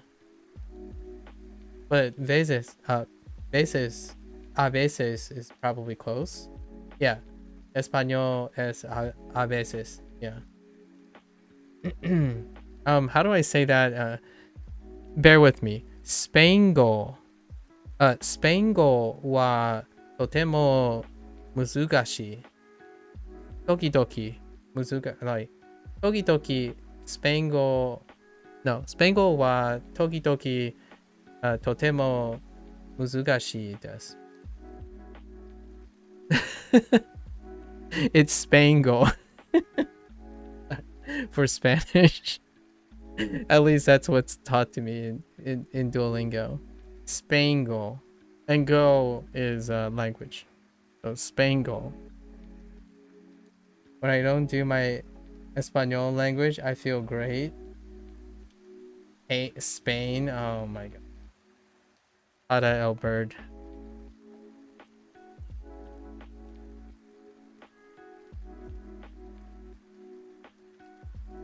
It's Muzui if you're being more casual.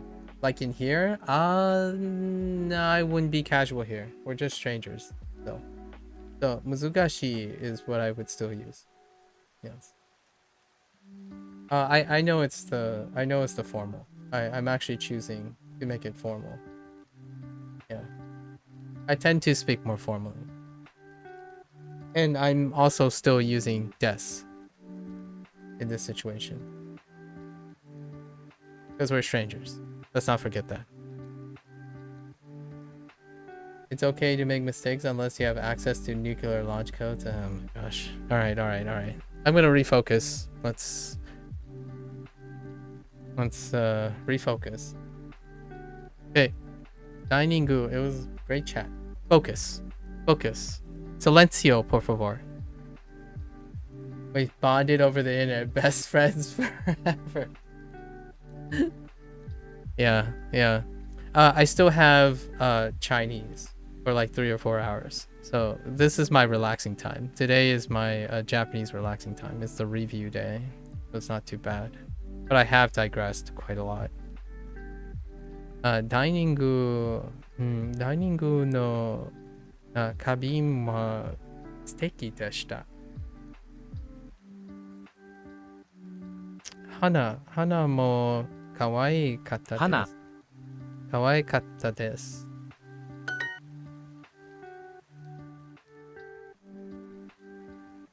Pretty sure the same for Portuguese. I think it's sakin. Sakin la boca, right?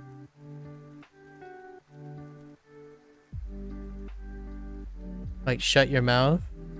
Oh, it might be kala. I don't know. I thought it was more like sakin la boca. Alarse? Yeah. Or you can just say kayate. Kayate is pretty aggressive. So, kayate. Kayate, sorry. Japanese is flowing from me right now. Kayate.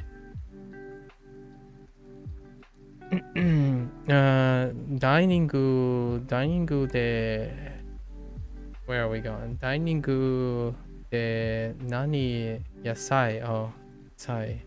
新鮮な野菜を食べました。とても美味しかったでしょ美味しかった。パーティーの食べ物は美味しかったですか？パーティーの食べ物は美味しかったですか？美味しかったです。チキンをたくさん食べました。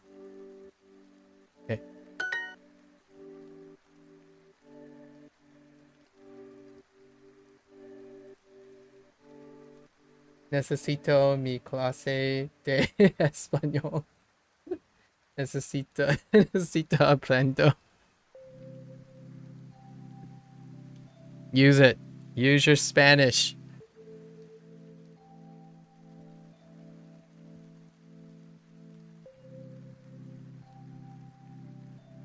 Okay. テーブルの上に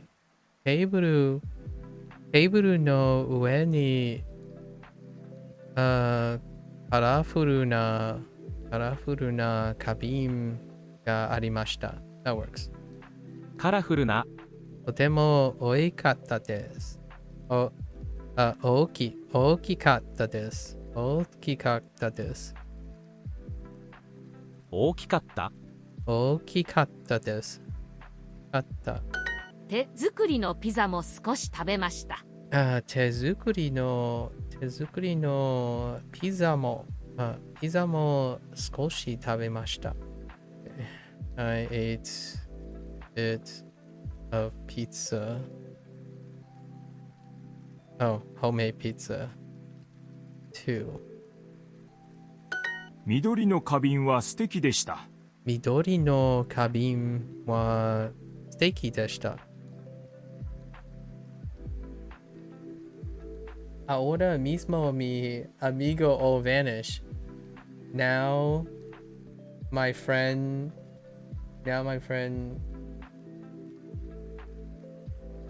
vanish?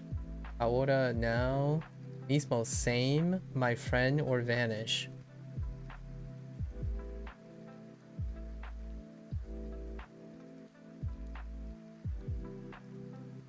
Estoy aprendo mucho de Duolingo.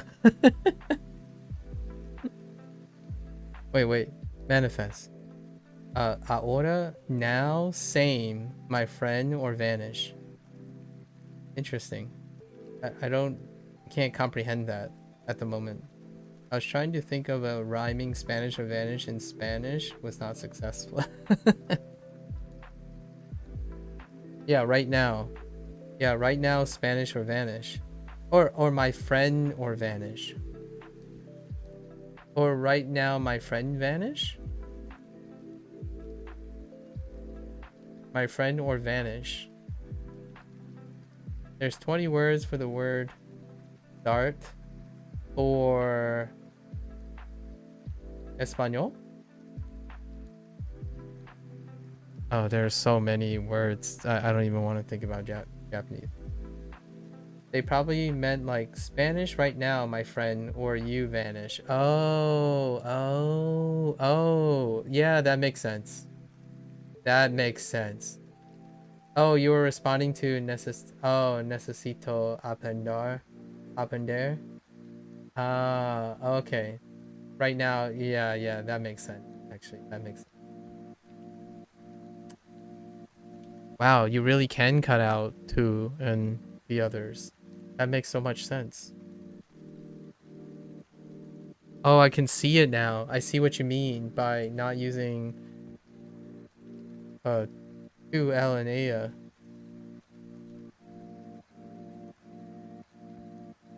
Hacer eres no amigo. No mi amigo. Eres mi enemigo. Is that how you say enemy? Is that how you say enemy? I actually haven't learned the word enemy. That's a very non-traditional word that I would use. Like I probably won't ever learn the word enemy in Japanese. Like I probably will have a hard time remembering the word enemy in Japanese. I don't usually use that word too often. Unless I'm playing video games, now that I think about it. No, I take it back. There is a chance I'll probably learn the word enemy from video games. It's actually enemigo. Wow. That's hilarious. That's actually pretty funny because it kind of sounds like it's kind of like a Spanglish of how to say amigo, right? If you're not an amigo, you're an enemigo. You see what I mean?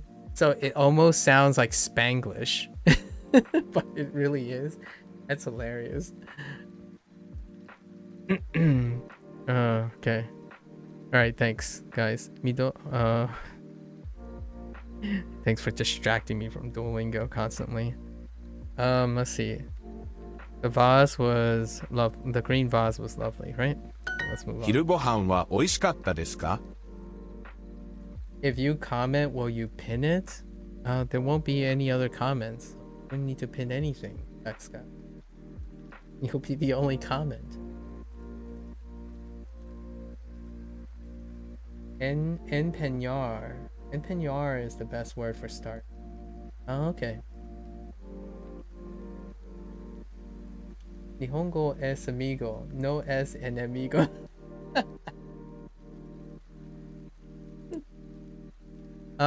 Actually, Spanish. It's Nippon, right? No. Do they use Nippon? Or they? Oh no, Japonés. Japonés. Yeah, Japonés, right? Japonés es mi, no es enemigo. Japonés.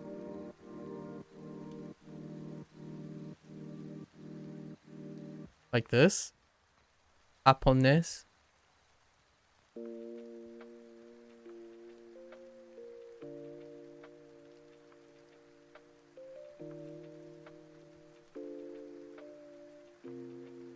We're having too much cross interactions right now. C. Okay. I still remember a bit here and there. Little bites and pieces of Spanish. It's kind of the same as what people feel here. Like I can't construct Spanish. It sucks. Like it's terrible now. However, reading and guessing and feeling long like paragraphs and stuff, it's kind of like Mandarin. It's like, yeah, I can kind of feel it. It's fine. So if people like are around me speaking Spanish, I get the gist of what they're saying.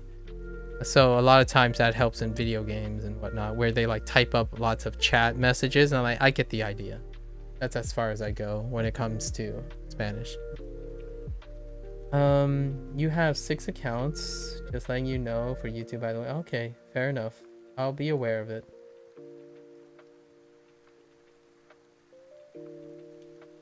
Bro has answered 8 questions in 4 hours. I know. We need to calm down. I answered a little bit more than 8, okay? Just a little. You're going to Spain next September? Oh, okay. Next September, as in this coming September or the following September? Because English is weird. So do you mean like this coming September? Oh, 2025. Okay, so you mean the next September, not the coming September. It's a me thing. Like when I think of next, I think of the immediate next thing, as in the coming, but I don't think of it as the calendar year. So it's a problem with me, not other people. Sorry about that. Audio English a veces. Can you understand this Portuguese?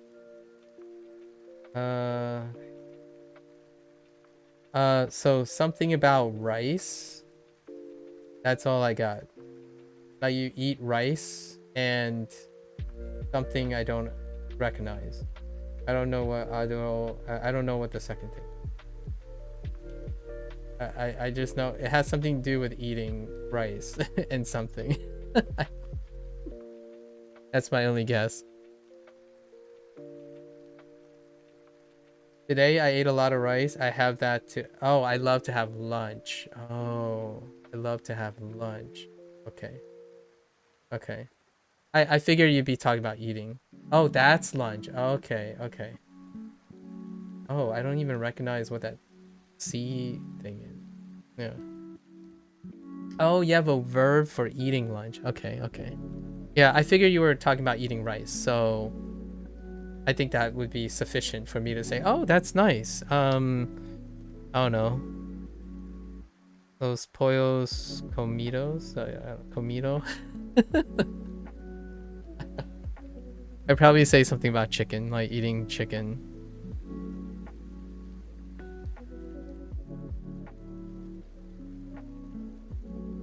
Para mi inglés es muy fácil. Para personas español es muy difícil. That's fair. You think English is easy? Virus? Okay. I'll see about that. You think English is easy?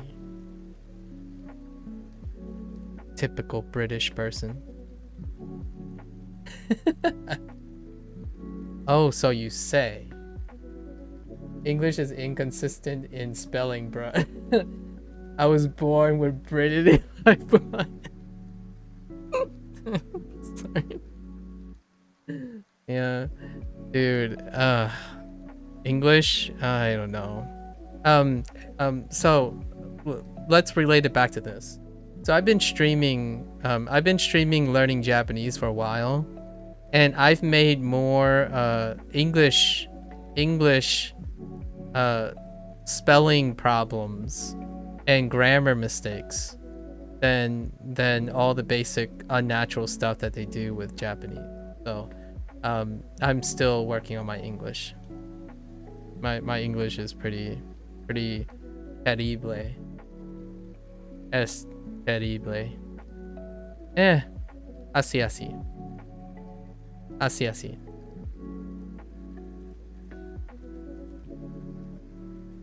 The word in it is cruising, coursing through my veins. Japanese is very inconsistent with spelling if you call it spelling. Well, this isn't a competition for most difficult language. I don't. Why are you guys making this into a competition about difficult language? Are you trying to convince people to learn or not learn? Jeez, guys. It's like a barnyard kid brawl or something. You're trying to discourage people from wanting to learn languages. I did start it though. I did start it. It's my fault. I started it.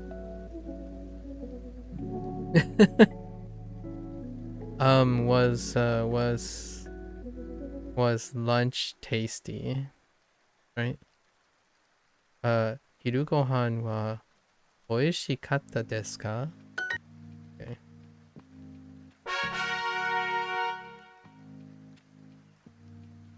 Alright. I did do exercises, by the way, okay? I did 3 okay, I did 6 exercises. So I was cruising until all you goobers had more interesting things to say. And now I'm blaming all my responsibilities are deflected off me and onto you guys.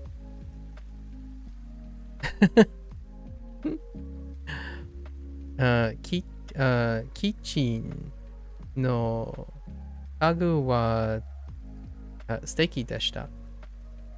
Kitchen wa hirokatta desu. 広かった。広かったです。キッチンは少し小さかったです。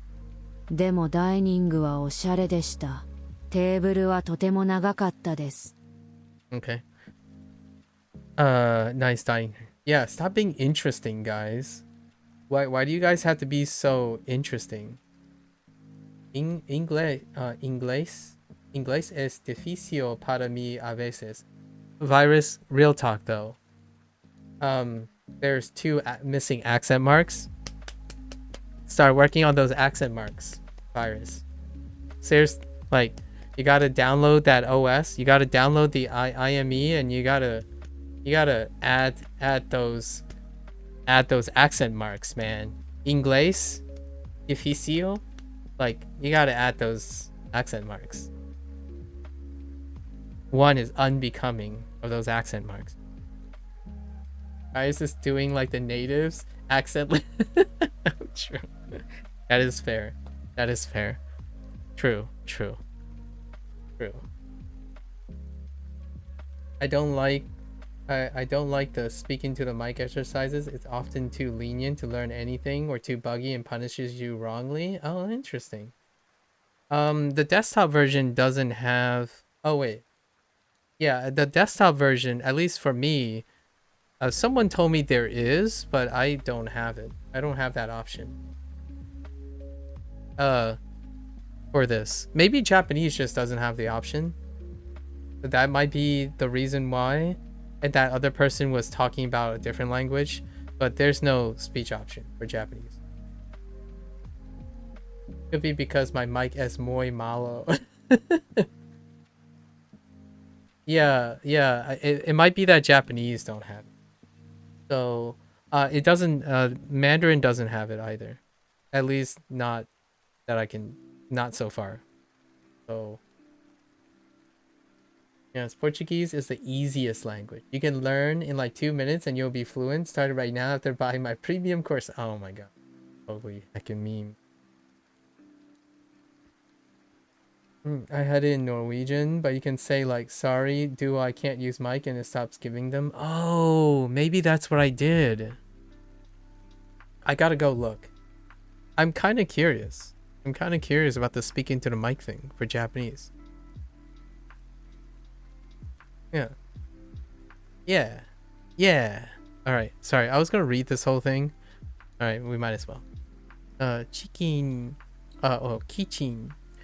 Kitchen は少し小さかったです。No. 小さかったです。でもダイニングは綺麗でした。テーブルはとても、oh no, 長かったです。いや、長かったです。second 長い。And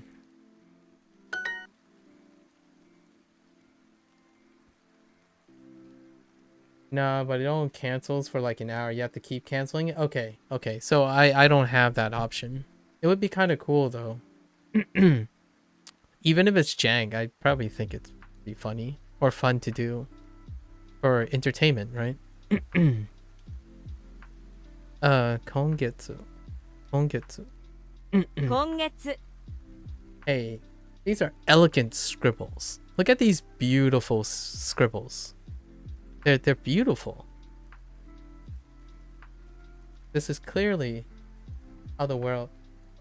Hermano, how do you read this? Hermano, brother. Wait, real talk. For bro, do Spanish people actually use hermano? Or do they just go straight to bro?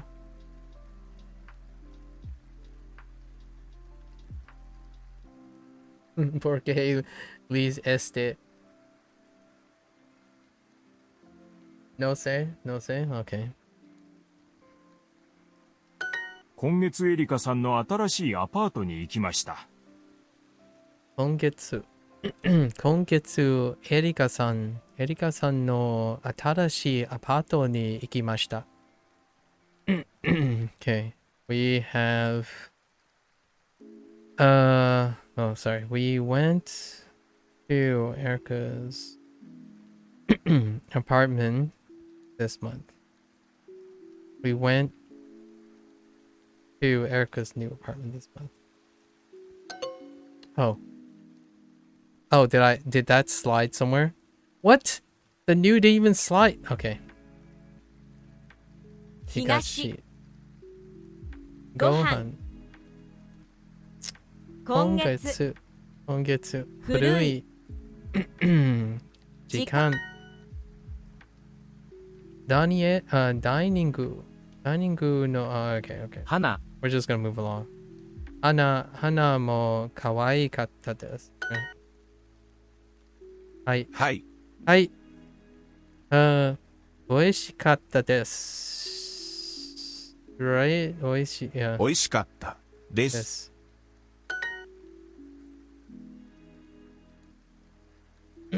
I'm British, not Spanish. Mi juego favorita es Red Dead Redemption 2. Okay. Es muy divertido. Divertido.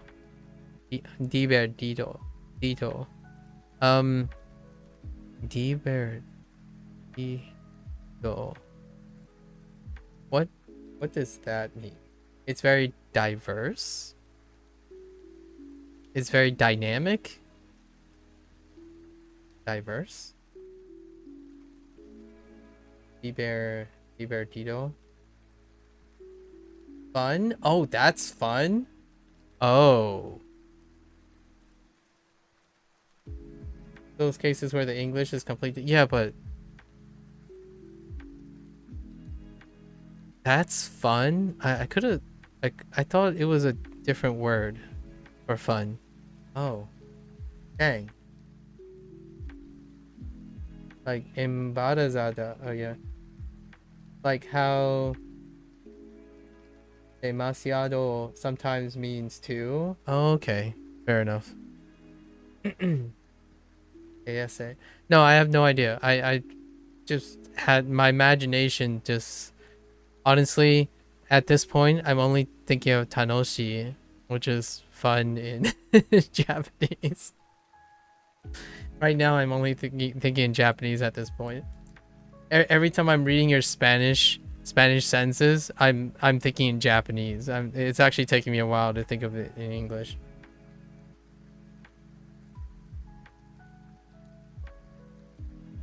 ASSO.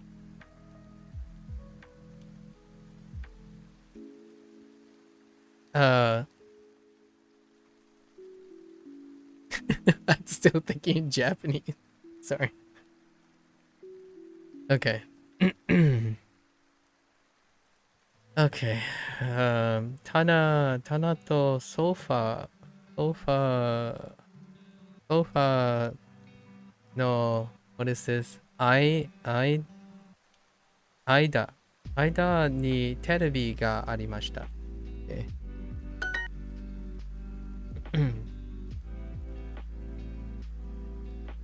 You're bad, Mimalo. I don't even know how to express that in Japanese. My bad?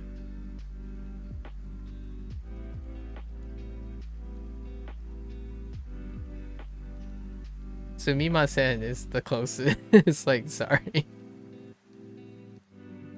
Yeah, sumimasen is probably the closest to that. Oh, what language do you think you can speak to a relatively fluent level? I don't know what that means. Virus. Can you be a little bit more elaborate on fluent? Fluent is a very hard concept for me to understand between people. Oh, like C1? No, it's just English. It's just English. So you're quantifying it based on comprehension. Yeah. So it's just English.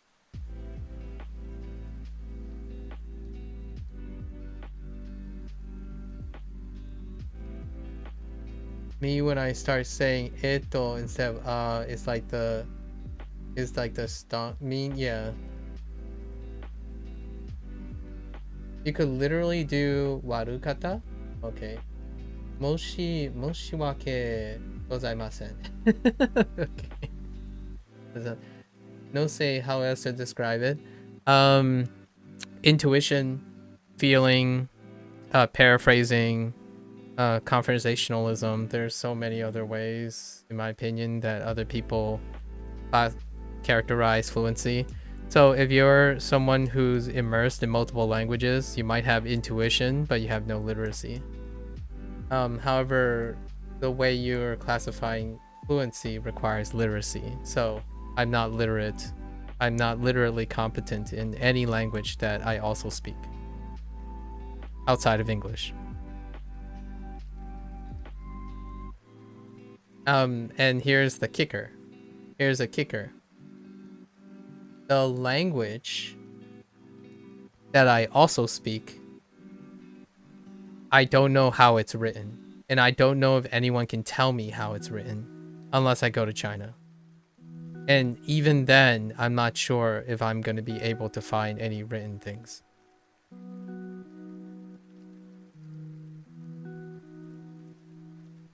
And also the edo thing, you can probably know what language I'm thinking of by my filler words as well. Yeah. You can definitely tell when I'm thinking in Fujonese. Because I say a lot of Fujonese filler words a lot of times when I'm thinking. Yayun comes up a lot. Yayun,我買咗講. Yayun. Giu. And Quan no, right? And then I have right. Right injects into Fujonese. But Yayun is like. It's the word like. So Yayun, like. So I replace like with Yayun all the time. So whenever I'm trying to explain something to my parents, I'm like, I don't know. Why may I?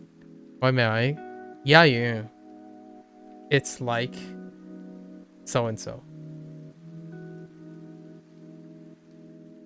Portuguese classic filler word is either tipo or ne.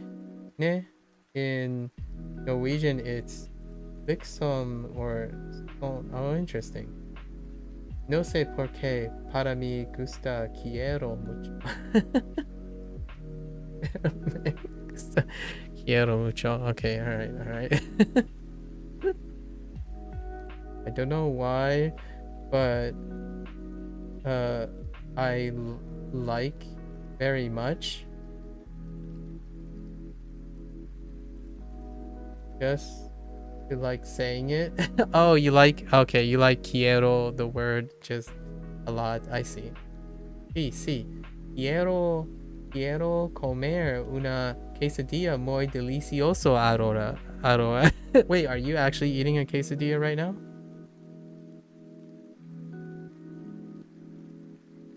I mean, you want to eat a quesadilla, but are you going to? Quiero Taco Bell. Yeah, quiero is a wonderful word. It's also a funny, like, childish word if you think about it. It's like, I want. Like, hoshi desu. Ga hoshi desu. Right, in Japanese? Ga hoshi desu. I'm guessing Duolingo taught you quiero really early, just like how in Japanese they taught ga hoshi desu. I want, or I want this. I translate that. I have evolved. This is how language learning should be, honestly. Like, I love this. And it's distracting, but it's also very lovely. Ken-san. Ken-san no. Ken-san no ie. Ken-san no ie wa stadium. Stadium no higashi desu. Sorry, his new house. Desu. Ken-san no ie wa atarashii Atarashi. Ken-san no atarashii ie wa stadium no higashi desu. サムさんのパーティーは行きませんでした。週末は仕事でした。パーティーは楽しかったですか？サムさんの新しい家はどうですか？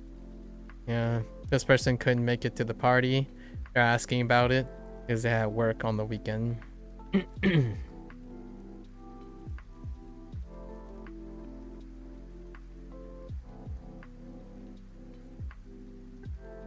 Oh, and I was talking about not necessarily Duolingo. The way we're interacting with languages and having fun, exchanging ideas and what. Love Duolingo. I just wish it brought up other words later on in different courses to help you remember them.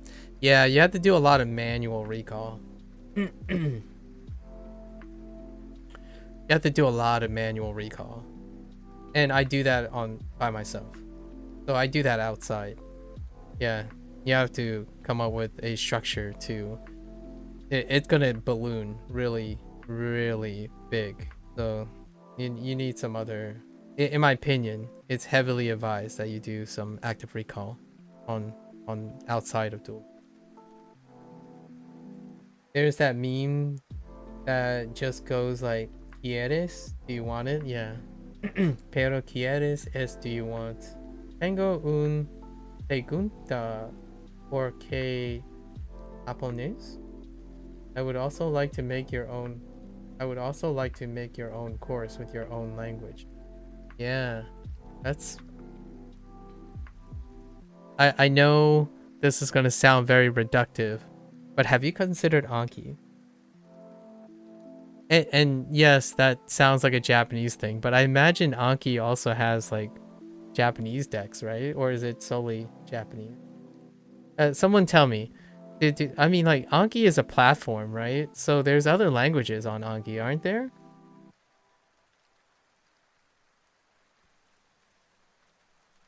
No? Yes? Maybe?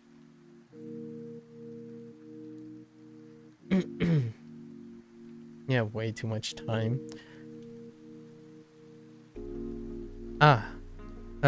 Samson no party ni ikimasen deshita. 週末は仕事でした。パーティーは楽しかったですか？サムさんの新しい家はどうですか？So they missed a party and they're just asking about it. Let's see. Aida. アイダ。パーティーは午後3時からでした。私たちは少し早く着きました。エリカさんの家の玄関は本当に広かったです。玄関でピンクのスリッパを履きました。The person is describing arriving at a party, right? パーティーは午後3時からでした。私たちは少し早く着きました。エリカさんの家のwhat is it? 玄関は本当に広かったです。玄関で Am I saying this incorrectly? 玄関 No. 玄関でピンクのスリッパを履きました。履きました。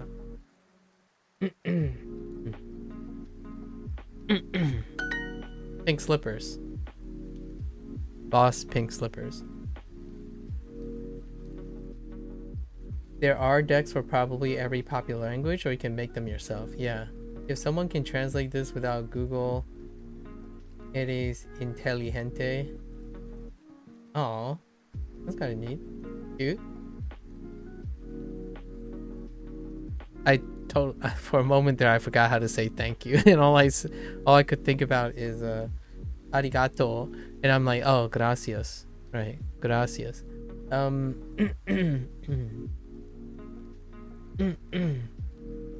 In my opinion, I regretted using Anki so much for Japanese and Norwegian, but probably an unpopular opinion. That's fair.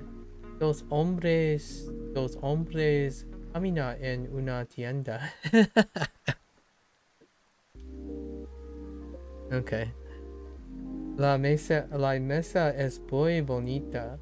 Uno hombre habla. Okay. No me gusta la mesa. Dos hombres el hombre, not hombre. Asa soy muy estúpido. Oh, you don't have to be hard on yourself. Gee. No soy inteligente. Basta que hablo no mejor idioma. Alright, you guys need to calm down, guys. Calm down. I don't know who's harder on virus. Themselves or Nar? テレビテレビは大きかったです。大きかったです。Listen, Nar, you don't have to pick at virus. Virus is already hard on themselves. Samsan no Oksan ni aimashita.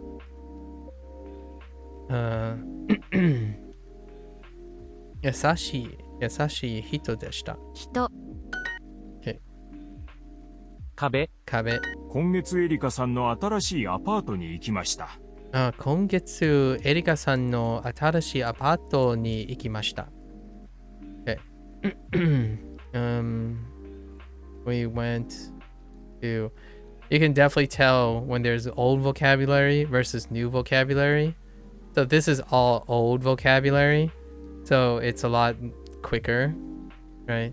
I mean, this is technically new, but I've said these syllables quite a lot. So, all of this comes out a lot quicker when there isn't new vocabulary in there. I always pause on new vocabulary, just make sure. So this just happens to be kanji, just a new kanji, so all the vocabulary is old. Let's see.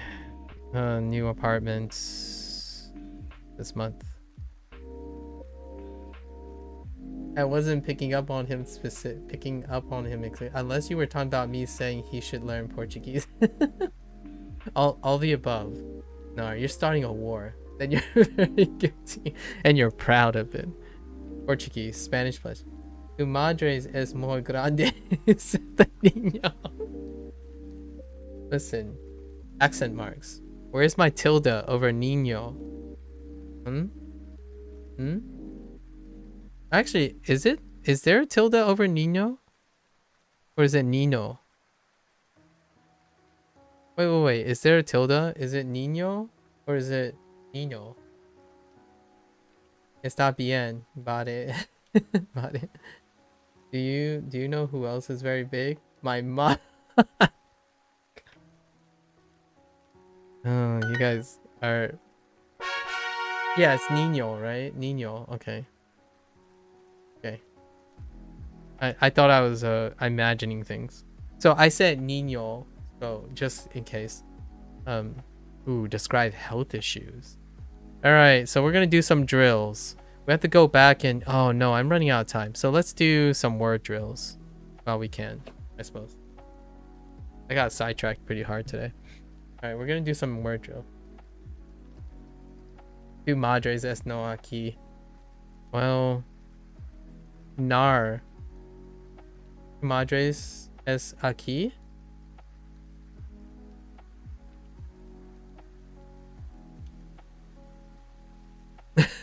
You better be careful. Nar might just... You don't know. Oh, no estás aquí. Okay, fair enough.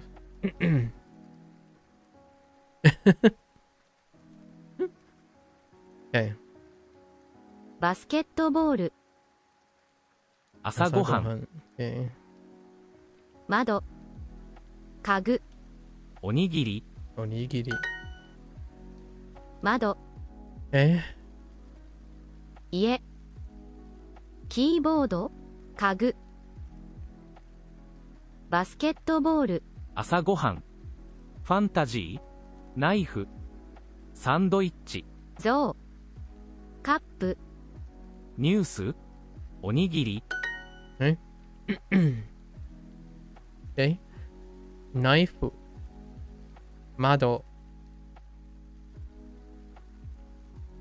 フォーク。バスケットボール。船。駅。大丈夫。家。ニュース。おにぎり。サンドイッチ。家具。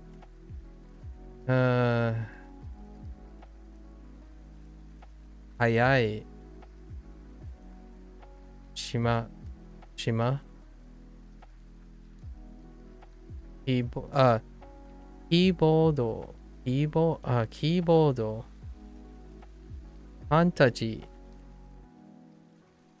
小説。カップ。父。ゾウ。朝ごはん。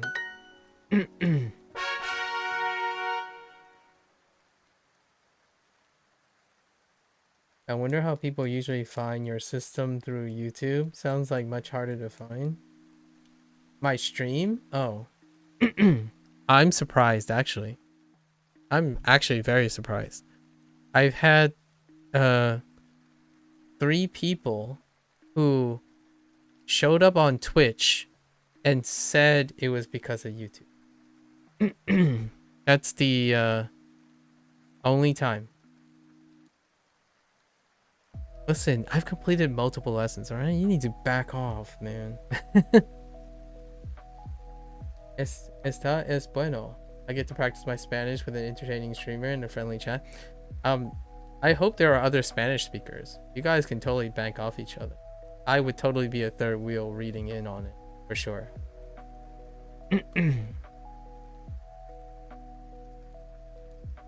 I'm learning stuff while you guys are using your target languages. You know? Suripa. おにぎり。オレンジ。午後。ホットドッグ。バス。辛い。ホットドッグ。午後。ナプキン。スリッパ。何曜日。天気。オレンジ。おにぎり。クレープ。ナビ。小説。ナビ。What? Oh, 水族館。水族館。バナナ。ホットドッグ。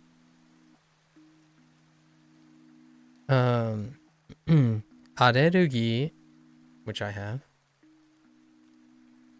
があります。辛い。天気。何曜日。ドーナツ。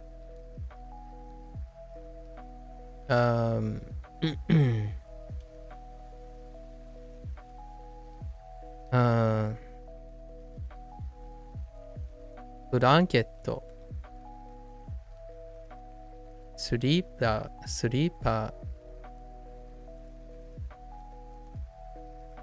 ナプキン。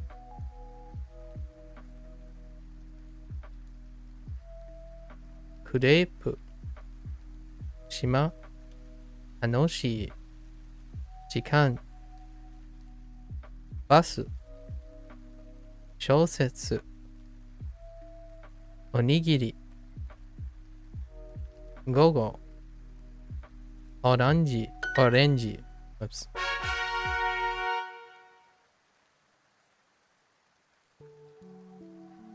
Here's some good Spanish. Tú es muy guapo. That's accurate. But did you just call them handsome? But it might not be correct. It's correct. You just speak Portuguese. Es no para hablar. Oh, es no? Tú es muy guapo? Oh, what? Oh, okay. Yeah, you're right. Not correct. Right? Because it is muy guapo. También. Aw, that's kind of good. Hey, XD. Hello. Apaco si eres yo olvidé. Oh. Olvidé. Yes, más personas que hablan español. Wait, XD, you speak Spanish too? When it comes to Portuguese accent, I tend to use them mostly with verb conjugation because otherwise it sounds weird. Oh, let's see.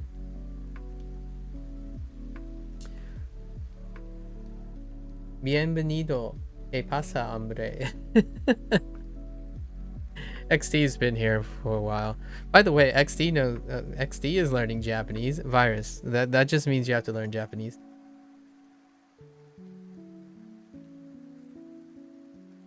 Oh yeah, that's right. Oh, that's right.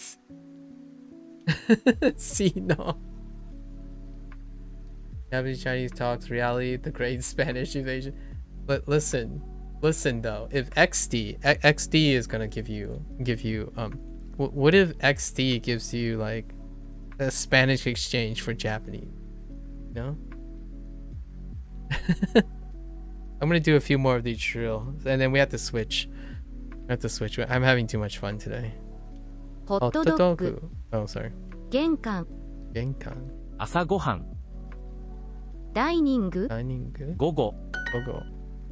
I was gonna do a shorter stream today, like take some rest, but this is so much better. 赤ちゃん。玄関。ヤギ。ポップコーン。午後。窓。テスト。ダイニング。誕生日。ホットドッグ。足。朝ごはん。パンダ。赤ちゃん。線。しょっぱい。朝ごはん。ポップコーン。ポップコーン。ステーキ。午後、ヤギ、誕生日、店、wait, no, 窓、ダイニング、ブログ、ハットトーク、ヨガ、パンダ、what the heck? Lobster, lobster,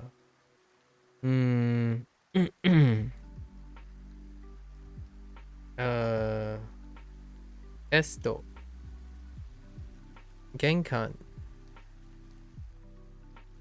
ドーナツ、足。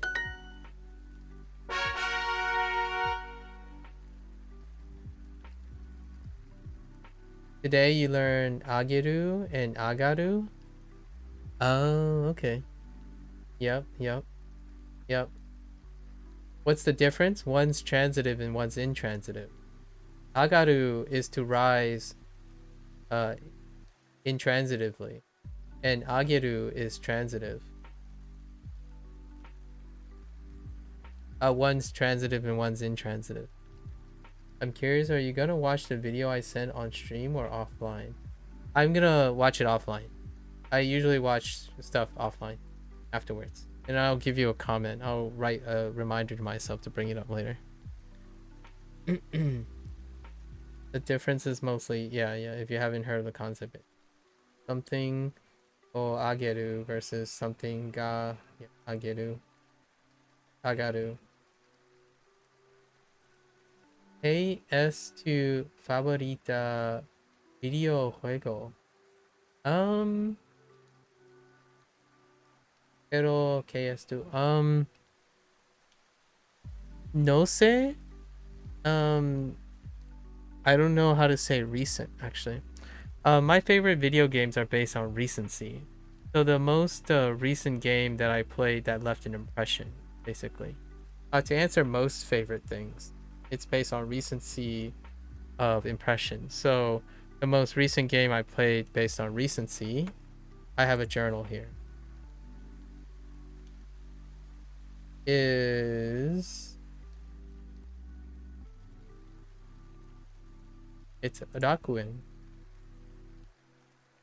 Rakuin. Oh, my bad. It's this game.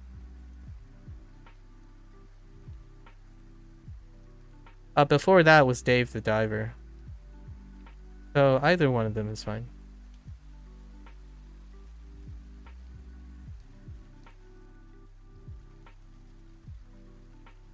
Mi videojuego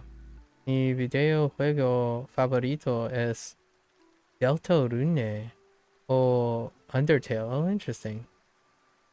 Deltarune. Yeah, no worries. De nada.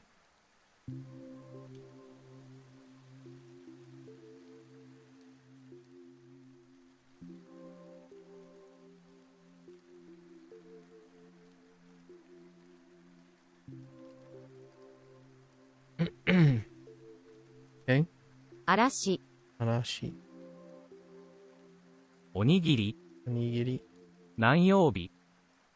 麻婆豆腐。土曜日。パスタ。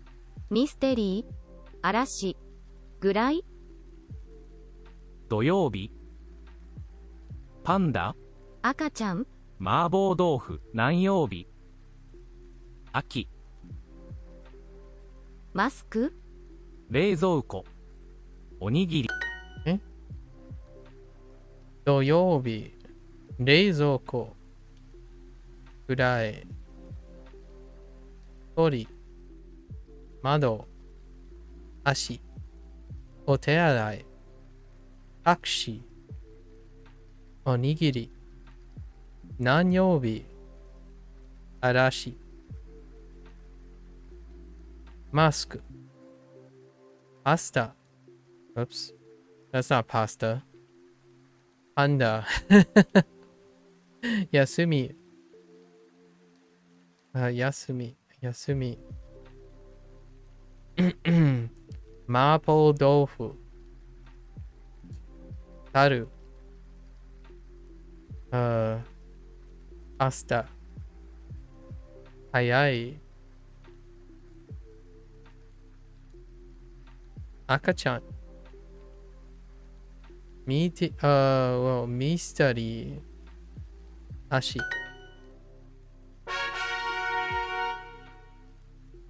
All right. Okay.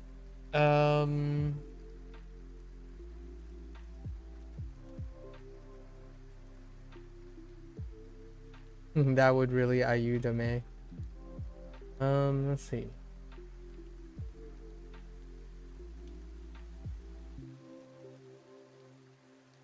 Yeah, what Nar said about transitive and intransitive. Yep.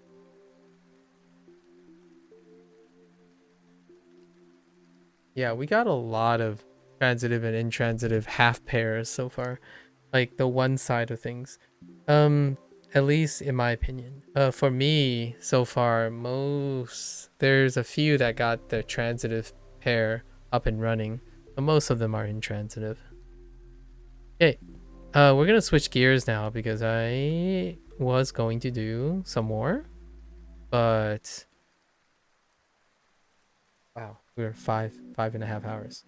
Okay, so we did do our review, so not too bad, right? Not too bad. Yeah, not too bad. So that's the end of our Japanese session. Still need to make time for our Chinese session, which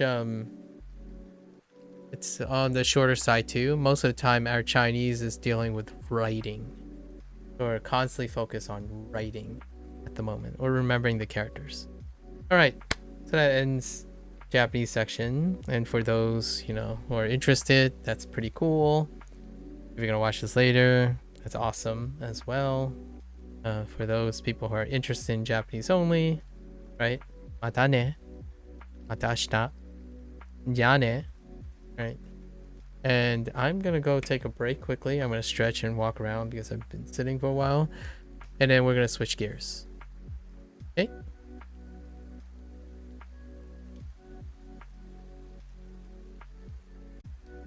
I'll be right back.